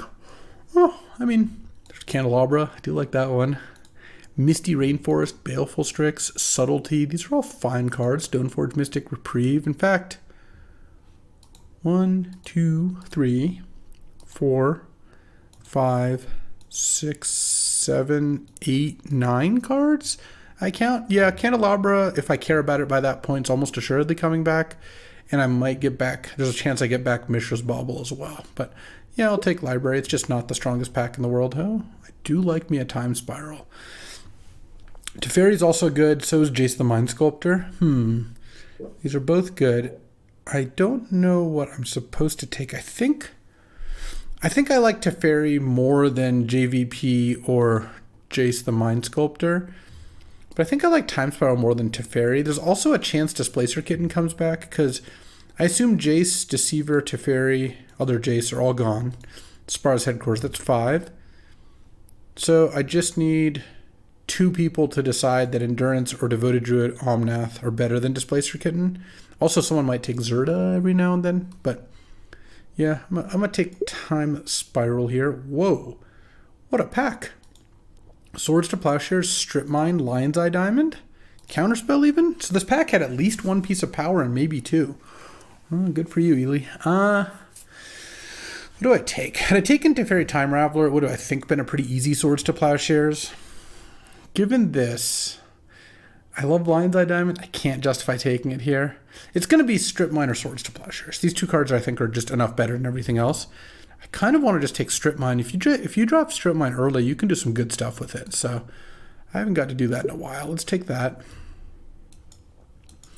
This pack has Titania, but Titania might come back because there's Nissa, Rexage as the other green cards, and then Recurring Nightmare, Palantir, Flametongue, Burst are all fine. Because I'm thinking about just taking the Palantir of Orthanc. I like that card a good amount. Yeah, this is a little greedy, but I think that's fine. Or maybe I just take the Titania. You know, Titania Strip Mine's so good. I'm just not going to be greedy. I'm just going to take Titania. Oh, now there's a Birds. Nice. I feel pretty good about that. Birds over Venser, Oliphant. Whatever. Mbop. Marabap. Mbop. Marabap. Birds is good, yeah. I like Birds. Flying. Double, like, backslash. Tap to add 1 mana to your mana pool. This tap may be played as an interrupt. And, yeah, I mean, I don't know about this Time Spiral, but it's okay. We've got plenty of directions to go here. That may or may not include Time Spiral. The other path I could have gone down is Teferi Time Raveler into Swords to Plowshares, into probably still Palantir at that point, into Venser. I don't even know if that would be better. I mean, that would be good too. Just having the option of Strip Mine or Swords to Plowshares, third pick is a pretty strong one, so don't feel like there's that many ways to go wrong. I would like to see Crucible. Crucible would be nice. Also, now that I have Titania, I'm really on the lookout for Zuran Orb. Okay, what do we got? Palace Jailer, excuse me. What happened that there's a Palace Jailer 6 pick through Sandy Dog? There's also a Mystic Confluence, but honestly, I think I'm supposed to just take Palace Jailer. Also, I passed Swords to Plowshares to Xantos. I don't want to pass a Palace Jailer right after doing that, so just take that. Followed up with, I think, Utopia Sprawl. I really like Utopia Sprawl in general, and I think that it's going to be another good way to ramp these things out over Augur. And then now there's Chariot, Grist, Sail into the West, Teferi, and Crucible of Worlds. Sandy Dog, pass me a Strip Mine and a Crucible. I will not turn that down. All right, there we go. Okay, Mishra's Bauble came back. I knew Misty Rainforest wasn't going to, but Bauble's still pretty good. I don't mind it. If you have fetch lands and whatnot, it's a good way to fix your mana. There's also Nurturing Peatland, which I guess is... maybe it's better for this deck, because Nurturing Peatland is a combo with Crucible and a combo with Titania. Yeah, all right, I buy that. Let's just take that. Interesting. So Spar's Headquarters came back. So did Omnath and Displacer Kitten. We don't seem to... wait, the Candelabra didn't come back? Oh, people are wild out there. I kind of missed the days when I was the only person at the table who ever wanted that card. It is a very good card. I actually think it's great. I think I'm just going to take Spar's Headquarters here. Because I don't know which I'm going to play between Time Spiral and Jailer, but I'm probably going to play one of them. Spara's Headquarters seems like a pretty good one to have. I don't want any of these cards. I guess I'll just take Godless Shrine. That's like the most likely I would play. And here I'll just take Rex Sage over Absent. I think that's fine. Fairy Mastermind is fine too. All right, so I've got a Time Spiral, a Palace Jailer, a Fairy Mastermind. I don't know which number of these I am going to end up playing, but I'm going to be base green, and maybe I don't end up playing the Palace Jailer. That's also fine. Like, it hurt to take a card I might not play over Mystic Confluence, which I was looking pretty likely to play, but I just didn't think passing a Swords with Xantos guaranteed took. I'd be really surprised if Xantos didn't take Swords in that spot. And then a Palace Jailer is just like, why pass those two cards together? I don't really care much for Garruk Relentless, so I'll just take Torsten, Founder of Benalia. 7 mana, 7/7. Draws you all the lands and creatures out of your top 7, and when it dies, makes 7 1/1s. I mean, I could also just be green-white. Like, it's not like I have to play Time Spiral. In fact, I could even be green-white and just putting Torsten in my deck to cast for 7 mana. It's like the Celestia Atraxa. I mean, this is a great start. Having Titania, Strip Mine, and Crucible already, plus 2 really good accelerants on 1 mana. Okay, well, as much as I like Wheel of Fortune, Frantic Search, and all that, I'm going to take Wooded Foothills. A fetch land when you already have Crucibles and Titania is so important. I think I've got to take the green one over the blue one, just because of like Utopia Sprawl and whatnot. What's going to come back? Not Delta, maybe Jetmir's Garden, not Wheel, not Thalia, not Frantic Search. It's already 4. Woodfall Primus usually gets taken. Whoever took Zerta might take Basalt Monolith. Yeah, if someone takes Duretti or Intrepid Adversary, I could get back Jetmir's Garden, but I'm just going to take Wooded Foothills. It's not power, but it's not bad. This pack has Dark Ritual and Entomb. There's also Upheaval, which is a good card, but I probably am supposed to take just Ignoble Hierarch. It's not even the best color. There's nothing here for me. Like, I don't think Savai Triumph's that exciting. Yeah, alright.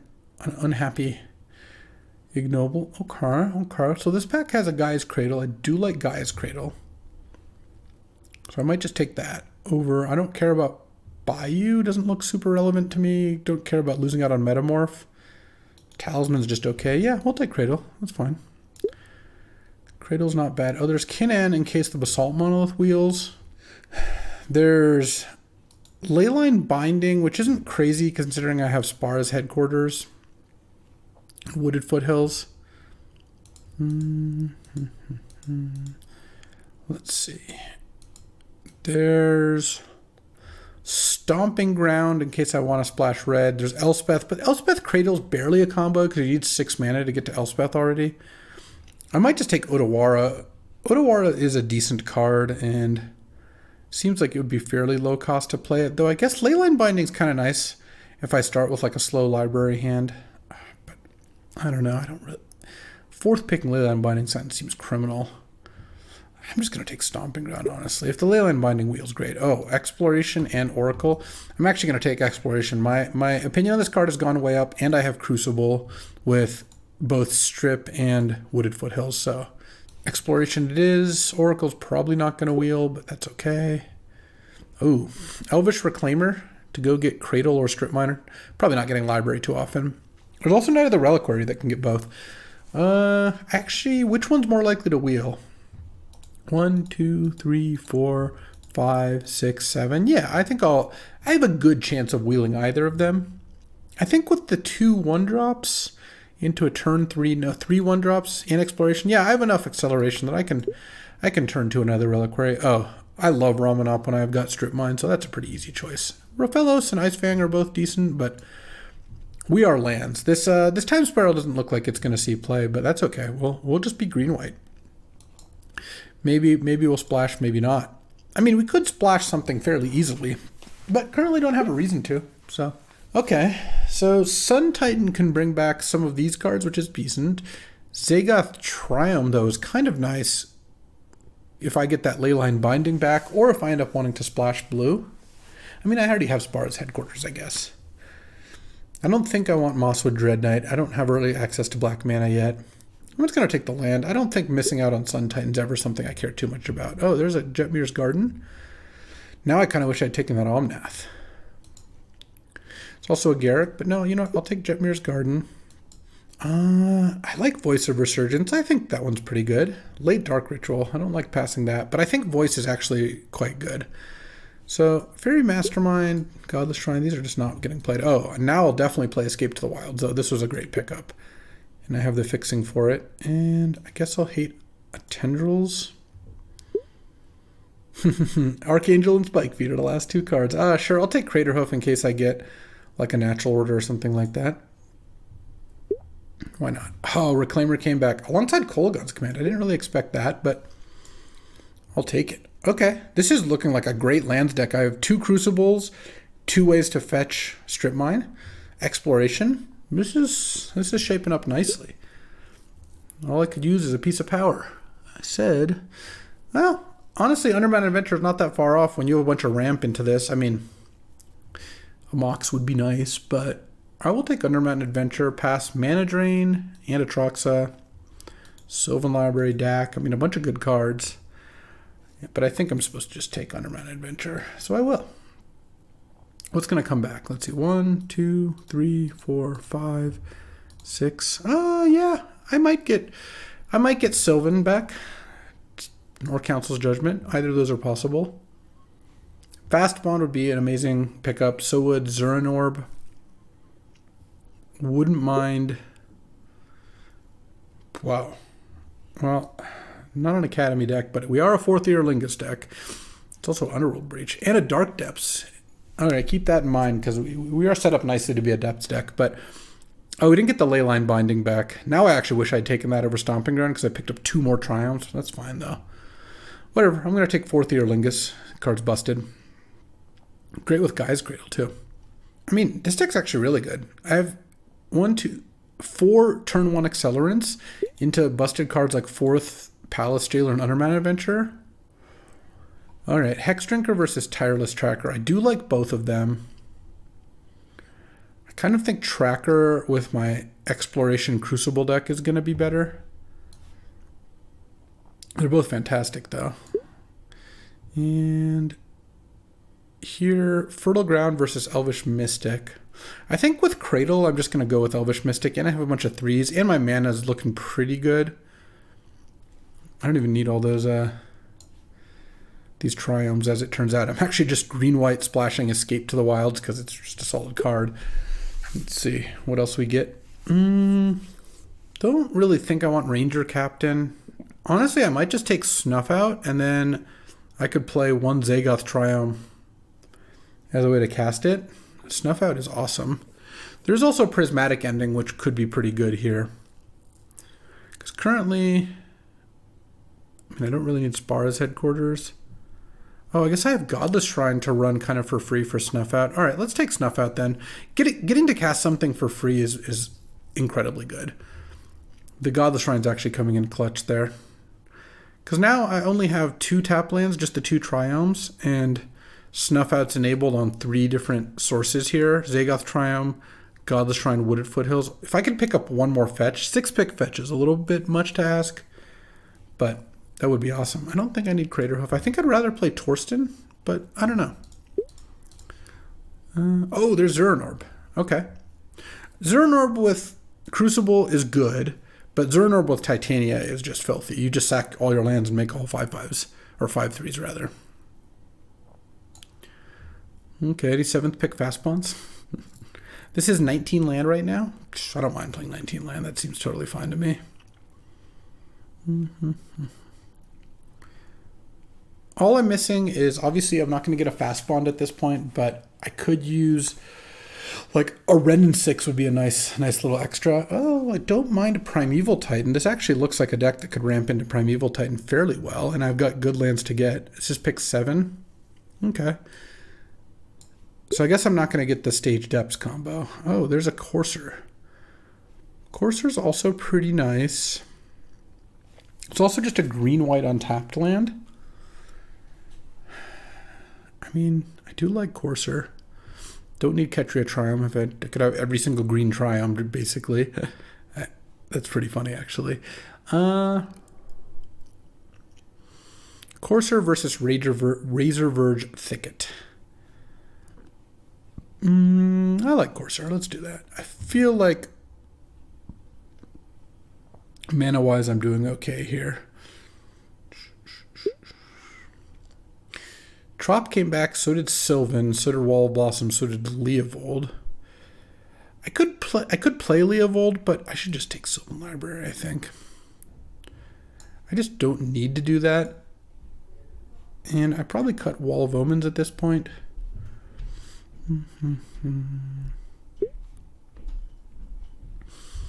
All right, I mean, I guess I'll take a Breeding Pool. Does that even do anything for me? I mean, it means I could play Time Spiral. Yeah, sure. I mean, I don't know. I'm not going to play Worldly Tutor. I don't really want to splash a Braid. I don't need to do that, so... Well, a green-white land is actually excellent, though. So I don't care about... Look, Enlightened Tutor I know can get Crucible, but I'm not passing up Temple Garden. Breeding Pool I will probably cut, unless I wanted to just play Time Spiral. This actually looks like a decent Explore deck as well. Yeah, I think I'd rather have that. Maybe I do want Elspeth Conquers Death, though, as just like interaction. Yeah, sure. There's some matchups where that could be good. Oh, Scrubland. I don't think I'm going to miss out too much on Prismatic Ending. Yeah, Sylvan Safekeeper's kind of interesting. Last pick, Yogg. How the mighty have fallen. All right, well, I like the way this deck... I haven't drafted lands in a while, so I'm actually really excited to get to battle with some lands here. Okay.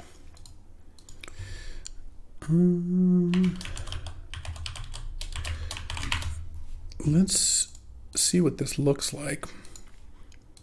It's funny, I ended up with like way too much fixing, like more fixing than I have cards to splash, but I'll splash the Snuff out in the Escape. That's fine.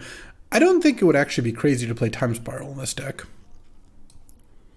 because I could, if I played, like I have a Breeding Pool in the sideboard and Aspara's Headquarters. If I played those two, I'd have a ton of green sources, but then I'd have to cut some cards, and I kind of want to play... I think I might cut Voice as well. I kind of want to play 18 lands. So currently, I probably don't need Godless Shrine and Scrubland. Just the Scrubland's probably enough. How many forests do I want here? Probably want a good amount. So if I do 4, 5, 6, 7, 8, 9, 10... Probably even 11 is good, and then like 1, 2 plains. Do I even need a basic mountain? It's not like I have no ways to search for basics. I have Wooded Foothills, but I can get Stomping Ground. 1, 2, 3 red sources, plus like all these other things like birds and Ignoble and Utopia Sprawl. Oh, I do have a way to search for a basic. All right.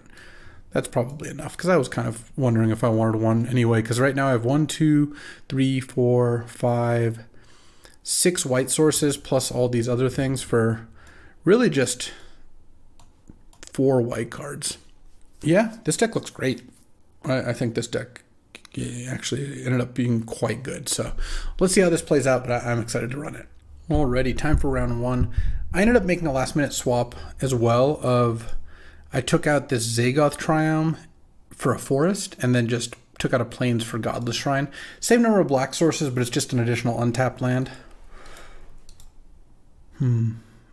This is mostly a way for me to stall while I decide whether I want to keep this hand or not. I think I'm going to keep, I don't know, Birds and Ignoble. Just a gassy opener. Just need to find any action spell, whether it's Escape the Wilds or Sylvan Library, Courser Tracker, all that stuff.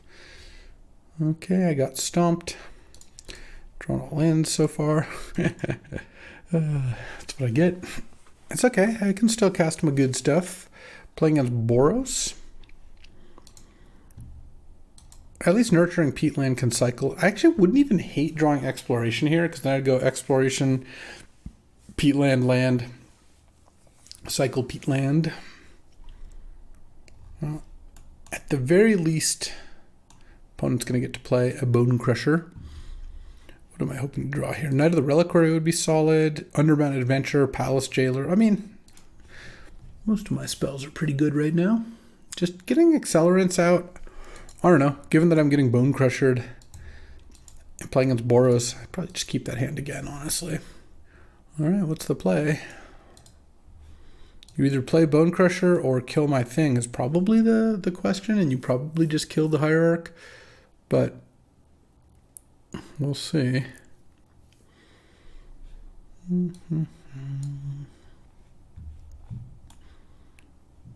I even have double white, so I can cast Palace Jailer even if my Hierarch dies. I don't have red, so I can't cast Fourth Earlingus or Escape, but that's all right. Let me see.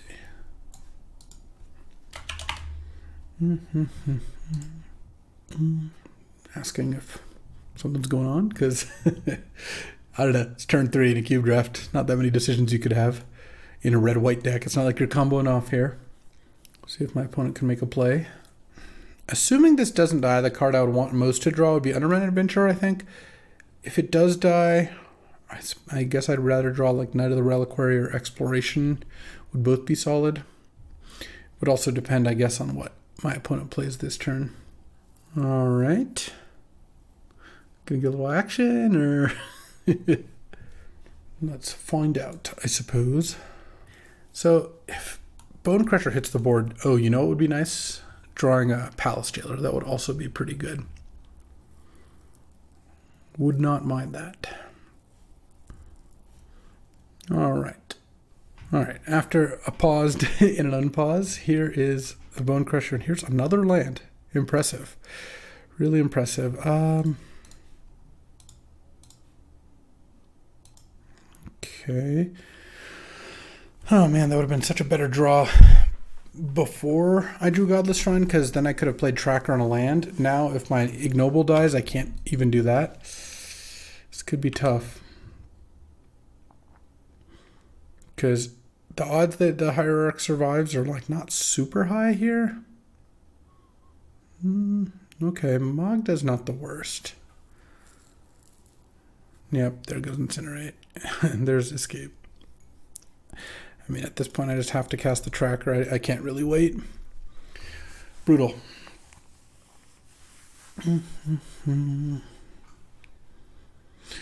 Yeah, if I had drawn like one of these cards, I guess I never really had a chance to play Escape, but if I had drawn Tracker earlier, Fury, yeah, I'm pretty dead.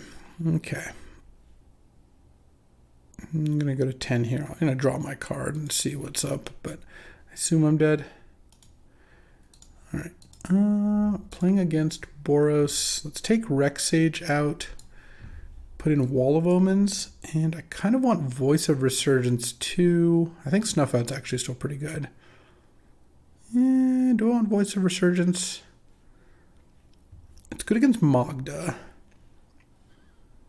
No, I think this is probably fine. I still have a lot of accelerants here, so just need to get a draw that lets me accelerate into them. That should be a pretty reasonable ask, I would assume. I don't think I want this. Do I want Spar's Headquarters? Another tapped green-white land. I have 1, 2 green-white lands.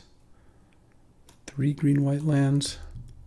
I have 6, 7, 8, 9, 10 untapped turn 1 green sources. Yeah, maybe I should be playing Spar's Headquarters just over a forest. I'm not sure. Okay, I'll keep this hand. This hand is pretty nice. I'm on the play this time. Let's see if I can have birds survive. It would be pretty good. I just need to survive 1 turn. Okay, 3 of Inspector is fine. All right, Exploration. Oh, yes. Let's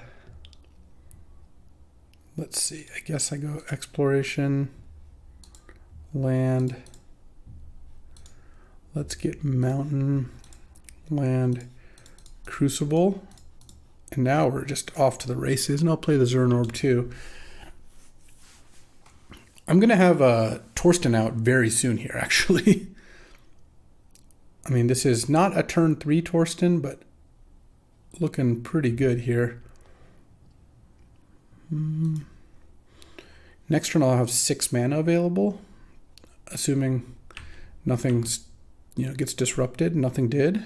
All right, this is going to be... Of course, if I draw Strip Mine, the game's just over, but even if I don't, Wooded Foothills, crack this, Stomping Ground tapped, Wooded Foothills, crack this.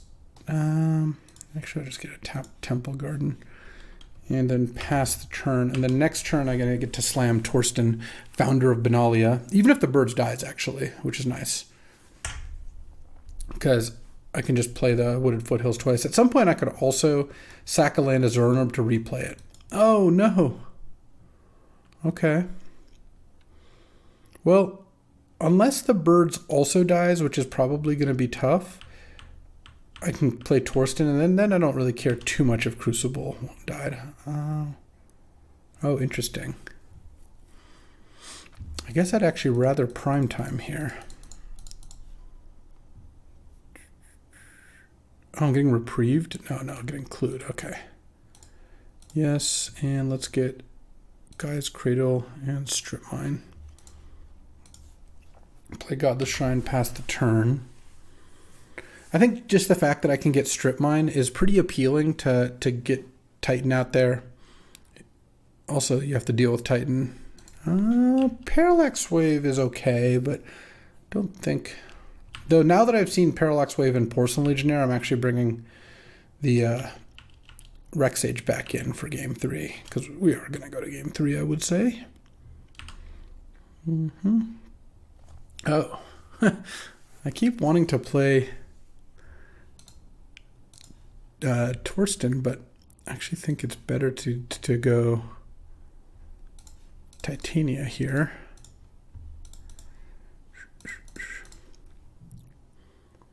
Because this blows up all your lands. Well, not all of them, but it blows up 2 of them, which is nice. Well, one extra one. In response, make a 5/3. In response, I'll make another 5/3. And gain 4. And... I think in response, I actually will make another 5/3. And actually, I will make even one more. The reason I'm making all these 5/3s, despite there being a Parallax Wave in play, is I want my opponent here to have to... Oh, wait. Wait. I just realized that this is actually a mana generation engine. So that's pretty sick too. So let's put all these into my hand. Okay, and I haven't even played my second land yet for the turn. All right, well, this game's... Oh, I could have even played another land. Incredible. All right, well, whatever. This game is like mega over. I guess I didn't really put the pieces together that Titania plus Zuran Orb with Guy's Cradle in play actually generates mana. All right, well, that was pretty good. Let's put Rexage back in. Killing a Parallax Wave is really important. On the draw, do I ever side out Escape? I really don't think I can, given the way this deck is constructed. What about Elvish Reclaimer? What about Library of Alexandria? Yeah, actually, I'm just going to take out Library. I'll go to 17 lands on the draw. Library, I just don't see myself wanting to use it against Boros aggro. So I think this is not bad. Okay. On the draw, did I want that? Maybe I do want that Spara's Headquarters over a forest. Yeah, I don't know if I want... Do I want Voice of Resurgence over Torsten? Torsten's pretty strong. I do need some finishers. Embereth Shieldbreaker is a good reason not to throw Zuran Orb out there until I want it out there. Like, until I have a reason to play it. Like Crucible, for example, or Titania. I mean, I have 4 good accelerants, 5x, you count exploration, actually. I feel like this matchup shouldn't be too bad. Just need to, I don't know, play a 1-drop on turn 1 and then play a 3-drop on turn 2. I guess playing against Boros, they've got a lot of ways to kill some of my accelerants, so we'll see how this goes. All right, on the draw. Any explorations? That might be the card I want most in my opener, though. Utopia Sprawl's also real big. Figure of Destiny. I'm just going to Utopia Sprawl green. I kind of feel like playing Ignoble Hierarch is just asking for trouble. Might as well just do this. All right. Oh, Snuff Out's going to be good here, I think. I do another green. That's okay. Tap this. Ignoble, Elvish Reclaimer, pass. If you go to level up this Figure of Destiny, then I will snuff it out and profit wildly. Fury. Pitching Incinerate? All right.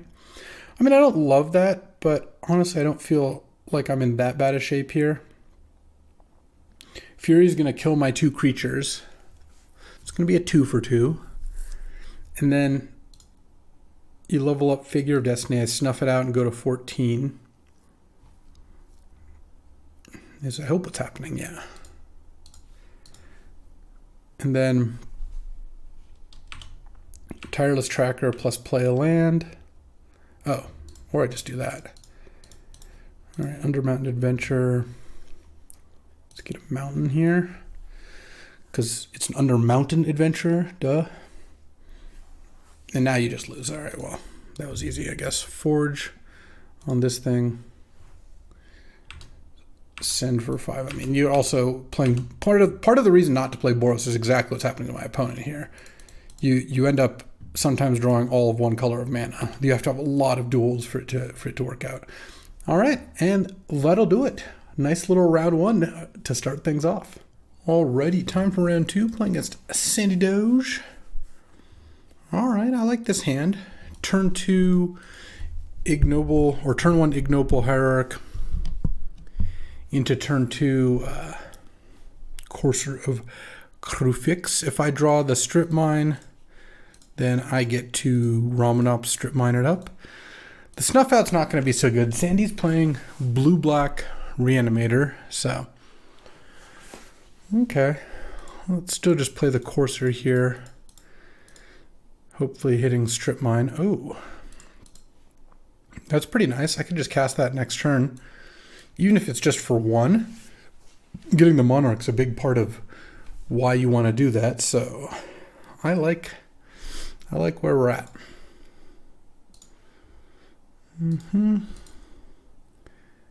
Baleful Strix. That's really annoying, actually, because it can steal back the Monarchy. Yeah, that's fine. I've got nothing better to do anyway.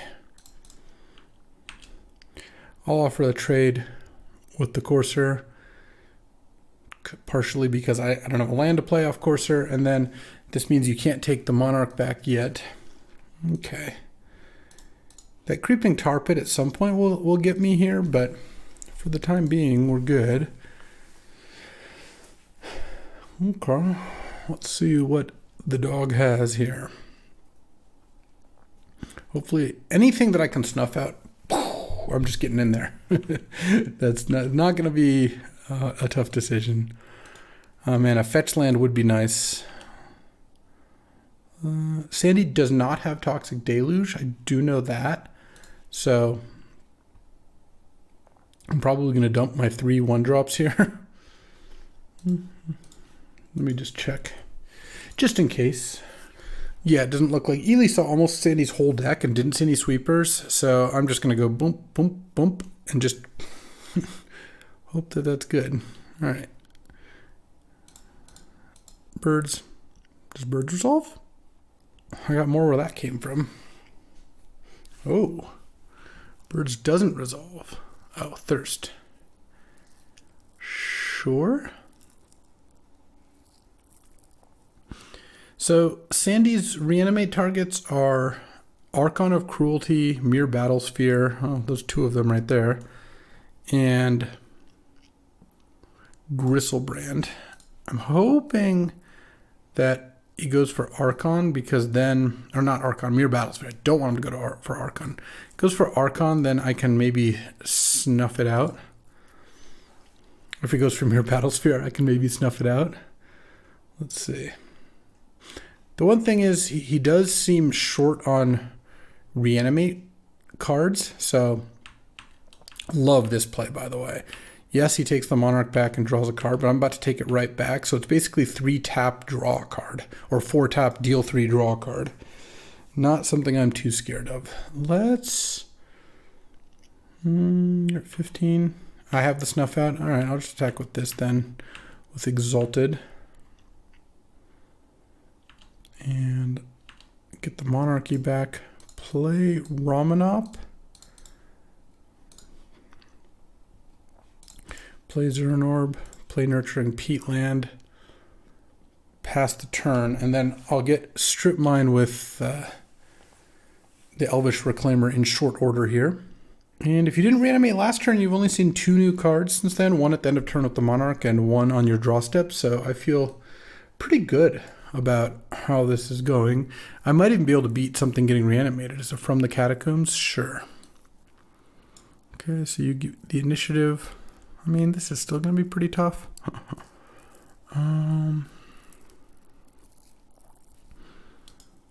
So you get to venture into the Undercity. I'm deciding, I have a lot of mana. Let's go Reclaimer. Sack the Scrubland. Do I get Gaia's Cradle or Strip Mine? I kind of think I just get Gaia's Cradle. And let's draw a card here. Crucible, okay. Sack the Knight. Sure. Discard a land. All right, millions of mana. Let's see what we can do with that mana. Okay, Tracker's not bad. So let's go Tireless Tracker. I don't care about getting extra lands into play, so I think I'm just going to go Zuran Orb, sack the Cradle. Play the Cradle because I have Ramanop. Get a clue. Crack the clue. Draw.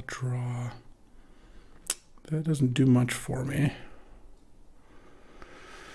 Let's Utopia Sprawl this. Name white, sure.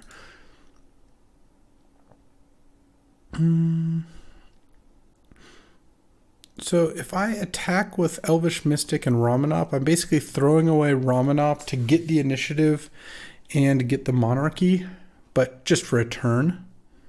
That might be decent. I mean, I could throw away the Ramanop because I have Crucible. What I could do, though, is let's actually do this first. Sack Stomping Ground. I'm going to get Strip Mine here.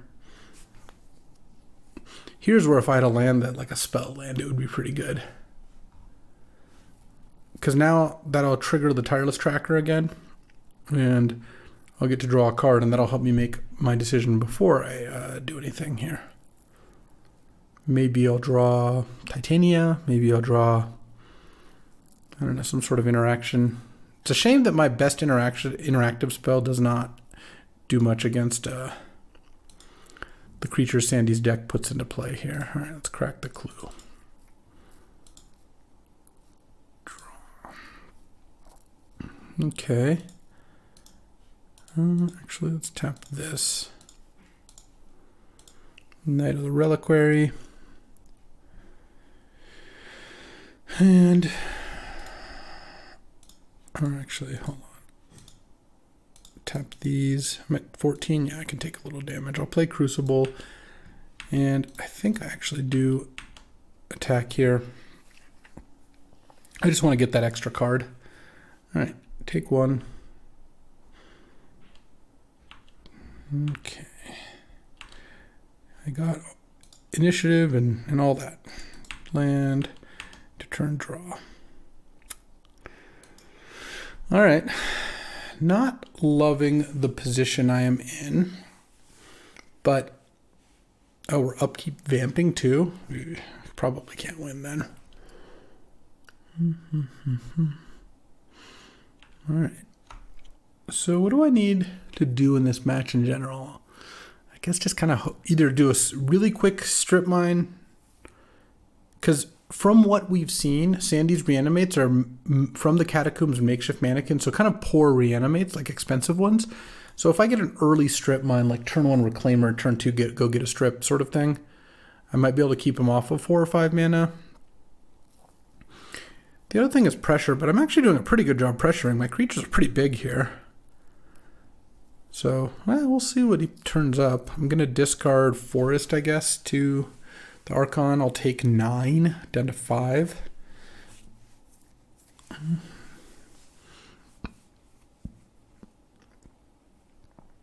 Okay. Could even animate the Creeping Tar Pit. I do have Zuran Orb, so if I need to gain a little more life, I can. Alright, well, I'll take some damage. And I guess I'll sack the Ignoble Herrick. I think that's a little worse than... I'm not attacking with just one creature anymore this game, and I think this has 1 power naturally, which is good when I want to get Monarch, and Birds is a flyer, which I might need to chump the Archon at some point here. Okay, you're the Monarch. You get to go either to the Forge or the Lost Well here. Forge is 2+1/+1 counters. Lost Well scry 2. Probably just scry 2 here, but I don't know what Sandy's up to. Oh no, 2 counters on that thing. All right. Okay. And now let's see. You vamped. Presumably you're going to do something. So if I draw Undermount Adventure and I play Undermount Adventure, I can immediately go to the Forge and then attack and go to the Trap. That's 7 extra damage. It's not so bad. Infernal Grasp the Knight. Okay. What else you got? I mean, the Knight's pretty big, so that's it so far. All right, let's draw. Wooded Foothills, huh? Strip mine the Tar Pit. Play strip mine. Get a clue. Get a clue, man. Let's crack the Cradle. Or tap the Cradle, crack a clue. All right. Action? I mean, this is pretty good. Rex Sage, huh? I can attack for 10? And then I can chump with Bird, I guess? I've already played my land. All right. Let's get your Swamp.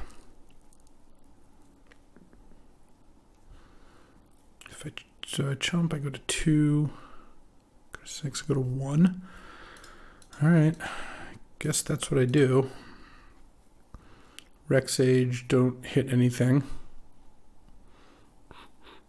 I mean, I assume I'm dead here, but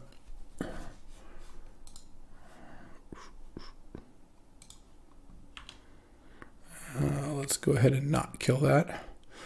So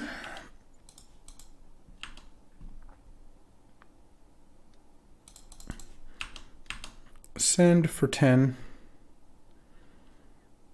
You go to 3, and I get to take the Monarch and the initiative. So yeah, I guess I needed to find Undermount Adventure pretty badly. I could have maybe done the fetch. I don't know. I'm going to go to Forge here because I want to go to Trap next turn. And I don't think scrying is going to matter here. Oh, there's my answer to Archon. All right, so anything that kills birds kills me. fair enough. I mean, almost anything kills me.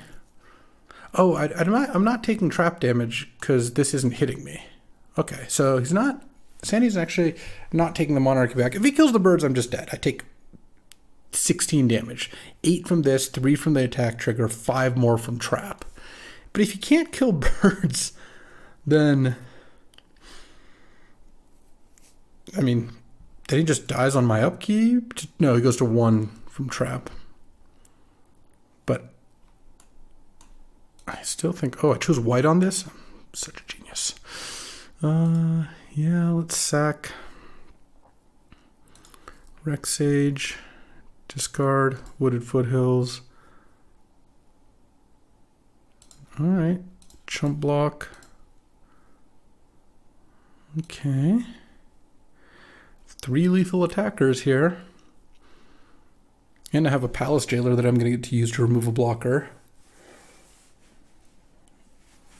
Oh, are we getting the Mirror Battlesphere here? Okay. I might still be able to win this game, actually. We'll see. Yeah, you're getting the Mirror Battlesphere. Oh, this lets you go into the trap now. Oh, because of the initiative. That's going to make it harder. It's going to make it a lot harder, because now I have to sack both my lands to Zuran Orb. Never mind. I'm 1 damage short of winning then. Well, I don't even have the initiative, actually, so I'm more than that. Yeah. What can I do to get out of this? Nothing, really. I can play Cradle. I can draw a card. All right, yeah. Yeah, getting the initiative back was tough. All right, well... I probably want Elspeth Conquers Death. And I probably don't want Reclamation Sage. It kills Battlesphere, but... I mean, Snuff Out's also kind of weak. This makes me want, like, Voice of Resurgence, maybe. Though I do think Spar's Headquarters over Forest is fine. I guess I'll put in Plains over Godless Shrine. I'll just keep the Scrubland. It's fine. Do I want Time Spiral? I don't think so. Yeah, I guess I'd rather have Voice of Resurgence than Rex Sage. Oh, no, Sandy has Soul Ring also. All right. And Baleful Strix. Yeah, we'll keep the Rex Sage. That's fine. All right. On the play here, game 2. Exploration also would have probably won me that game at most points. Well, that's a nice little hand. All right. What do I lead with? Oh, I very clearly lead with Elvish Reclaimer. It's actually not very, very complicated. Because what I can do on turn 2 is I can cast Birds off the Stomping Ground, play Cradle, tap it for 2, use the Reclaimer to sack the Stomping Ground to get Strip Mine or something.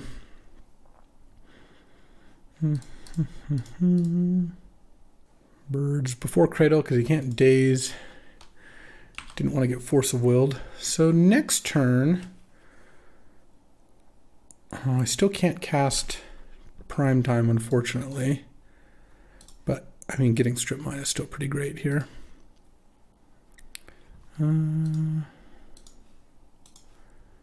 Mystic. Land. Strip the Creeping Tar Pit. Pass the turn. No reason not to upgrade the mountain, I don't think. And then next turn I can play Primeval Titan. Actually, next turn I can play Torsten if I want. Here, I think I'll just get Jetmir's Garden. It's fine. Draw.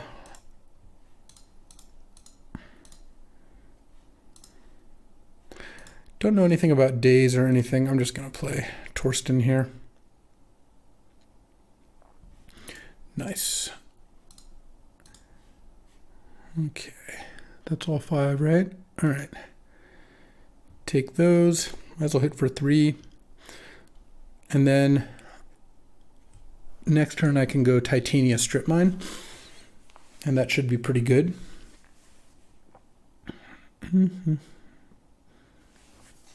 Assuming Sandy is still playing the game by then. Let's go Titania, Protector of Argoth.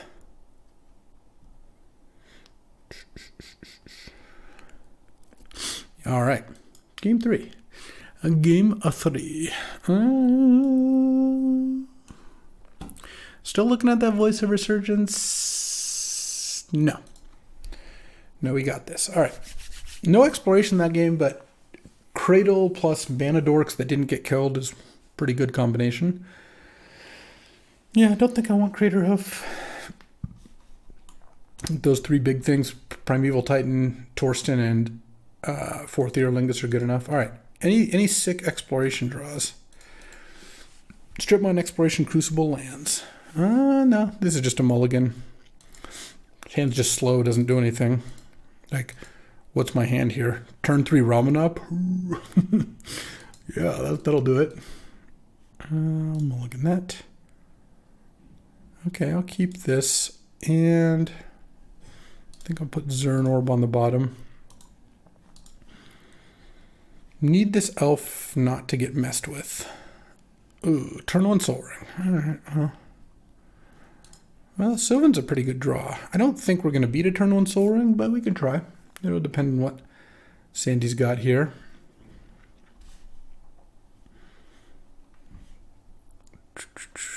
Upkeep Vamp. Well, things are getting worse.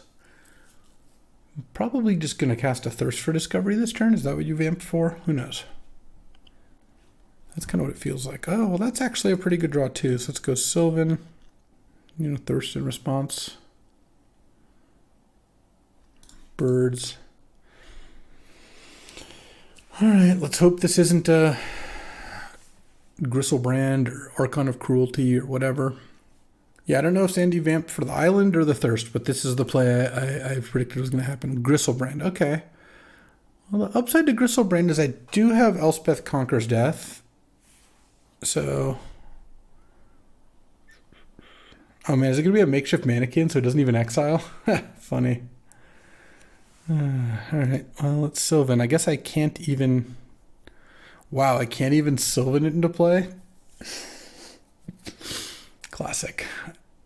I just didn't find a land under Sylvan. Alright, well, let's put... don't love this, but here we are. Yeah. Kind of all comes back to Soul Ring. I'm just not beating a Soul Ring. Forest, Exploration, Spara's Headquarters.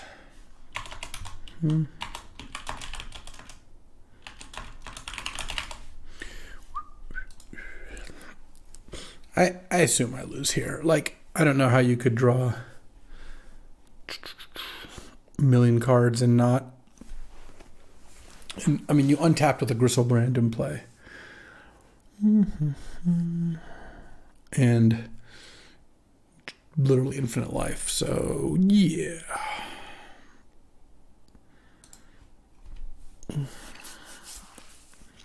Well, hopefully can pull out the 2-1 here. You even get a swamp off that. Hooray. Let's see. I mean, I'm not conceding because, like, technically there's things I could do. Flash in Archon. No, I am not going to beat Sandy's entire deck. And so let's just go to round 3, see if we can get the 2-1 here. And I believe we're actually just playing against Team J-Bro. So, no, we're not. All right, let's find Xantos and get our round 3 going. Alrighty, it looks like it's all going to come down to me, actually. I won one. If I win, I'll be 2-1. And I think that'll make everyone on our team 2-1 plus 1-0-3. So we will be fighting for a tie. This hand is great. Playing against Esper Control, so the library is going to be fantastic. And I have Strip Mine already, and I have a bunch of 1-drops, which is actually great with library. So I go turn 1 library, go, end of turn draw up to 8, untap draw to 9, Forest, Hierarch or Birds, go, draw. Like, it's just a fantastic little sequence. And Xantos mulled to 5, so there's the Crucible. All right, well, I think we're gonna be okay here. I'm gonna show my teammates.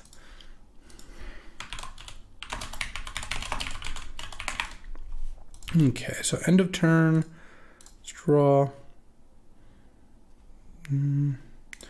I'll strip mine next turn. Let's go with Ignoble first. Pass the turn. Always be librarying. Cathar Commando.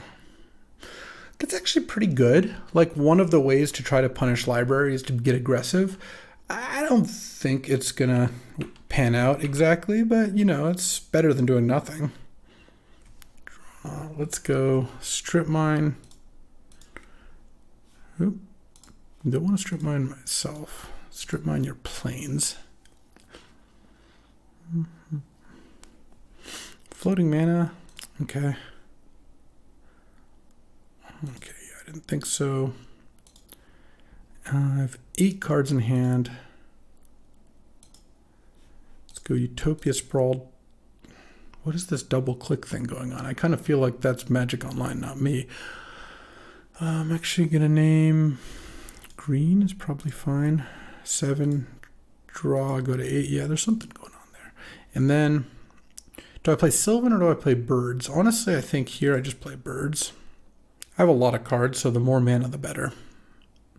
Pass the turn. Oh, Xantos does have mana drain. I do have to think about that. Swamp, huh? And Toxic Deluge. So there's definitely some cards I got to worry about there. 8 cards. Let's go to 7 cards. Let's go Tireless Tracker. Okay, that's Counterspell, not Mana Drain. That's nice.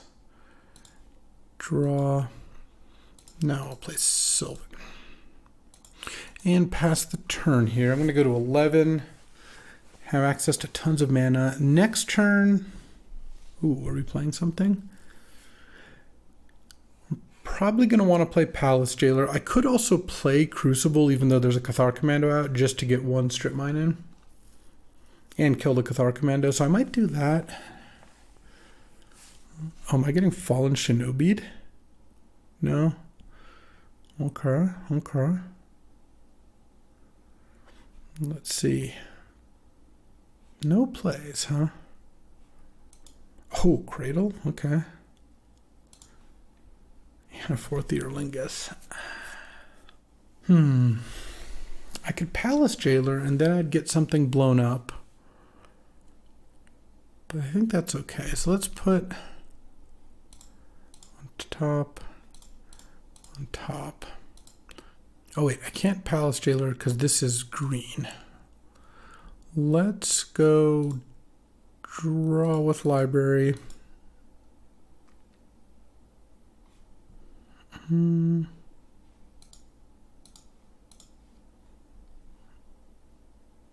Knight of the Reliquary? Yeah, I think so. Venser. Okay. Well, I haven't played a land yet, so now I can go Godless Shrine, pay 2 life, Knight of the Reliquary. Alright. That's not too bad. And then I do have to watch out for Mystic Confluence. Jace Bounce Knight. Ooh.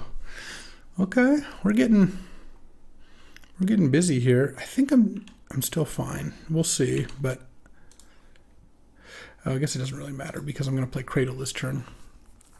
So I want to play Cradle and 4th Eorlingus. Okay. I could play 4th Eorlingus before Cradle, but then I would have tons of green, and that's not really what I want. I'm just going to do it for as much as I can.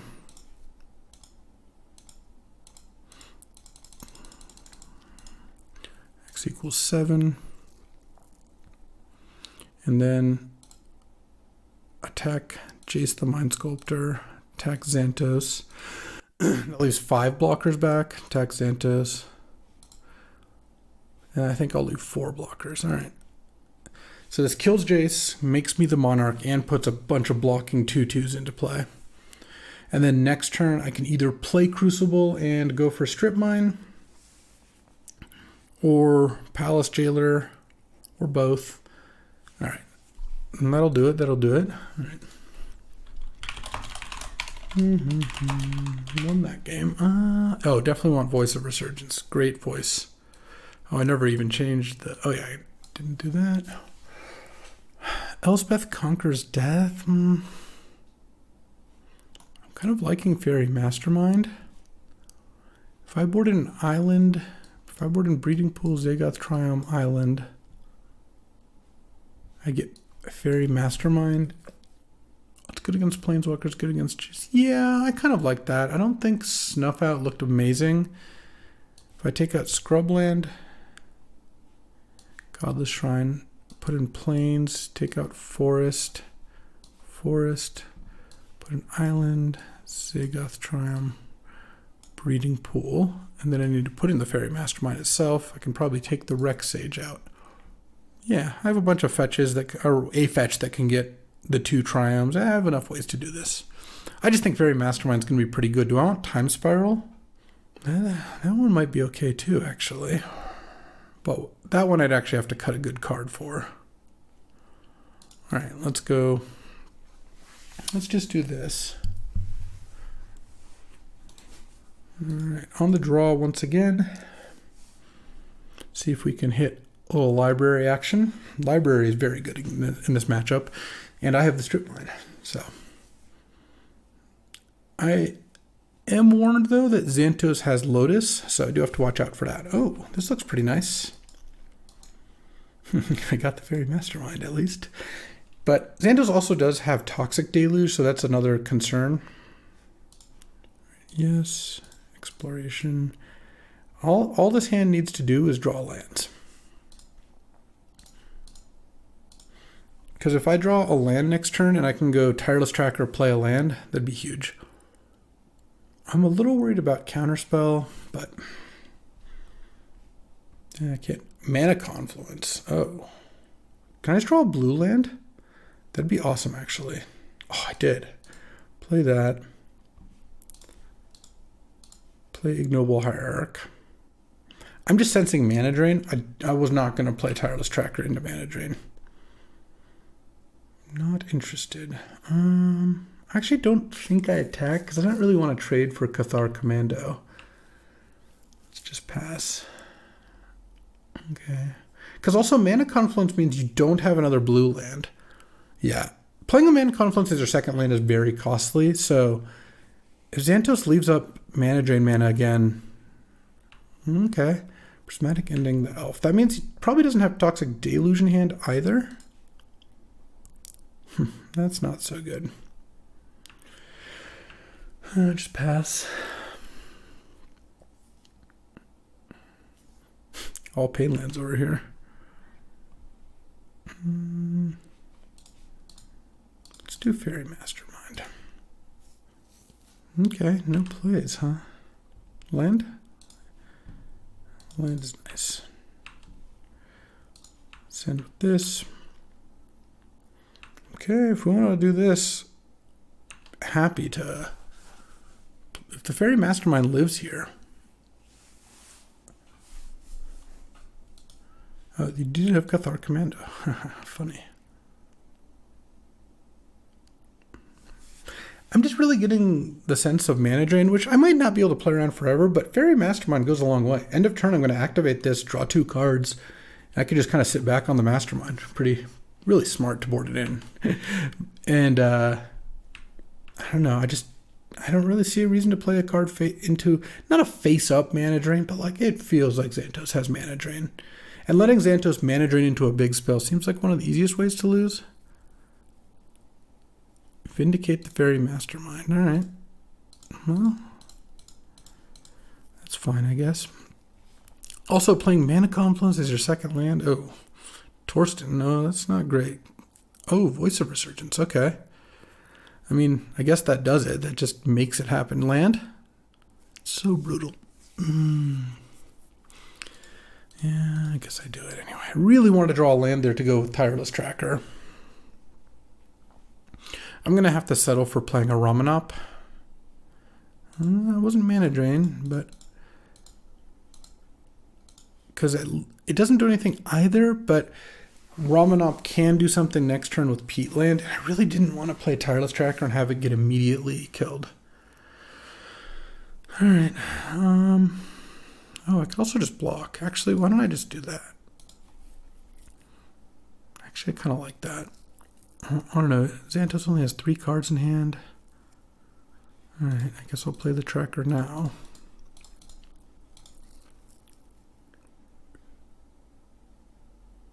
Getting Mystic Confluenced. Oh, Gear Hulked.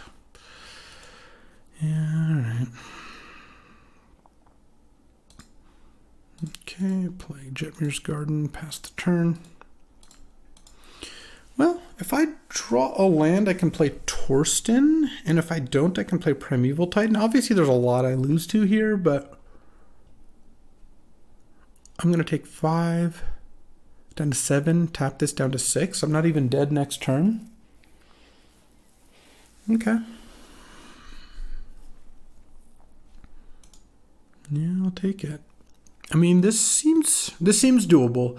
It's going to be close, and certainly could lose. Like I said, it feels like there's a lot we do lose to. But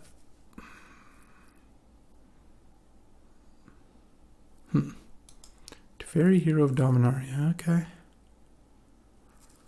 Oh, you're going to put the elf back on top? The elf back on the shelf? Then I'd have to draw a land to play Primetime. It's not an unreasonable play. I'm playing a ramp deck. I've missed a couple land drops. If you don't think you're going to draw something that interacts with the board right now, it's not unreasonable to pop the elf back into my deck and kind of hope that I just don't draw a land and can't do anything. But we'll see what that is. I do get to slam Titan if I draw a land. If I don't draw a land, this Titania is really weak. Okay, we're drawing a card. Sure. Xantos also has a mana drain and who knows what other interaction, so drawing a card is very reasonable as well. You can even untap Silent Clearing to be able to sack it to get another look at mana drain, so seems pretty reasonable. Venser kills me. The question now is, do I play Primetime or Torsten? I guess that answers the question.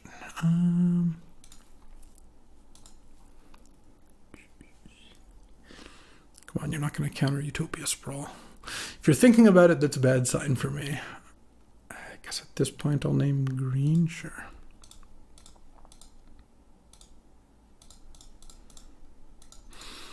All right, Primetime. Okay, resolves. Let's get Strip Mine, Guy's Cradle. Pass the turn. Teferi can -3 on the Primetime, and then the Gear Hulk attacks me down to 1. So, oh, we're drawing. Didn't want to draw in response to try to hit mana drain? Path deck, so alright. I mean, I don't love it. I get hit down to 1, then I can't tap the Peat land anymore, but I can go Strip Mine, play Titania, bring back Strip Mine. That actually might be enough. Out of 3. Oh, not quite enough to cast Torsten as well. I was trying to see if I could get to 7 afterwards. That would be nice. Oh, come on. What's going on? The last match of the draft, sometimes teams play Four-Headed Giant. That's not really my jam, I would say. So, but sometimes you get the whole, you're consulting the Necrosages on every play, and that does lead to playing a little bit slower. No, well, I suggest you attack with the Torrential Gear Hulk, because I'm at 6.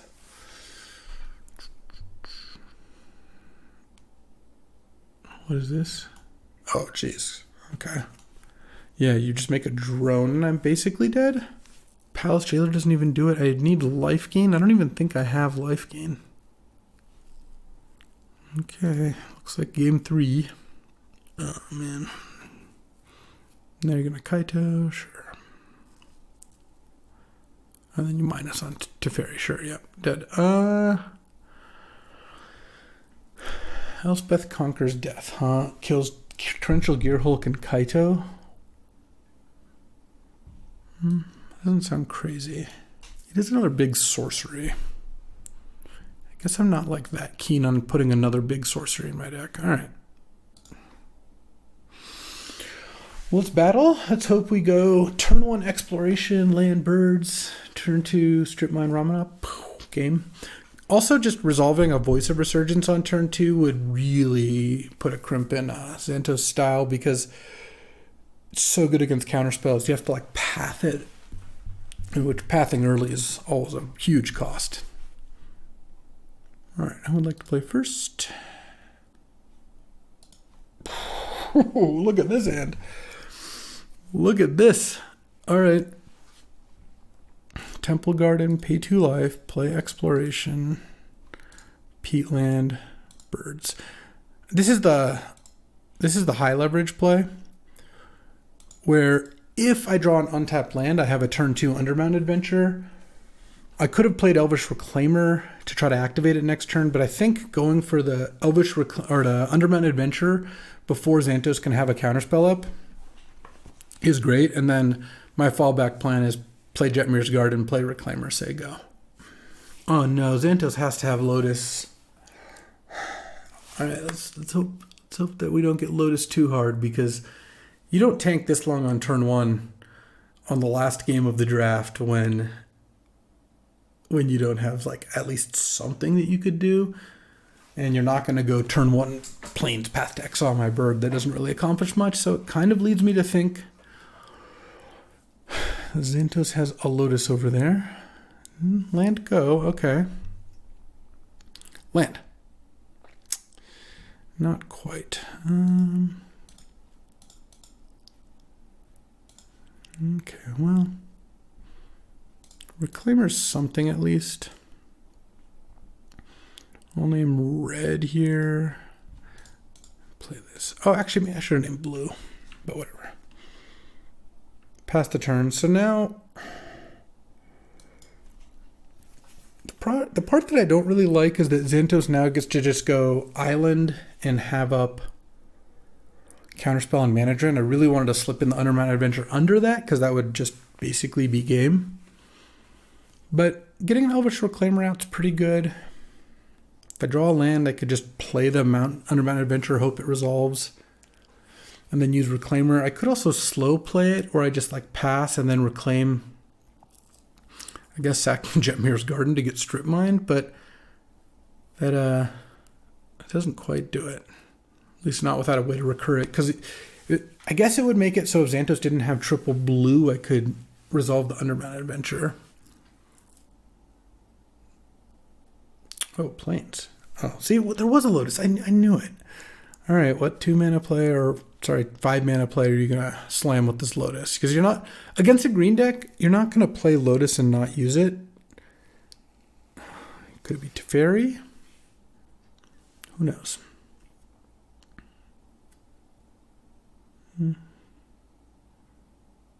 Yeah, it is Teferi. Okay. Okay. Well, it means I get to resolve this. Land.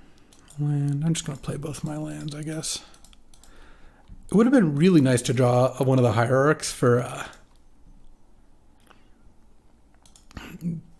Exalted to kill the Teferi, but I didn't quite get there. All right, let's get Island.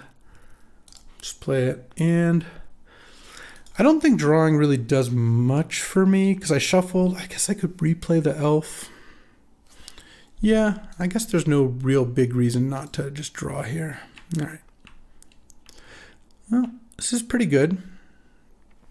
The bird also threatens to kill Teferi. So if Xantos has Swamp Toxic Deluge, that's a little annoying. All right, it looks like we might.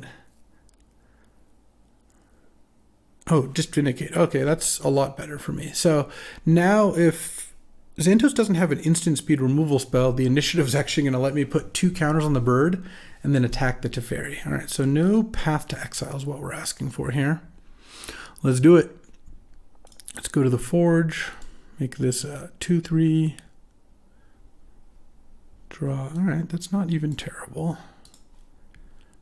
Let's attack Teferi. No path, and I feel like I'm in really good shape this game.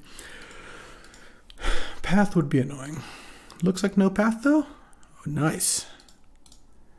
All right, let's cast Courser. I don't really care if you like countered or something. Any strip mines? No. Ooh, Wooded Foothills. And I haven't played another land, and I have Exploration, and I don't really want to draw Zuran Orb, so I'm just going to crack this. I'll get Breeding Pool. Okay, there's a Crucible. Let's just play the land from hand. All right, that's not too bad.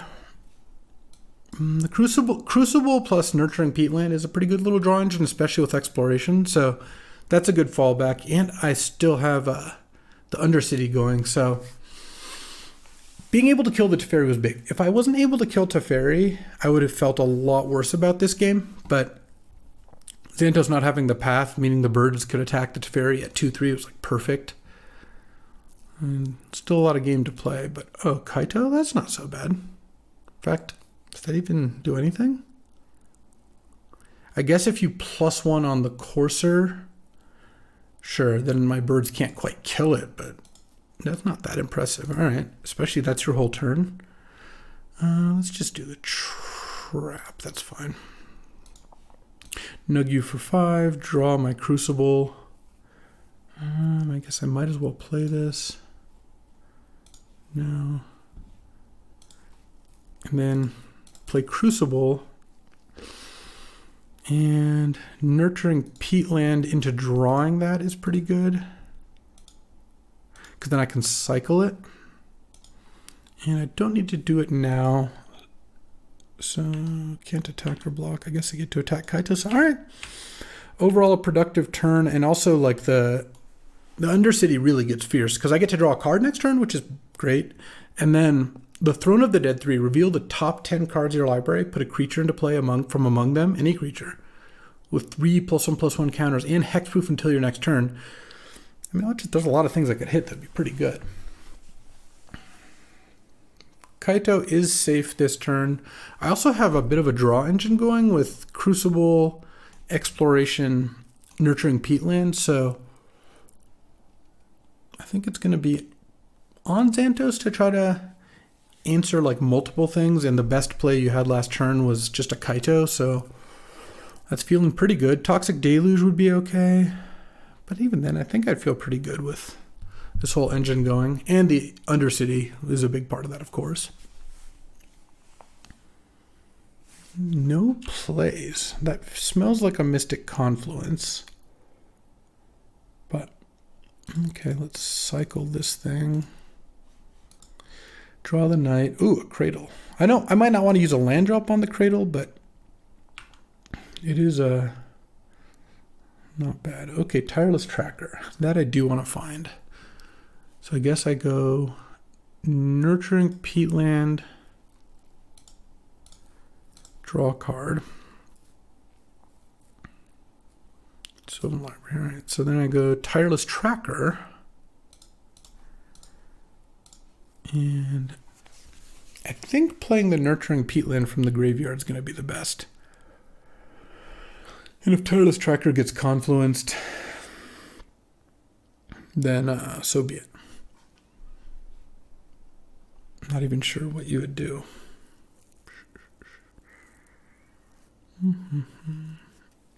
Okay. Play this, and I guess now I go ahead and attack. Okay. I still have a land drop. All right, so let's hit the Kaito with both and see what answer you have. Might be Mystic Confluence, I suppose. You could bounce 2 creatures, but even then, it's not the end of the world. They're deep in the tank, though. All right, is Kaito going down? Yeah. I have a clue. Oh, no, I did already play both my lands. I don't want to play the Knight of the Reliquary when I already have 3 creatures in play, just because I'm worried about Toxic Deluge, but knowing I'm drawing Sylvan is big. Oh, Strip Mine? All right, well, the game kind of ends next turn. If I can pull this off here. Santos also has to use mana this turn. Like, if you don't play anything, I really don't know what's going on. You have 5 cards in hand. Is there a flash flyer? Oh, it's an Urtai. Oh, to kill the Tireless Tracker and take the initiative, I guess? Sure. Okay. I should be able to take the initiative back. I mean, I guess it's possible that Xantos goes, hit you, take the initiative, Toxic Deluge, kill all the creatures in play, because the Urtai would die too. But then I would go Strip Mine, Knight of the Reliquary, so that still feels pretty good. Got another island. Do have to think about Torrential Gearhulk, but I guess there's no instance. We're cracking Silent Clearing. If that's where we're starting, I like our odds. Yeah, this looks pretty good. And you can still Toxic Deluge here. Brain Maggot? Oh, sure, that's fine. So it looks like I'll be able to take the initiative back then. Okay, so let's draw. Then we Sylvan. Oh man, and a Voice of Resurgence. Yeah, I'm at 20. I'm just gonna pay life. So let's start with Strip Mine. Gain a life. Strip Mine your island, and by doing that, I shut off counter spells. Okay, so you have to have like exactly Dismember. Okay. I won. Unfortunately, there's a Pyrrhic victory in the sense that my other teammate lost. So we actually ended up 0-3, 1-2, 2-1, 2-1, which not enough to win. So we got demolished. I was too confident in my team, and the other team, they showed me how stacked the teams were. So GG's and good beats. This deck was pretty good. I like getting to draft a lands deck, and hope you enjoyed watching me get some good Strip Mine action going. I feel like we had enough good exploration decks. Or games that we did the lands thing. Alrighty, welcome to another Vintage Cube Draft here on my new YouTube channel. Thanks for hanging out. Appreciate you being here. And of course, we're going to be playing the best format in Magic, so wasn't really a hard sell, was it? As for this pack, ooh, I see a nice place to go. Strip Mine. When I first picked Strip Mine, I'm thinking lands. I'm thinking Wrenn 6, Crucible of Worlds, Oracle of Moldiah, Crop Rotation, and even Dark Depths. So what my hope is that I take Strip Mine and wheel Thespian Stage, because there's 1, 2, 3, 4, 5, 6, 7. Yeah, it's a decent chance the stage wheels plus the 2 duels. If not, maybe Regrowth or Leovold perhaps, but happy to start on Strip Mine and kind of see where we go. Second pick, I think I'm wanting to take Noble Hierarch. The lands decks are pretty frequently green, often splash colors, and I like Noble Hierarch and Ignoble Hierarch and Birds of Paradise in these decks. I don't really like the Llanowar Elves, Elvish Mystic type creatures because you want to tap for other colors. Vindicate's also a reasonable pick with Strip Mine. They actually kind of combine well, but I think Noble is more likely to be the right colors for Strip Mine, less committal into 2 colors, and Noble is, I think, arguably a more powerful card. Of course, depends on your deck. Oh, there's a third pick, Fastbond. We're in. This just game. I'm not saying this is going to work out, but I'm saying we're going to go for it. So yeah, we're definitely taking Fastbond here over. I mean, the good cards in this pack are Jace, Necromancy, maybe Indatha Triumph if you already have a good reason to be those colors. But yeah, we're taking Fastbond here. And here, I don't think. Well, you get to see a rarity. This almost never happens if you've watched me draft. I'm not going to be taking Underworld Breach. I don't know who the other 3 people were that also didn't take Breach, but I'm going to take Windswept Teeth. Green fetch lands are at such a high premium for this deck. Like, you might look at Tireless Tracker, because it is a good combo with Fastbond, but green fetch lands make your Oracles and Ramanop Excavators, Crucible, all those effects just completely pop off while fixing your mana. So, 4th pick fetch land is also something I'm really happy with here. Okay, so here I could take a red-green land, which is good with the Windswept Teeth, especially if you play Wrenn 6. Could take Natural Order, but I'm kind of looking for a lands deck, not a Natural Order deck. I do think this is a completely reasonable pick, but that's not the direction I'm trying to go. There's also Springbloom Druid, but I think I'd rather just have Stomping Grounds. Springbloom Druid is just okay. I mean, I would play it in this deck, and maybe I'll wheel it. Maybe I'll wheel Eladamri's Call, but I think I want to be stomping here. And Now there's a Jiraga Tree Speaker and an Upheaval. Upheaval is actually really good with Fastbond.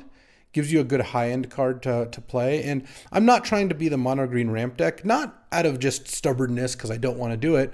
I also think the mono-green strategy is a little less good. Plus, we already passed Craterhoof and Natural Order, so I don't think we're going to be the only one going for it. There's also Knight of Autumn is a pretty reasonable card, and I have a green-white fetch. Path is also a strong card. I don't know. I do like Upheaval in general as one of your few blue cards in the big blue mana deck, and I have Noble. Let's take Upheaval as a speculative pick. Oh, there's a Wasteland. That is perfect. All right, we're snapping off Wasteland. Also, getting Wasteland, what is this, 7th pick, 6th pick, 7th pick, is really nice because that means no one else should be on the lookout for Red and 6 and Crucible quite as much as us. Not saying someone wouldn't take it, but I think we've got a good shot. Probably going to just take Karplusan Forest now. I don't have a red card yet, but Red and 6 is the big one. Plus, there's cards like Fable or Lelia that I'd be really happy to play. So let's take Karplusan Forest over like Celestial Colonnade, Damnation, Toski, whatever. Cards that I'm not all that interested in. Okay, so Lurrus was still there, and so is Boonbringer Valkyrie and Azorius Signet. So unfortunately, we didn't wheel Thespian Stage. We're unlikely to be stage depthsing. I could take Regrowth here. That has some applications. I don't really need another red-green land. Definitely don't need a red-white land. Not looking like the best Lurrus deck, and these tend not to be. So do I want Primal Command or Regrowth? I think I want Regrowth here. I could end up in some sort of blue-green shell, and Regrowth can be really good in those kinds of decks. Plus, Regrowthing Strip Mine and Wasteland is not actually the worst thing in the world. So let's move Upheaval over a little more because I want to separate out fetches and actually I'll do it this way. Separate out fetches and non-fetches, basically, or sack lands and non-sack lands. Okay, Vindicate Wield. So did Mystical Tutor and Blooming Marsh and Sneak Attack. Sneak is also a reasonable card with 3 red-green lands. Maybe I just take Sneak and kind of just speculate on it. It's not a huge lift to just take that. Now there's a Gruul Signet, which again goes towards the red-green theme. I don't like Warren Powerstone much. I might just take Indatha Triumph, though. This turns Windswept Heath into a black land and is just a tri-land in general. Plus, when you have Fastbond, Signets get a lot worse. Like you're looking to play Fastbond and lands, not random Signets. All right. I've got a couple speculative cards, Upheaval and Sneak and Regrowth, these 3. But I also have both Strip and Wasteland, Windswept Heath, and Noble. So a lot of good directions to go. I'll take a Godless Shrine here. Now I kind of wish I'd taken Vindicate over Sneak Attack, but that's just the way the cookie crumbles. Okay, both Eladamri's Call and Springbloom Wield, but I think I like Eladamri's Call now because I have this Sneak, remember, and Eladamri's Call to get an Eldrazi into Sneak Attack offers a pretty good amount of redundancy, and then depending on the creatures I get, Call could be good there too. All right, I'll take the Deranged Hermit. Probably not looking to play that. And yeah, no one's drafting Mono Red apparently. Okay, so what are we looking for here? This pack's a little unfortunate. I don't mind an Augur of Autumn. In fact, I'd be happy to play it. And Woodfall Primus is good with Sneak, but I think I'm just going to take Bloodstained Mire. This is green, black, red, white land. It's a pretty powerful land, and again helps with recursion. We haven't seen Crucible, Ren and 6, or Ramanop Excavator go by, so we've got some good options for those. At some point they'll show up, and again we're kind of cornering the market on the lands that sacrifice. Woodfall might not wheel because of the Natural Order, Jiraga Tree Speaker, Craterhoof person, but even if it doesn't, I might get back Augur of Autumn. So I've got 2 green cards I'm interested in. This pack, I could take Opposition to go with the Deranged Hermit. I could take Skyclave or Council's Judgment as just white removal spells, because my mana is pretty good. Could take Factor Fiction, because that's a combo with Fastbond, just card draw in general, and it's also kind of a combo with Regrowth. You just churn through a bunch of cards. Not looking too much like Skullclamp, though. Remember, we have this Deranged Hermit that makes both Opposition and Skullclamp better. This is a pivotal pick because I could take a blue card draw spell, Opposition, which I haven't really been that impressed with overall, Skullclamp, which is also kind of nice with Fastbond, and I have Eladamri's Call. All right, I'm feeling Skullclamp. I don't get to Skullclamp very often, so I'm very interested in doing that. Deranged Hermit in. Oh, easy Crucible. I've strip, waste, 2 fetches, Fastbond. Yeah. I love Caracas and all that, and there's a crop rotation and a Court of Bounty. A lot of cards I'd be interested in. But if I take Crucible, the odds that I wheel crop rotation go up a lot. This pack is less exciting. We're not in the frantic search territory, though. Whoever took Breach should have taken that. Elvish Mystic has gotten better. I have Skull Clamp now. That makes Elvish Mystic a lot more intriguing. There's also Hornet Queen. But the big green 7-drops, I feel like you have a lot of outs to pick those up later.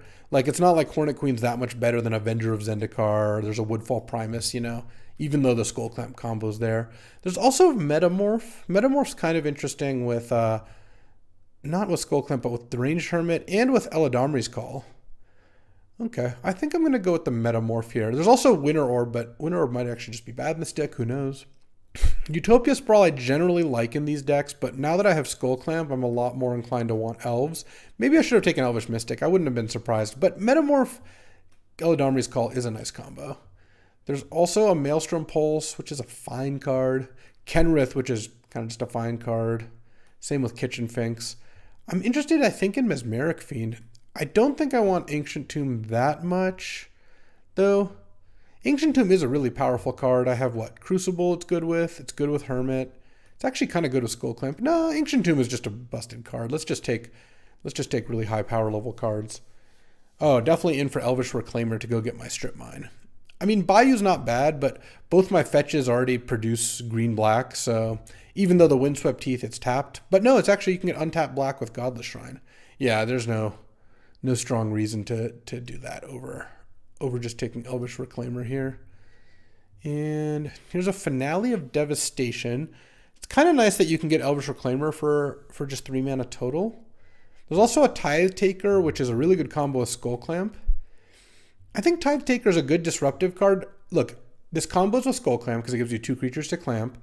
Against control decks, it annoys them because it makes their instants cost more. And against aggro decks, especially mono red, it's a pretty good blocker. So I think I'm in for taking some Tithes. I don't think I want Survival of the Fittest. I'm probably not going to have enough creatures to reliably do that. Not a big fan of just casting Terastodon. I do have Sneak. I could also just take Ashen Rider for the Sneak combos.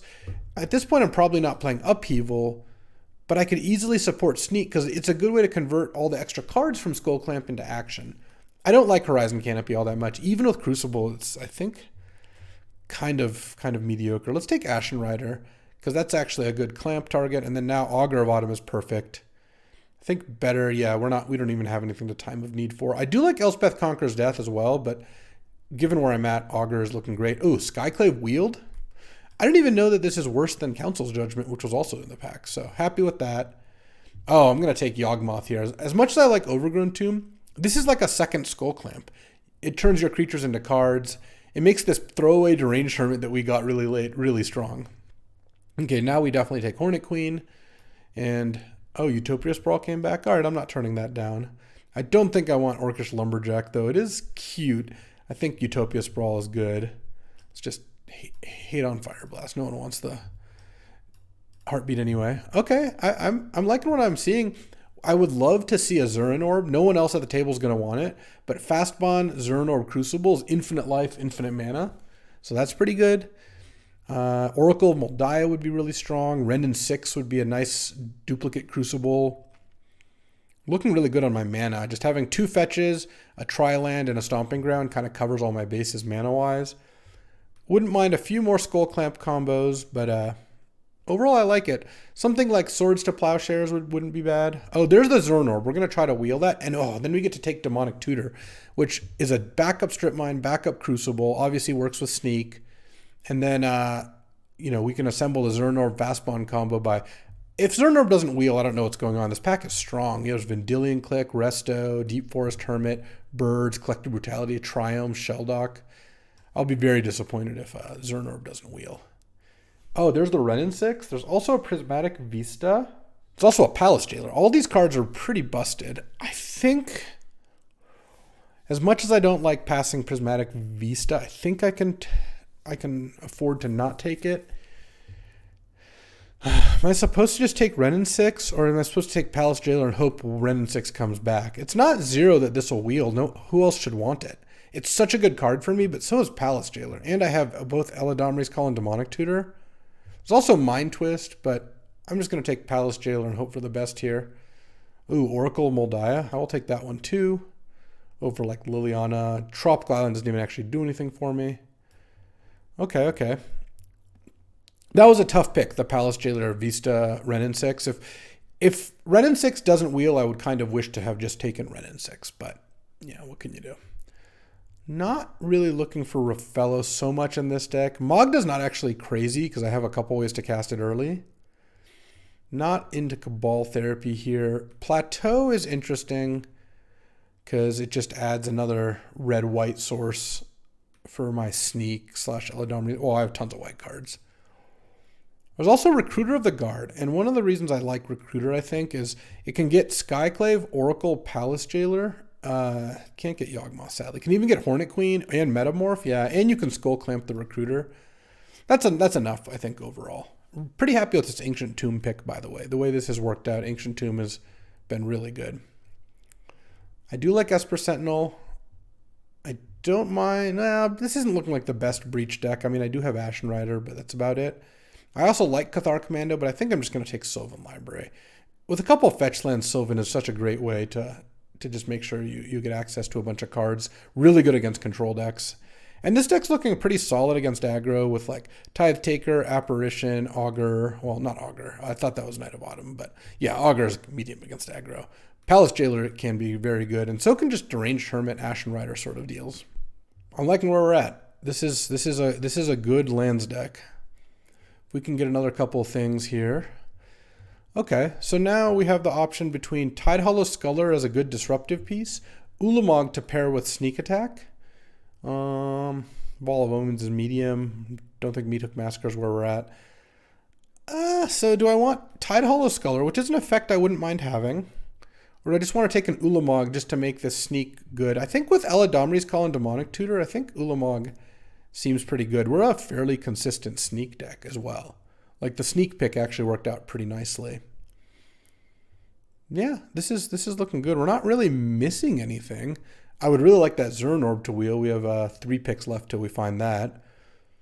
Ren in 6 wheeling is also a really big sweat. Ooh, Pattern of Rebirth. So when an enchanted creature dies, you can search for a creature and put it onto the battlefield.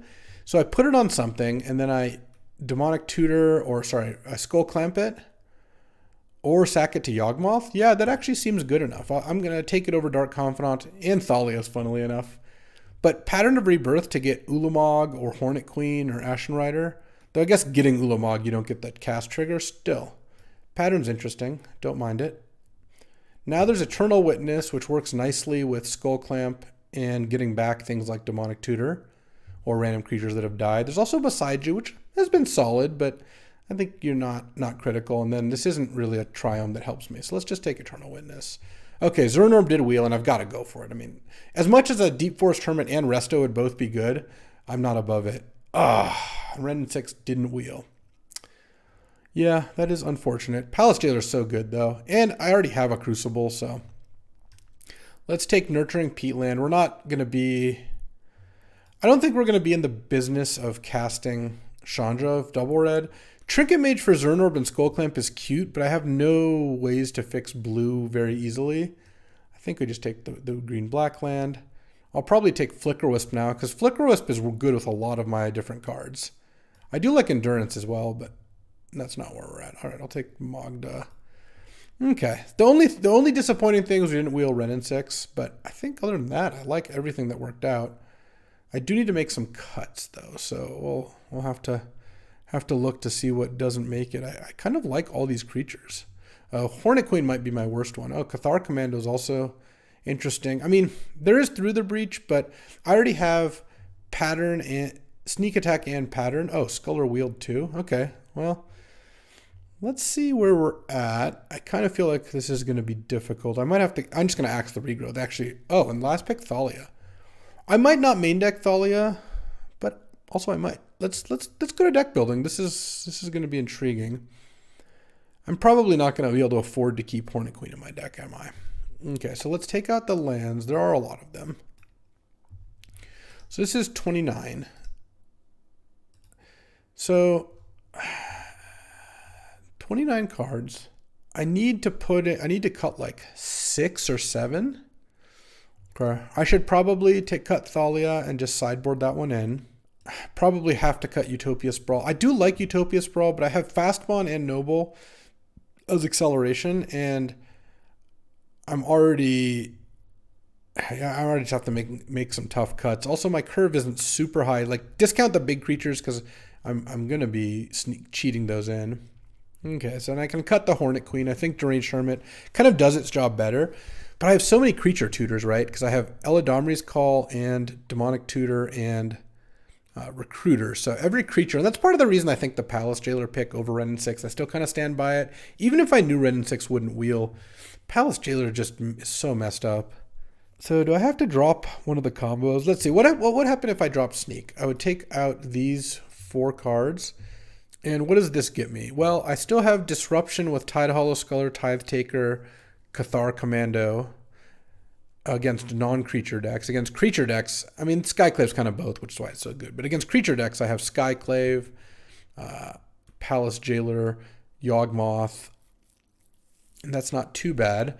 I still have the Fastbond, Zuran Orb, Crucible combo. And I think with a Demonic Tutor to go get any of the pieces and Eternal Witness to get back Demonic Tutor, that doesn't sound bad. I also have a lot of card draw. Like, eventually I could Skull Clamp a bunch, assemble the combo, get a bunch of mana, get a bunch of life, and just put a bunch of stuff into play, basically. That's where Sneak would come in handy. Like, this gives me a good, powerful late game when I'm doing a bunch of finicky, comboing stuff. How big of an issue is the mana with Sneak? Well, I have 4 free red sources. This plus a mountain. I don't even know if I would need a mountain. I could play a mountain or not. Let's say if I even didn't play a mountain, I have 4 red sources for a Sneak, plus an Elvish Reclaimer, and then a bunch of ways to just draw lands. Cathar Command is also a card that could go out. Okay, I think, as weird as it sounds, I think I actually want the Thalia. Thalia has just such a big effect on the game. My spells are mostly cheap, and I don't have that many of them. So I think I'm going to start without Sneak. I'm going to start with Thalia. I could also play 18 lands because I've got 3 colorless lands. Thalia is just a messed up card, though.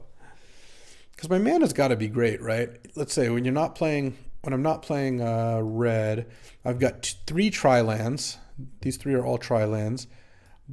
And then green, white, black, green. And then I have the 3 colorless lands, and an Ancient Tomb definitely looks good enough here. So if I played these, if I'm adding, let's say I'm playing 17 lands, I'm adding 9. I'll have 3, 4. I'll probably want, yeah, I can play Yawgmoth. Yawgmoth, I think, is going to be good enough with all these cards. All right. I think I'm okay doing that. Let's see. So if I did this, I would play no islands because of the Metamorph. 3 planes, 3, 3, 2. Let's say if it's 4, 3, 2, I end up with 7, 8 green sources, 3, 6, 7 white sources, and 2, 7 black sources. I can probably go down 1 and up 1 white because, yes, Yawgmoth's double black, but I think I've got enough. I have enough ways to draw cards that I should be okay there. This is 4. This is 8, 9 white sources with Noble, 8 green sources. All my green sources get more white and black, so I think something like this. So the question is, do I want to cut a card for just another plains? Like, would another plains be better? Also, if the Crucible Fastbond Zuran Orb thing doesn't work with a Demonic Tutor, then I'm a little skeptical of it. I'm not saying the combo is good, but I want to try it to see if it's good. Also, it's only 1 card. I would be playing Fastbond and Crucible anyway. And against some matchups, having just Zuran Orb in play with Oracle and Augur is nice. So, yeah, this doesn't seem like it's too costly. There's also Utopia Sprawl as a card, which I could be making a mistake by leaving out. I could definitely believe that. Is it possible that I don't want Tithe Taker? It is really good with Skull Clamp. Kind of bad otherwise, but even just playing Tithe Taker, Thalia, Flicker Wisp, Skyclave, just play a bunch of beatdown creatures. All right. Let's try this. Let's try this. I think this deck, I mean, the only thing that this deck was really missing is, had I wheeled Ren in 6, I would have built a mana base to accommodate that. And had Thespian Stage wheeled and I saw Depths later, which I don't even think I saw Depths, but presumably the stage person sniped it. Having the stage Depths combo when you have Elvish Reclaim in your deck is nice. Oh, Crop Rotation didn't wheel either. So someone else was even drafting lands at this table. But I don't think that ended up being a huge problem. Also, is it maybe worth playing Pattern of Rebirth in this deck even without the sneak package? Probably not, because the best thing I'm getting is Palace Jailer or Deranged Hermit or Yawgmoth, or maybe Metamorph. That's not bad, but you have to go through the trouble of paying 4 mana, landing it on a creature, and then being able to sacrifice the creature. And that's a bit tough. Immediately draws Zuran Orb, and it's terrible. All right. I still think this hand's okay, but my suspicion level of the Zuran Orb combo has gone up. Maybe this is better maybe that combo's better in like a Time Twister sort of scenario where you just have, a bunch of draw 7s and stuff. I mean, this draw still has Flicker Wisp into Yawgmoth, and we'll see. Playing against White Weenie, maybe?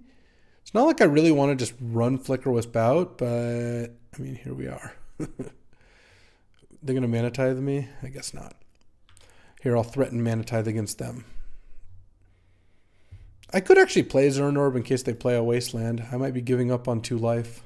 But against a white deck that could just have like Leonin Relic Warder or Loran, giving them a free target seems a little dicey. Bone Shards discarding a Shieldred. That's a weird play. All right. I guess I'll play Yawgmoth. I kind of feel like they're about to reanimate a Shieldred, but they're so close to just casting it. Why didn't they just cast it? Okay, Chupacabra. I need to draw not lands. Oh, that's not a land. Okay. What am I getting here? Oh, hold on. I know what I'm getting here. Palace Jailer. Palace Jailer is a messed up card. And we're just going to get Palace Jailer. Where'd you go? Because I can go Ancient Tomb. And yes, there's a bit of a risk by exiling a Chupacabra, but getting to draw an extra card every turn. Let's just play the Zuran Orb. That way, if they duress us, we don't lose the Zuran Orb.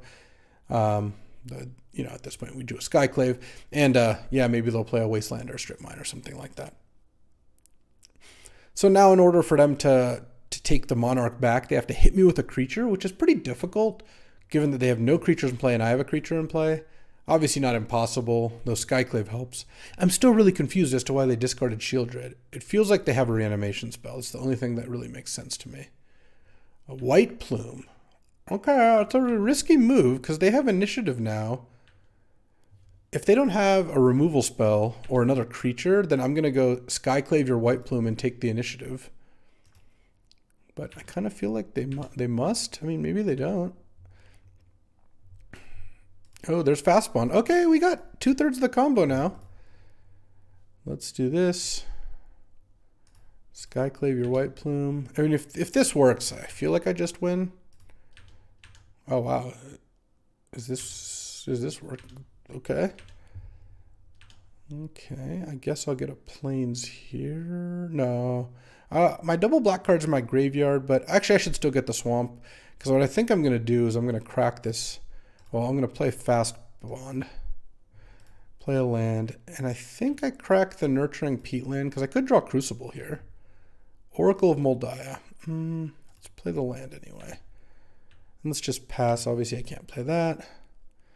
Ooh, there's a Skull Clamp. I mean, I guess I have nothing to clamp right now, but I'm feeling good about this game anyway. Smuggler's Copter is a little dangerous because it can take back all the initiative Monarch stuff, but I feel like I'm going to do great here. This is Scry 2, so seems like it's pretty easy for me to bottom all these, draw Wasteland.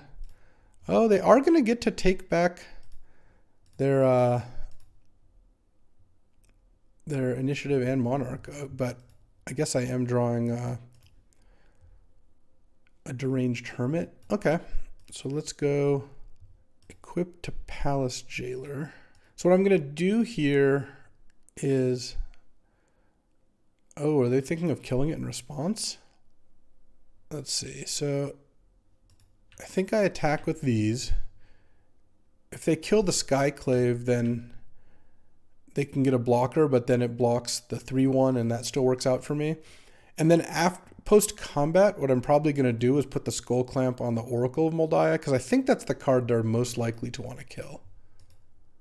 Okay, so they killed that. So they get a 3/3. I mean, they can't block here, right? I mean, I guess they're allowed to, but it seems like giving me 2 cards is tough. Oh, and then I drew Strip Mine, so let's do Strip Mine.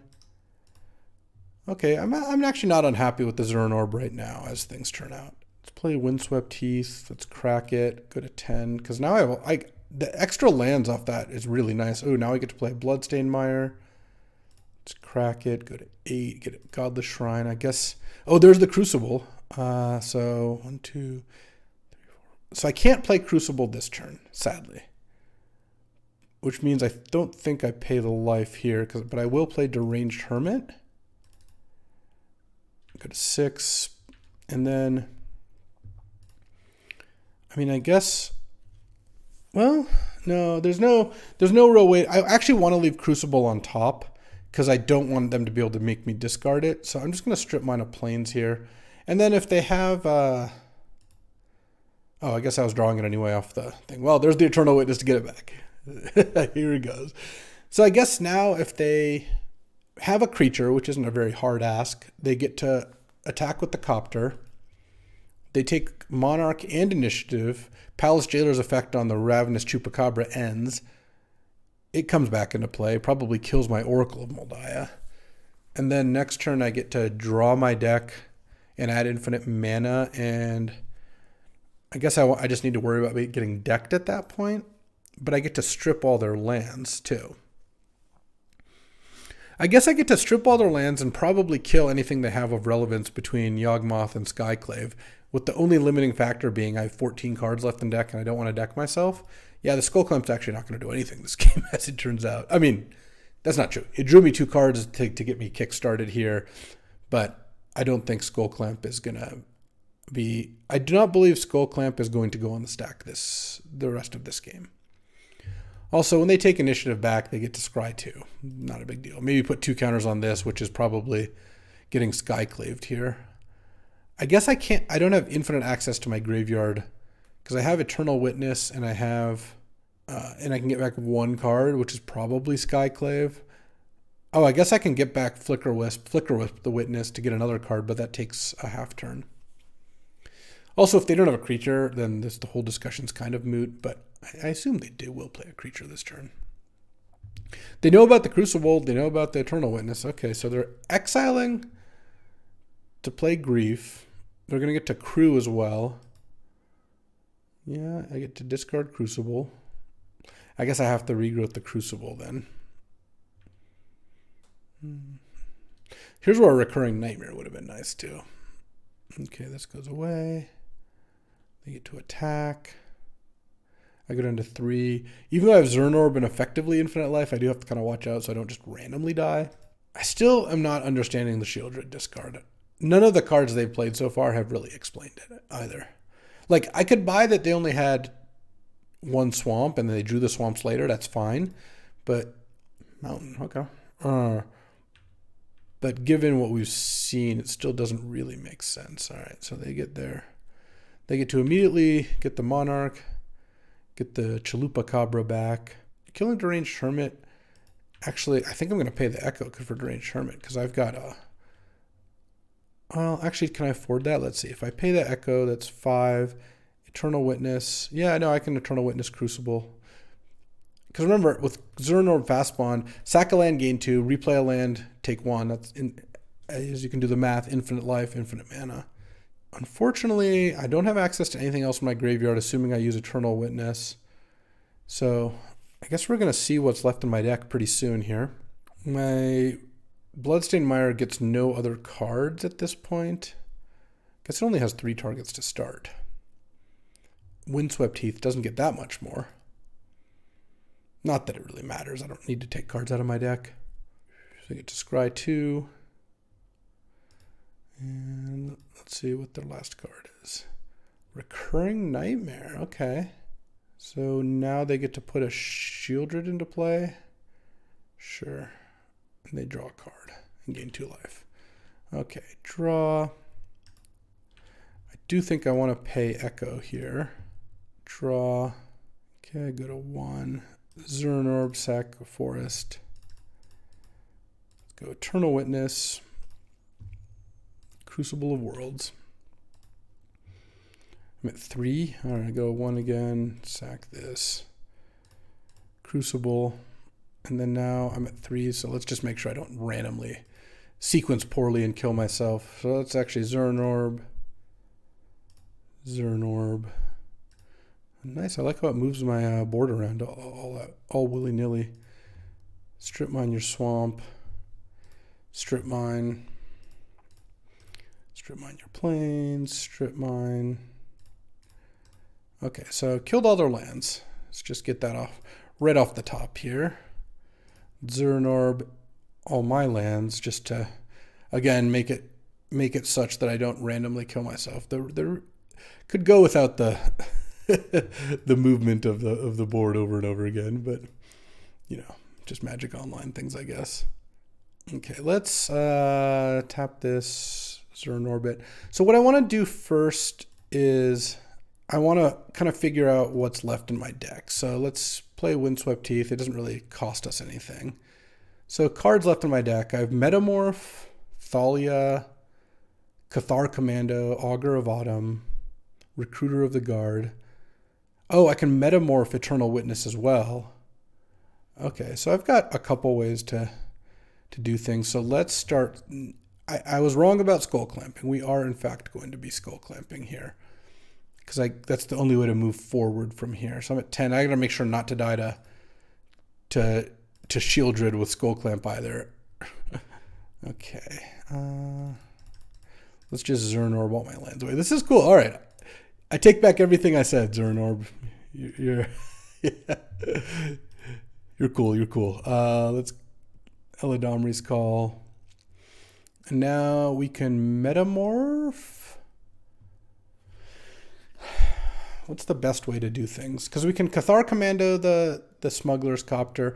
All right, yeah, let's just go get Metamorph. Lose 2, lose 2.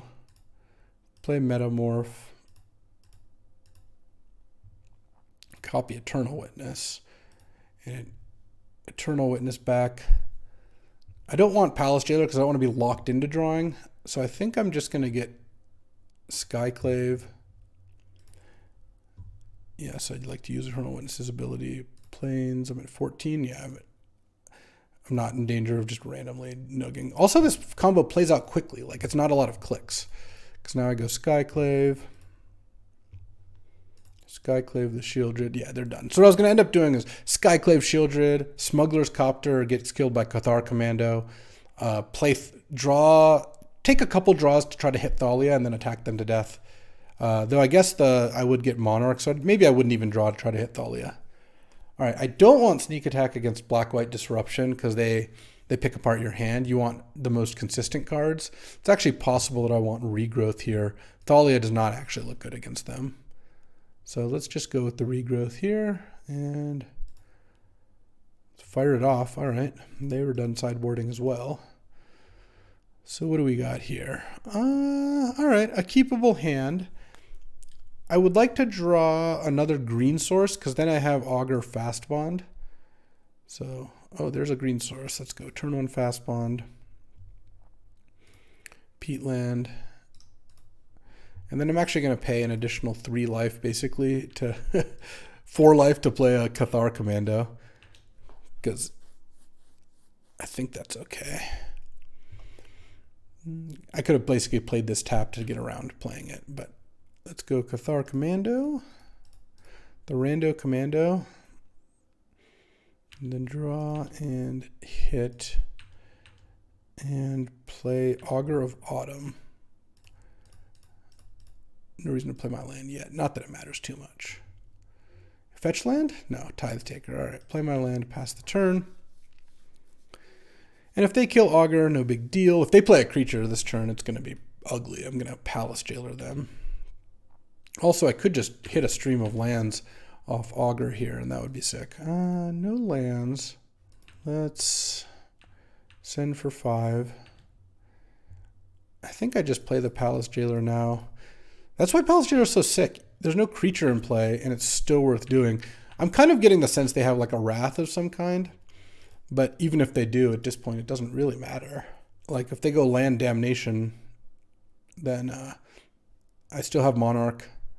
And then I play Oracle, and I have Oracle Fastbond as well. I mean, they've got to play something. This is Cube. You can't do nothing for 4 turns and have it work out well. Meathook Massacre, maybe? No, that doesn't kill the Augur.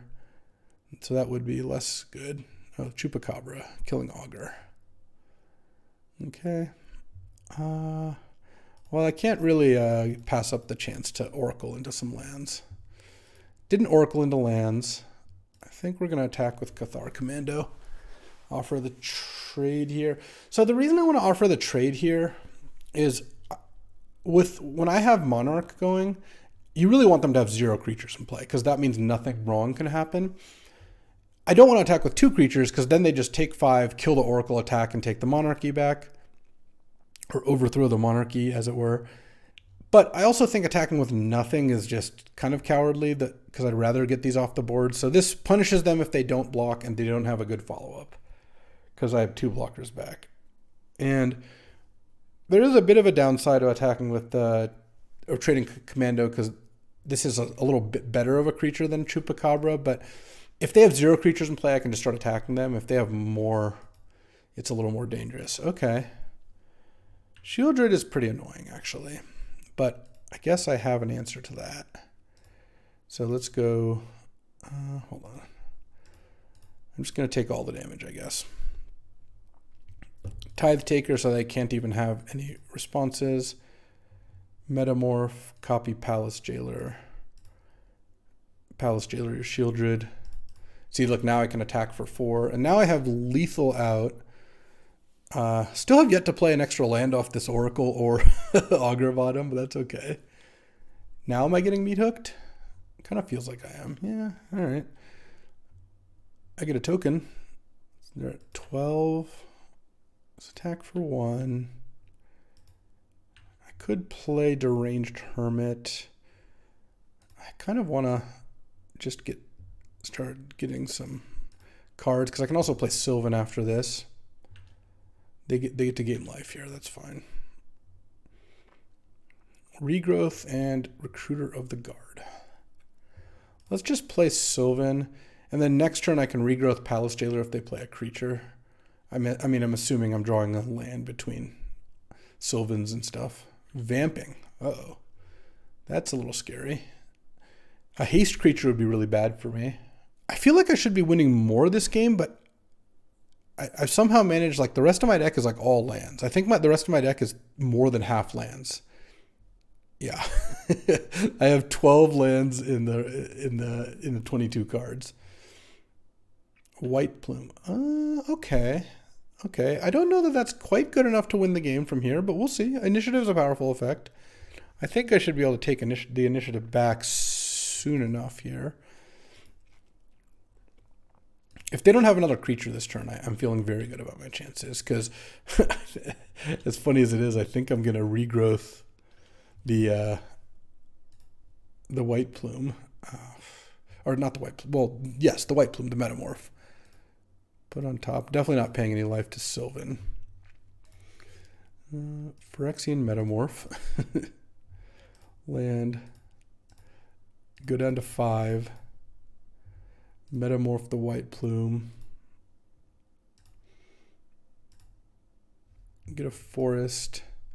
Play the forest. I'm taking 1, but I get to play Noble, which I think is worth it. Because I'd take 1 if I tap the peat land anyway, so I might as well put it into play.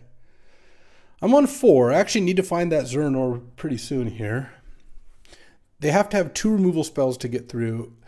The Shieldred is not coming back unless they hit me, but if they hit me, I'm basically dead anyway, so that's not as much of an issue. They can attack. I block here, and I'm going to take 1 off of the Meathook Massacre trigger. This puts me to 3. I think that's okay still. Okay, I'm at 3 now. And they're going to bolt me? Ugh, gross. Truly gross. Or chain lightning me? I feel like I'm dead. They were way too fast to tap that mount. Oh, Grim Lavamancer? Oh. Okay, okay. We're in it. Let's scry 2. Bottom. I guess I should put top to get rid of that Grim Lavamancer. Top. Sylvan. Put on top. Put on top. I have a lot of mana. What am I going to get? Is the question. I kind of want to... Well, let's go Recruiter of the Guard. Yes, I think I get Eternal Witness. And then I'm going to Skull Clamp the Recruiter because I really want to just find Zuran Orb. They gain a life. That's fine. I feel like if I find Zuran Orb, it's going to be really hard for me to lose. Land. Haven't played a second land this turn. Skull Clamp. They gain a life again. Okay. Skyclave your Grim Lavamancer. And then just to prevent, I'm going to take 1 going down to 2, but any burn spell kills me anyway. I think, I guess I'm going to go to 1 off Untitled Chapter. I think that's okay. There's Crucible. That doesn't really do much. I have 2 cards left in my deck, basically. Demonic Tutor and Zuran Orb. And if I can find either of them, I think I cut off my opponent's realistic ways to kill me. I think it's worth playing Reclaimer. Not that they have a removal spell, clearly, but just in case they had an end-of-turn removal spell, I didn't want to have that happen. So here, yeah, I'll get a treasure token off stash. That's fine. It's going to be pretty hard for me to miss this turn. Not impossible, but hard. Okay, put back, put back. Demonic Tutor. Okay, Zuran Orb MVP. The way at least this matchup has played out, I've been really happy with the Zuran Orb. Crucible. All right, let's strip all their lands first. I guess I don't have the strip mine yet, do I?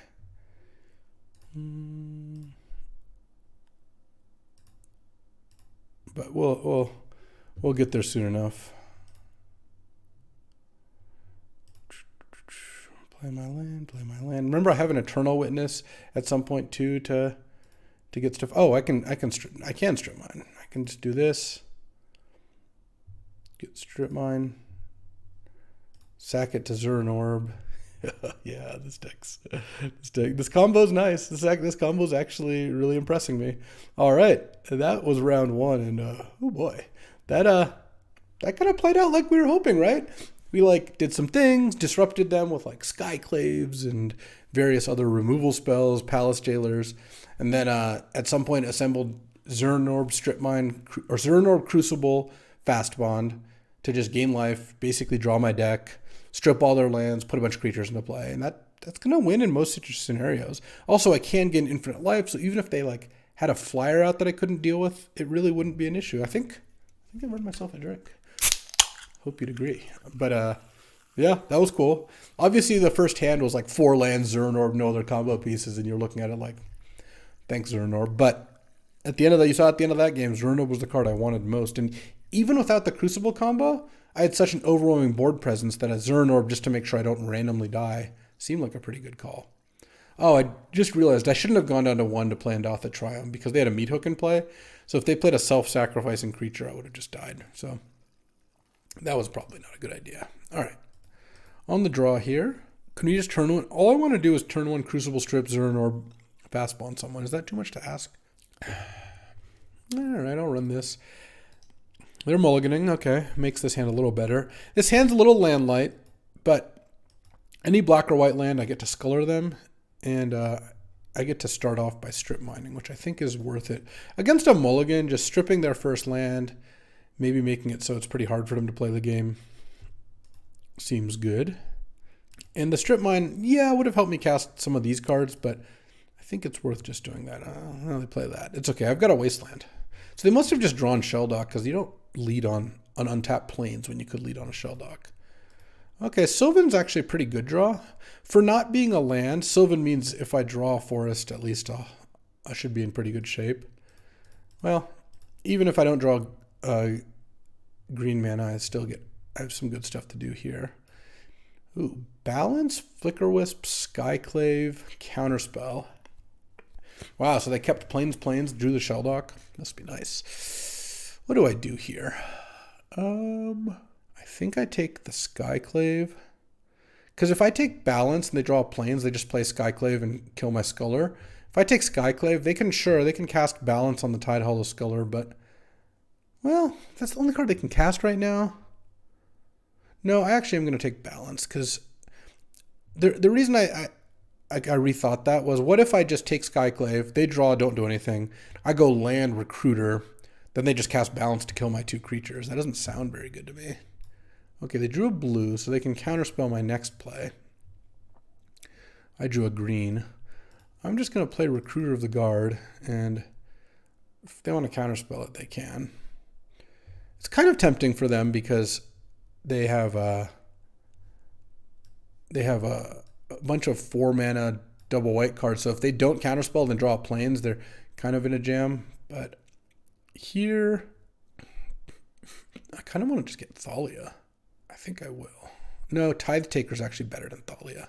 That's like a Thalia that only affects them. All right. Let's get Tithe Taker. Basically, I don't want to get an expensive card because I have a bunch of expensive cards, and expensive cards are bad against Counterspell. But now I can play Tithe Taker to start things, and if they want to counterspell it, they can. Attacking does open me up to the Wandering Emperor if they draw plains, which they probably will draw plains. But, oh, they didn't? Okay. Let's go Tithe Taker. They can choose not to counter it if they want, but I don't think they're going to, yeah. And now I get to play Sylvan, which is nice because Sylvan is a way to get something on the board that doesn't get affected by Balance. Hit. I don't think there's a reason to keep Sculler back. If they draw plains, they could still just play Skyclave and kill my thing. Okay, they didn't, so their counterspell's gone. All right. Use Sylvan. Oh, definitely I'm keeping Wasteland. I'm at 20. I guess I don't want to run into getting balanced and getting completely destroyed. So let's put on top and then pay 4 life to keep the rest. Oh, actually, I should have that was so stupid. I didn't really look forward to what I was gonna play this turn. So I am gonna go Wasteland your Shell Dock. But I should have played Oracle this turn. All right, let's send. If they have exactly Snapcaster, this is kind of annoying, but all right. And you know what? I shouldn't compound my mistakes by making a bad play. Basically, I could have had an Eladamri's Call in my hand for free, but whatever. Let's just play the Oracle here. Okay, so they're gonna pretty soon here get back.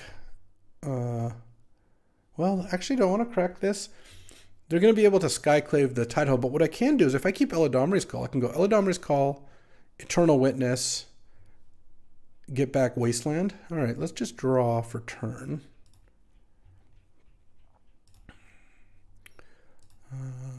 Put on top, put on top. And this uses both my land plays, so I can't actually afford to do any of that. Oh, I actually messed that up, didn't I? I did. This can't get untapped green. I had to get a Notha Triumph end of turn, but Eladamri's Call is on top, so I couldn't actually make that play. All right, well, I'm still going to get the Eternal Witness, I think. Actually, maybe I just get Palace Jailer now. Yeah, that's fine. Crack this. Just get a Swamp. Just play Ancient Tomb off the top. Play Palace Jailer. They're going to get to balance at some point here, but I'm really not that worried about it. It's going to be 2 turns away, and there's a chance that I get to assemble Tron here with my Crucible. Okay, so that was a cascade of mistakes. Basically, not sylvaning with Oracle, like not realizing I was going to play Oracle, led to me having Eladamri's Call on top of my library instead of in my hand, which meant I couldn't crack Mire for Endotha Triumph end of turn, which means I couldn't Wasteland the Raugrin Triumph this turn. Because now they're going to play Skyclave Apparition on Tidehollow Sculler. I really don't see a way around that. And then they get balance back. But it's not like balance just ends the game or anything.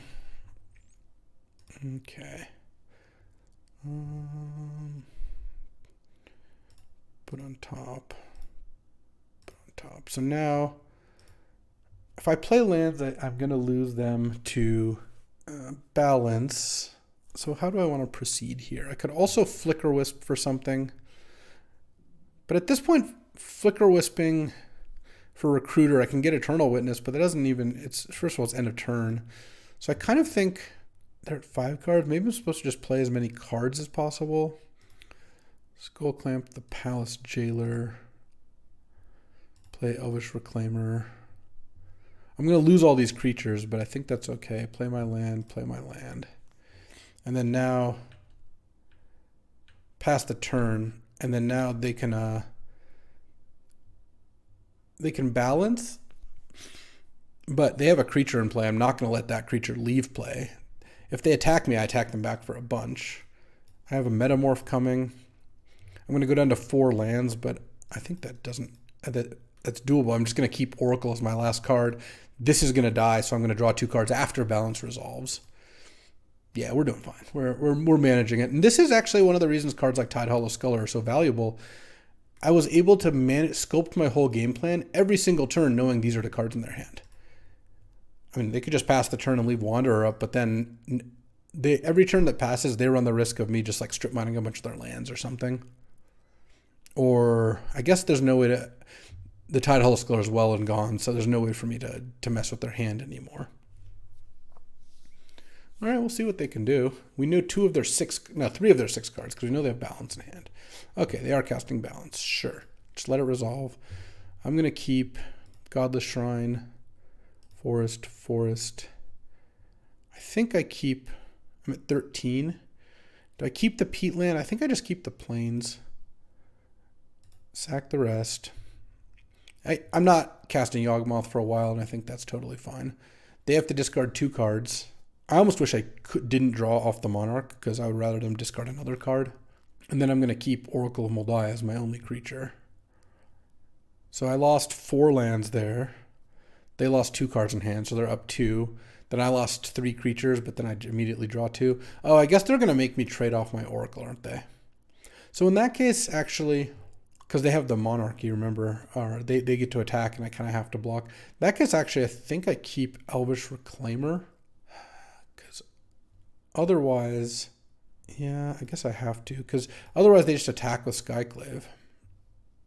This deck has no instants in it, so I know that I'm not playing anything anytime soon. They discarded Flicker Wisp and Elspeth's Sun's Champion. Okay, so if they have a removal spell now for the Reclaimer, like the Council's Judgment, the Reclaimer, they do get to take back the Monarch. Yeah, that's like a little annoying. No, already just die. All right. Their hand is Mind Twist and Wandering Emperor. Wait, they Marsh Flat. Oh, they got the wrong land. Sure. Definitely like Thalia against them. I think I like everything here. This is another matchup. I don't think adding expensive sneak cards is really where I want to be. Do I want Regrowth against them? Not really. I think I'd rather... Like, kind of clunky cards are at less of a premium against a kind of blue-white Planeswalker control deck. Okay, so we played against black-white, mid-range, and blue-white control so far. The deck's adjusting nicely to both. Okay. Don't really want the Zuran Orb in the opener, but Tithe Taker and Metamorph is, I think, enough of a combo that I'm happy. Or enough gas that I'm happy. Plus, the Zuran Orb kind of hanging out just means that at some point I might just pop off and they won't even know. They don't even know I'm about to combo. Ooh, are they going to pay the life? I'm just going to play into it, so you better not bluff. All right, we're going to get our Endotha Triumph, surely.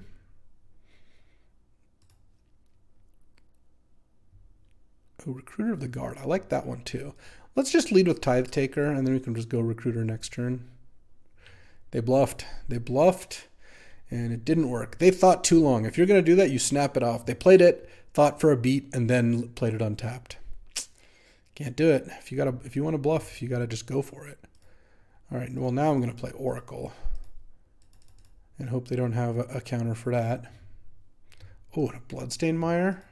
Oh, and there's a Fastbond. Oh, I like what I'm seeing. I'm just going to leave that one on top there. I don't really want to shuffle away Fastbond when I have Oracle in play. So, I mean, maybe they're going to kill my Oracle now. I'm definitely not attacking with Oracle into the Wanderer, so let's not do that. Draw, play my Plains. Well, let's not play Fastbond yet. Let's crack Bloodstained Mire. I think I get a tapped Godless Shrine. That's awkward, is it? No, not really, because now I get to go Nurturing Peatland. Here, let's play Fastbond first. Nurturing Peatland. Draw. Oh, I actually shouldn't have played Fastbond first, funnily enough, because with Oracle out, the second land drop doesn't cause you damage, but with Fastbond out, it does. So, I could get Crucible and technically pop off if they don't have anything. Oh, they messed up on the Polluted Delta bad. They actually have to pay 1 mana to sack the Polluted Delta. Well, I think I just go for it here. I mean, Palace Jailer on top is a strong reason not to, but they haven't done anything so far. All right. Play a land.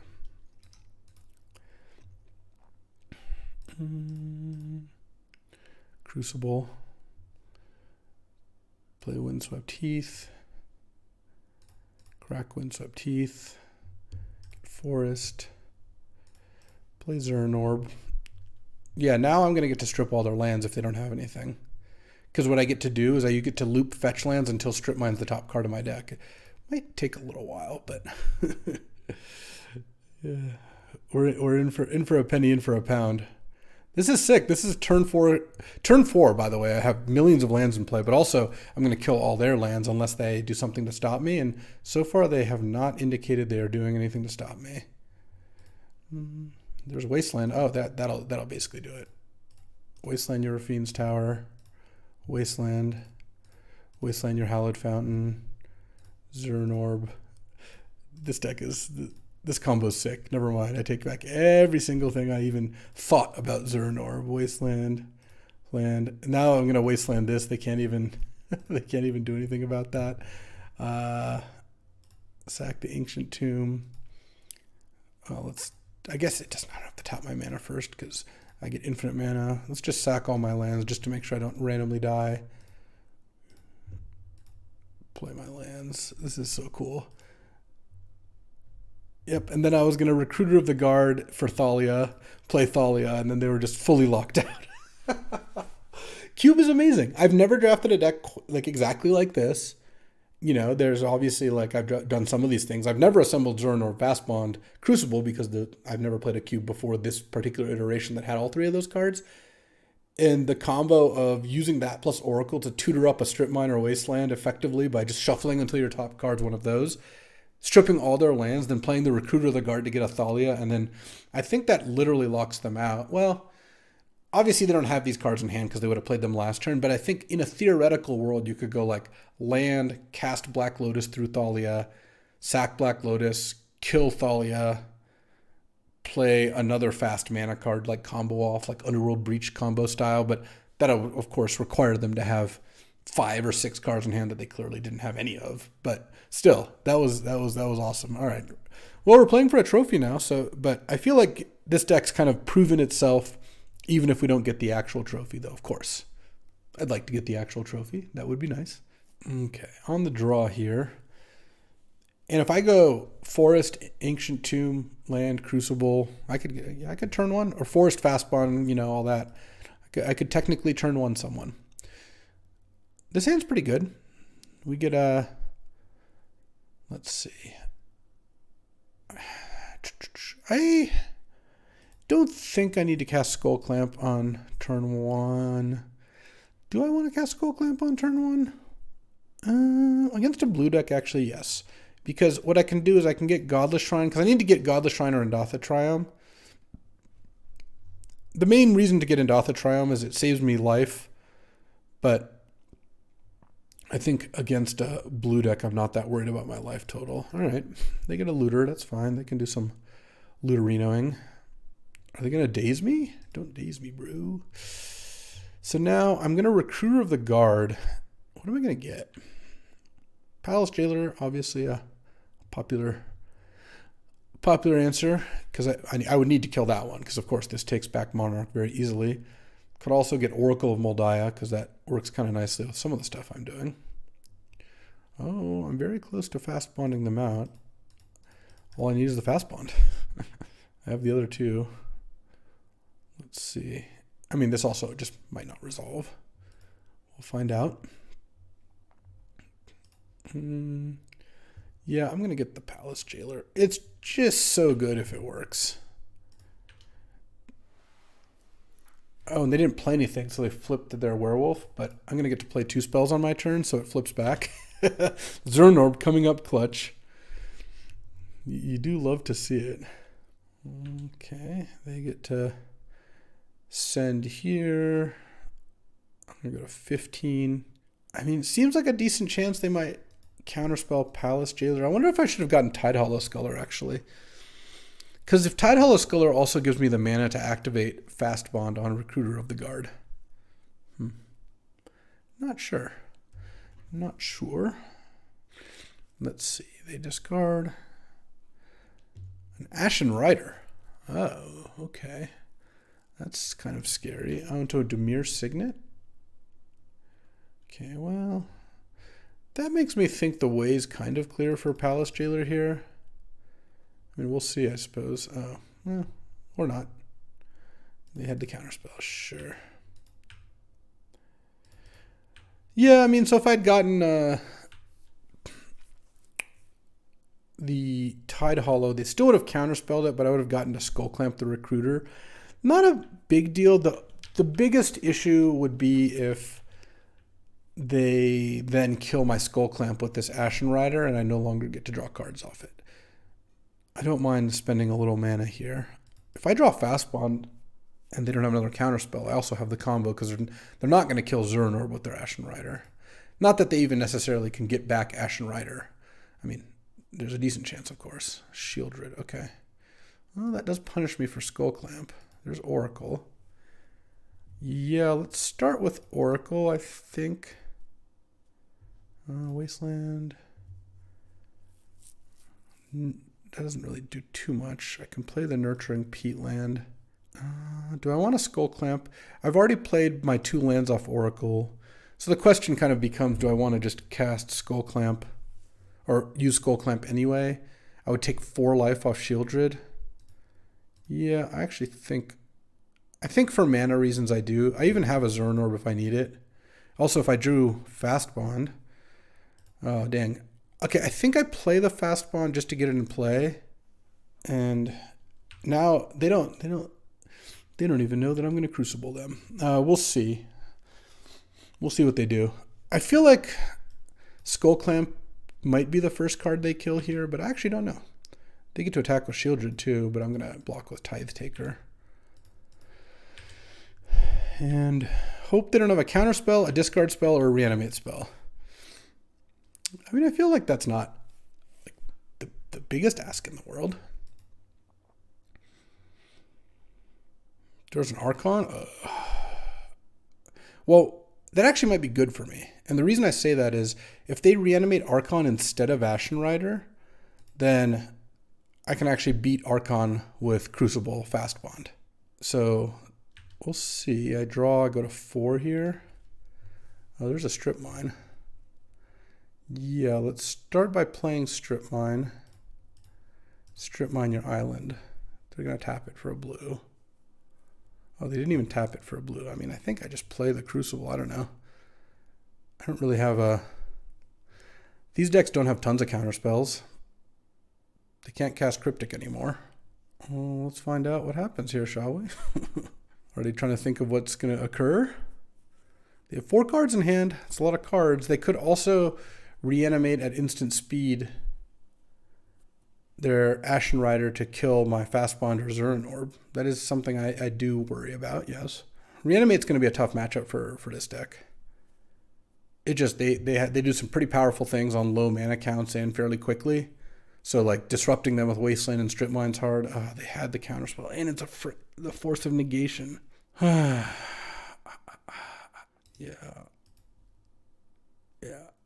All right. Yeah, that's going to be tough. Sneak still bad against Force of Negation. I don't want Regrowth. Yeah, all right. Let's, I guess, hope that they don't counter my good spells next time. They had Counterspell and Force of Negation are the two cards we saw. Didn't actually see a Reanimate spell, but I think it's pretty clear that they have Reanimates in their deck. It would make no sense for them not to. Thalia I still think is good. Cathar Commando, we already saw Dimir Signet, and some of the reanimation spells are enchantments, so that's also good. Skyclave is just always good. Yawgmoth is actually probably one of the weaker cards against them, but it does kill the Suspicious Stowaway. Okay, I'll keep this hand.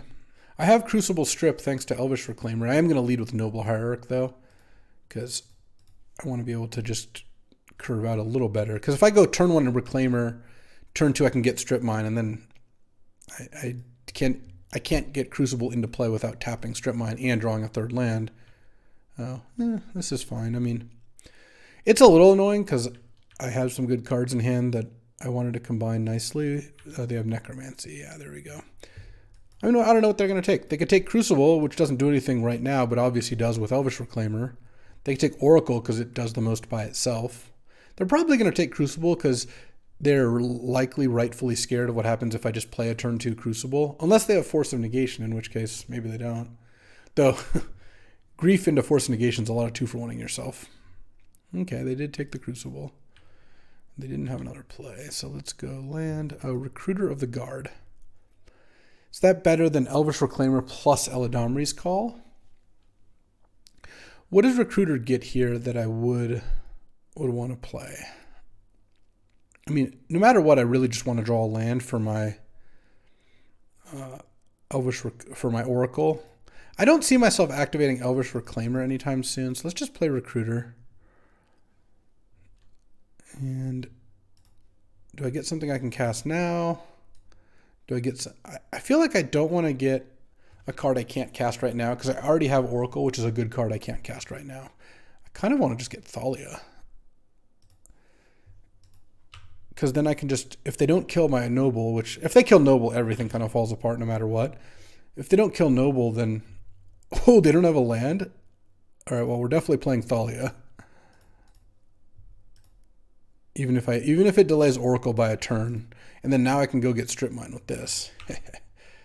All right. Yeah, this works great. Getting Thalia was genius. Now it's going to be really hard for them to do anything. Okay, they can play Suspicious Stowaway. That's the only card they could cast for the most part, I guess. Let's still play Oracle, even though it delays us getting Strip Mine. Yeah, because if we drew any land, we would be able to play this and then smack for 3. And they don't... I mean, they can assume I'm getting Strip Mine all they want. They won't know it until I do. They're probably going to get to hit a land, or a decent chance of hitting a land drop this turn, right? Because they drew for their turn, plus they're going to draw off the Stowaway. But I think they're still in a lot of trouble. I mean, they can cast an Animate for Grief. Oh, they could animate a big creature this turn. That's true. They could discard Archon and animate it. If they do that, that would actually be pretty annoying. Though I have a Metamorph on top, which means I just wouldn't use the Elvish Reclaimer. Because then I would Archon them back, and they can't even do anything to counter it with a Thalia in play. And I have a Recruiter of the Guard to sacrifice. Yeah, this seems fine. They could also discard, well, if they're discarding a Signet and then cycling Miscalculation, I think they're pretty dead. I'm going to Strip Mine. Palace Jailer? Oh, yeah. So let's go Strip Mine. Your island. I do know that they could... well, they can't daze me anymore, so let's actually... Elvish Reclaimer first, because I haven't played my second land here. Let's get Wasteland, play a Forest. Oh, and there's a Demonic Tutor. Nice. All right, that I think pretty close to does it, because now I get to Palace Jailer. They could Force of Will, but this hasn't felt like a game where they had the card Force of Will. They would have Force of Will Thalia. I mean, they could have drawn it in the last turn or two, but it hasn't felt like that. That's something they have. So, and smash, and then we draw Demonic Tutor, and they're pretty locked out by Thalia here. It's going to be pretty hard for them to do anything, especially since next turn I'm going to get Eternal Witness for Crucible and try to Crucible strip them out. So, Demonic Tutor. Oh, no, I can't actually cast. There's no way I can get all of it back. So what do I do then? I think I just Eladamri's Call for Tidehollow Sculler then. Because they can't have more than one card in their hand that really causes me problems. Like they have one Deluge or one Animate spell. And that should be it. Also, I guess... Wait, I just have Lethal out. I can just attack for 10. The Elvish Reclaimer's a 3/4 now. All right, well... I guess getting Sculler was good because now I get to take a look at their hand. If they don't concede. They might just be countering they might be counting up the damage and then just scooping up the cards. All right, game 3 for the trophy here. Reanimator, good deck. Yeah, I'm ready to roll, I guess. Let's hope we get a fast one. I think that their deck is pretty good against mine. Okay, I'm going to keep this hand.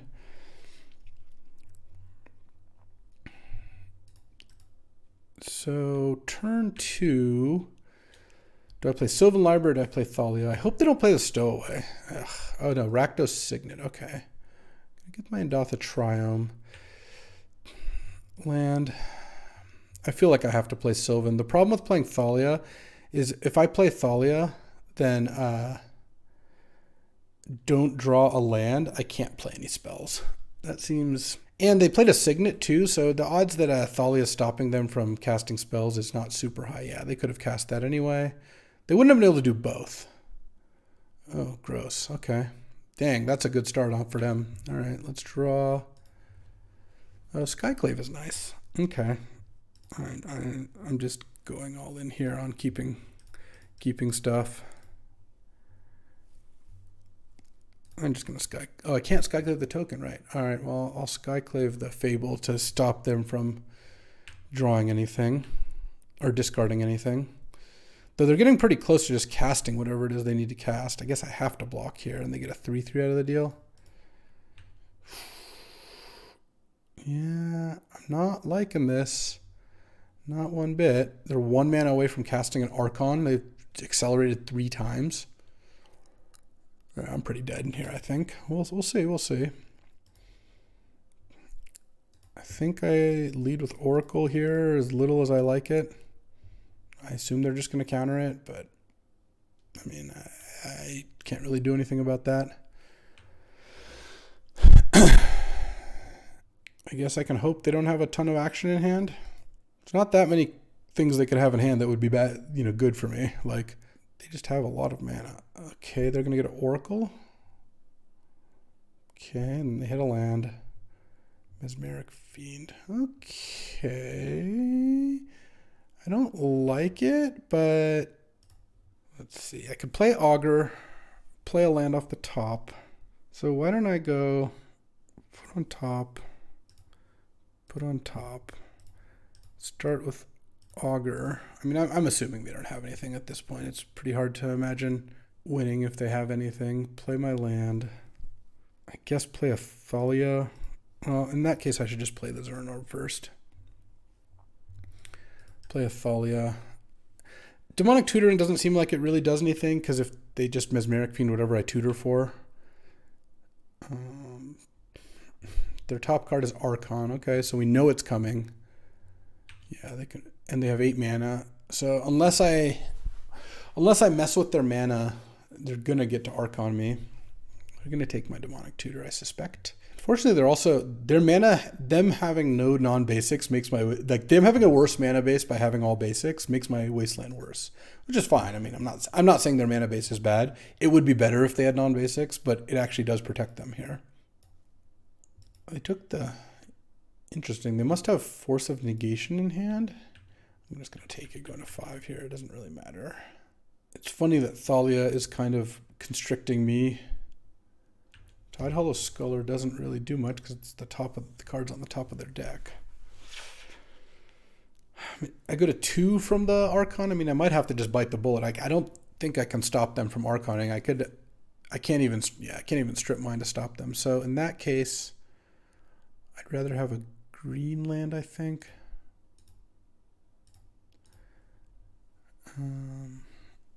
Demonic Tutor, play Fastbond. Doesn't seem great. I could also Skull Clamp first. Let's just lead with Tidehollow Sculler. Get their last card, which I kind of think is Force of Negation, but obviously could be wrong. Oh, it's Ashen Rider, which they're actually really close to casting too. Sure. Okay. Play my land. Off the top, play Skull Clamp. I think I Skull Clamp away the Thalia, funnily enough. It's not really hurting them. Draw my 2. If I drew Fastbond, oh, there's Crucible. All right, so let's Skull Clamp the Augur. The reason I'm Skull Clamping Augur is now I can trade for the illusion token. Oh, they drew a Force of Negation. Okay. Okay. So they're going to draw Force of Negation off the Archon here, and I have to hope, I guess I'll know what their cards are, so I hope the next card isn't a blue card, or well, no, they can't play it this turn unless they hit land in a row, and one of them has to be an island. Sacrifice this, discard Godless Shrine. Swamp, okay, their top card better not be an island. Oh, I would have had Crucible of Fastbond. This is so painful. I would have, if they hadn't literally hit Force into 2 lands off the top, I would have gotten to go DT, Fastbond, Crucible, gain infinite life. I guess I wouldn't have Augur in play. Okay, well, I'm going to have to try to figure out how to win this game. I guess what I can do is I can maybe metamorph their Archon of Cruelty. I like this attack. They probably shouldn't attack. I kind of think I have to leave the Oracle around because I want to sack the fewest number of lands possible. Zuran Orb my Wasteland. Oh, I can't believe it. Brutality. There's the Strip Mine. Oh, okay. I found the Strip Mine. Draw and a Metamorph. Okay, hold on. Yes, put on top. Let's see. Land. Strip your island. Float your mana. Do it, whatever.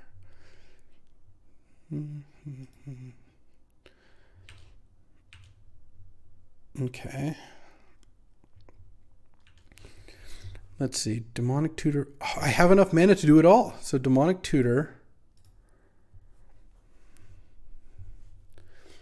Get Fastbond. Zuran Orb land. Zuran Orb land. Okay. Play Fastbond. Land. Go to 4 here. So, okay, it's still not over, but this is actually going to be interesting. Crucible. I mean, I should win this game because now what I get to do is I get to gain infinite life,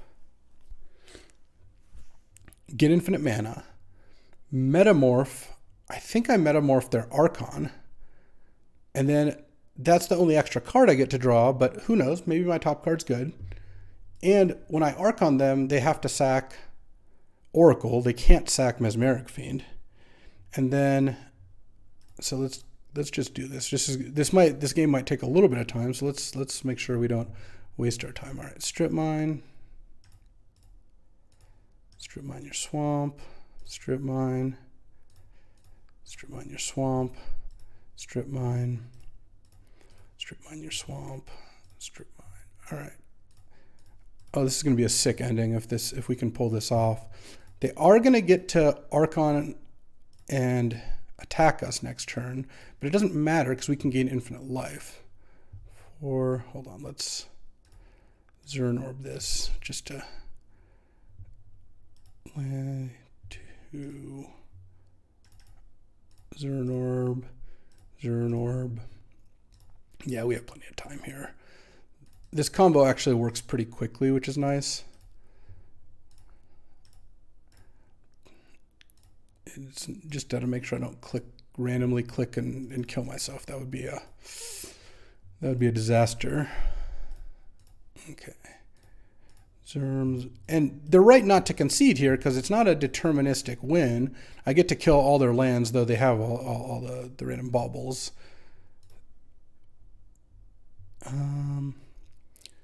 So I guess, yeah, there's nothing better I can metamorph than the Archon. So let's Archon them down to, I mean, presumably they're sacking Oracle and discarding Ashen Rider. If my top card is like a Flicker Wisp or an Eternal Witness, we can really pop off. Come on, Eternal Witness or Palace Jailer. Any of the good cards, basically. Oh, no, I did mess up. Oh, they scooped. I should have Bloodstained Mired my deck to make sure there's no targets. Not that there's very many left. I didn't have Windswept Teeth, but let's go back to the game real quick. So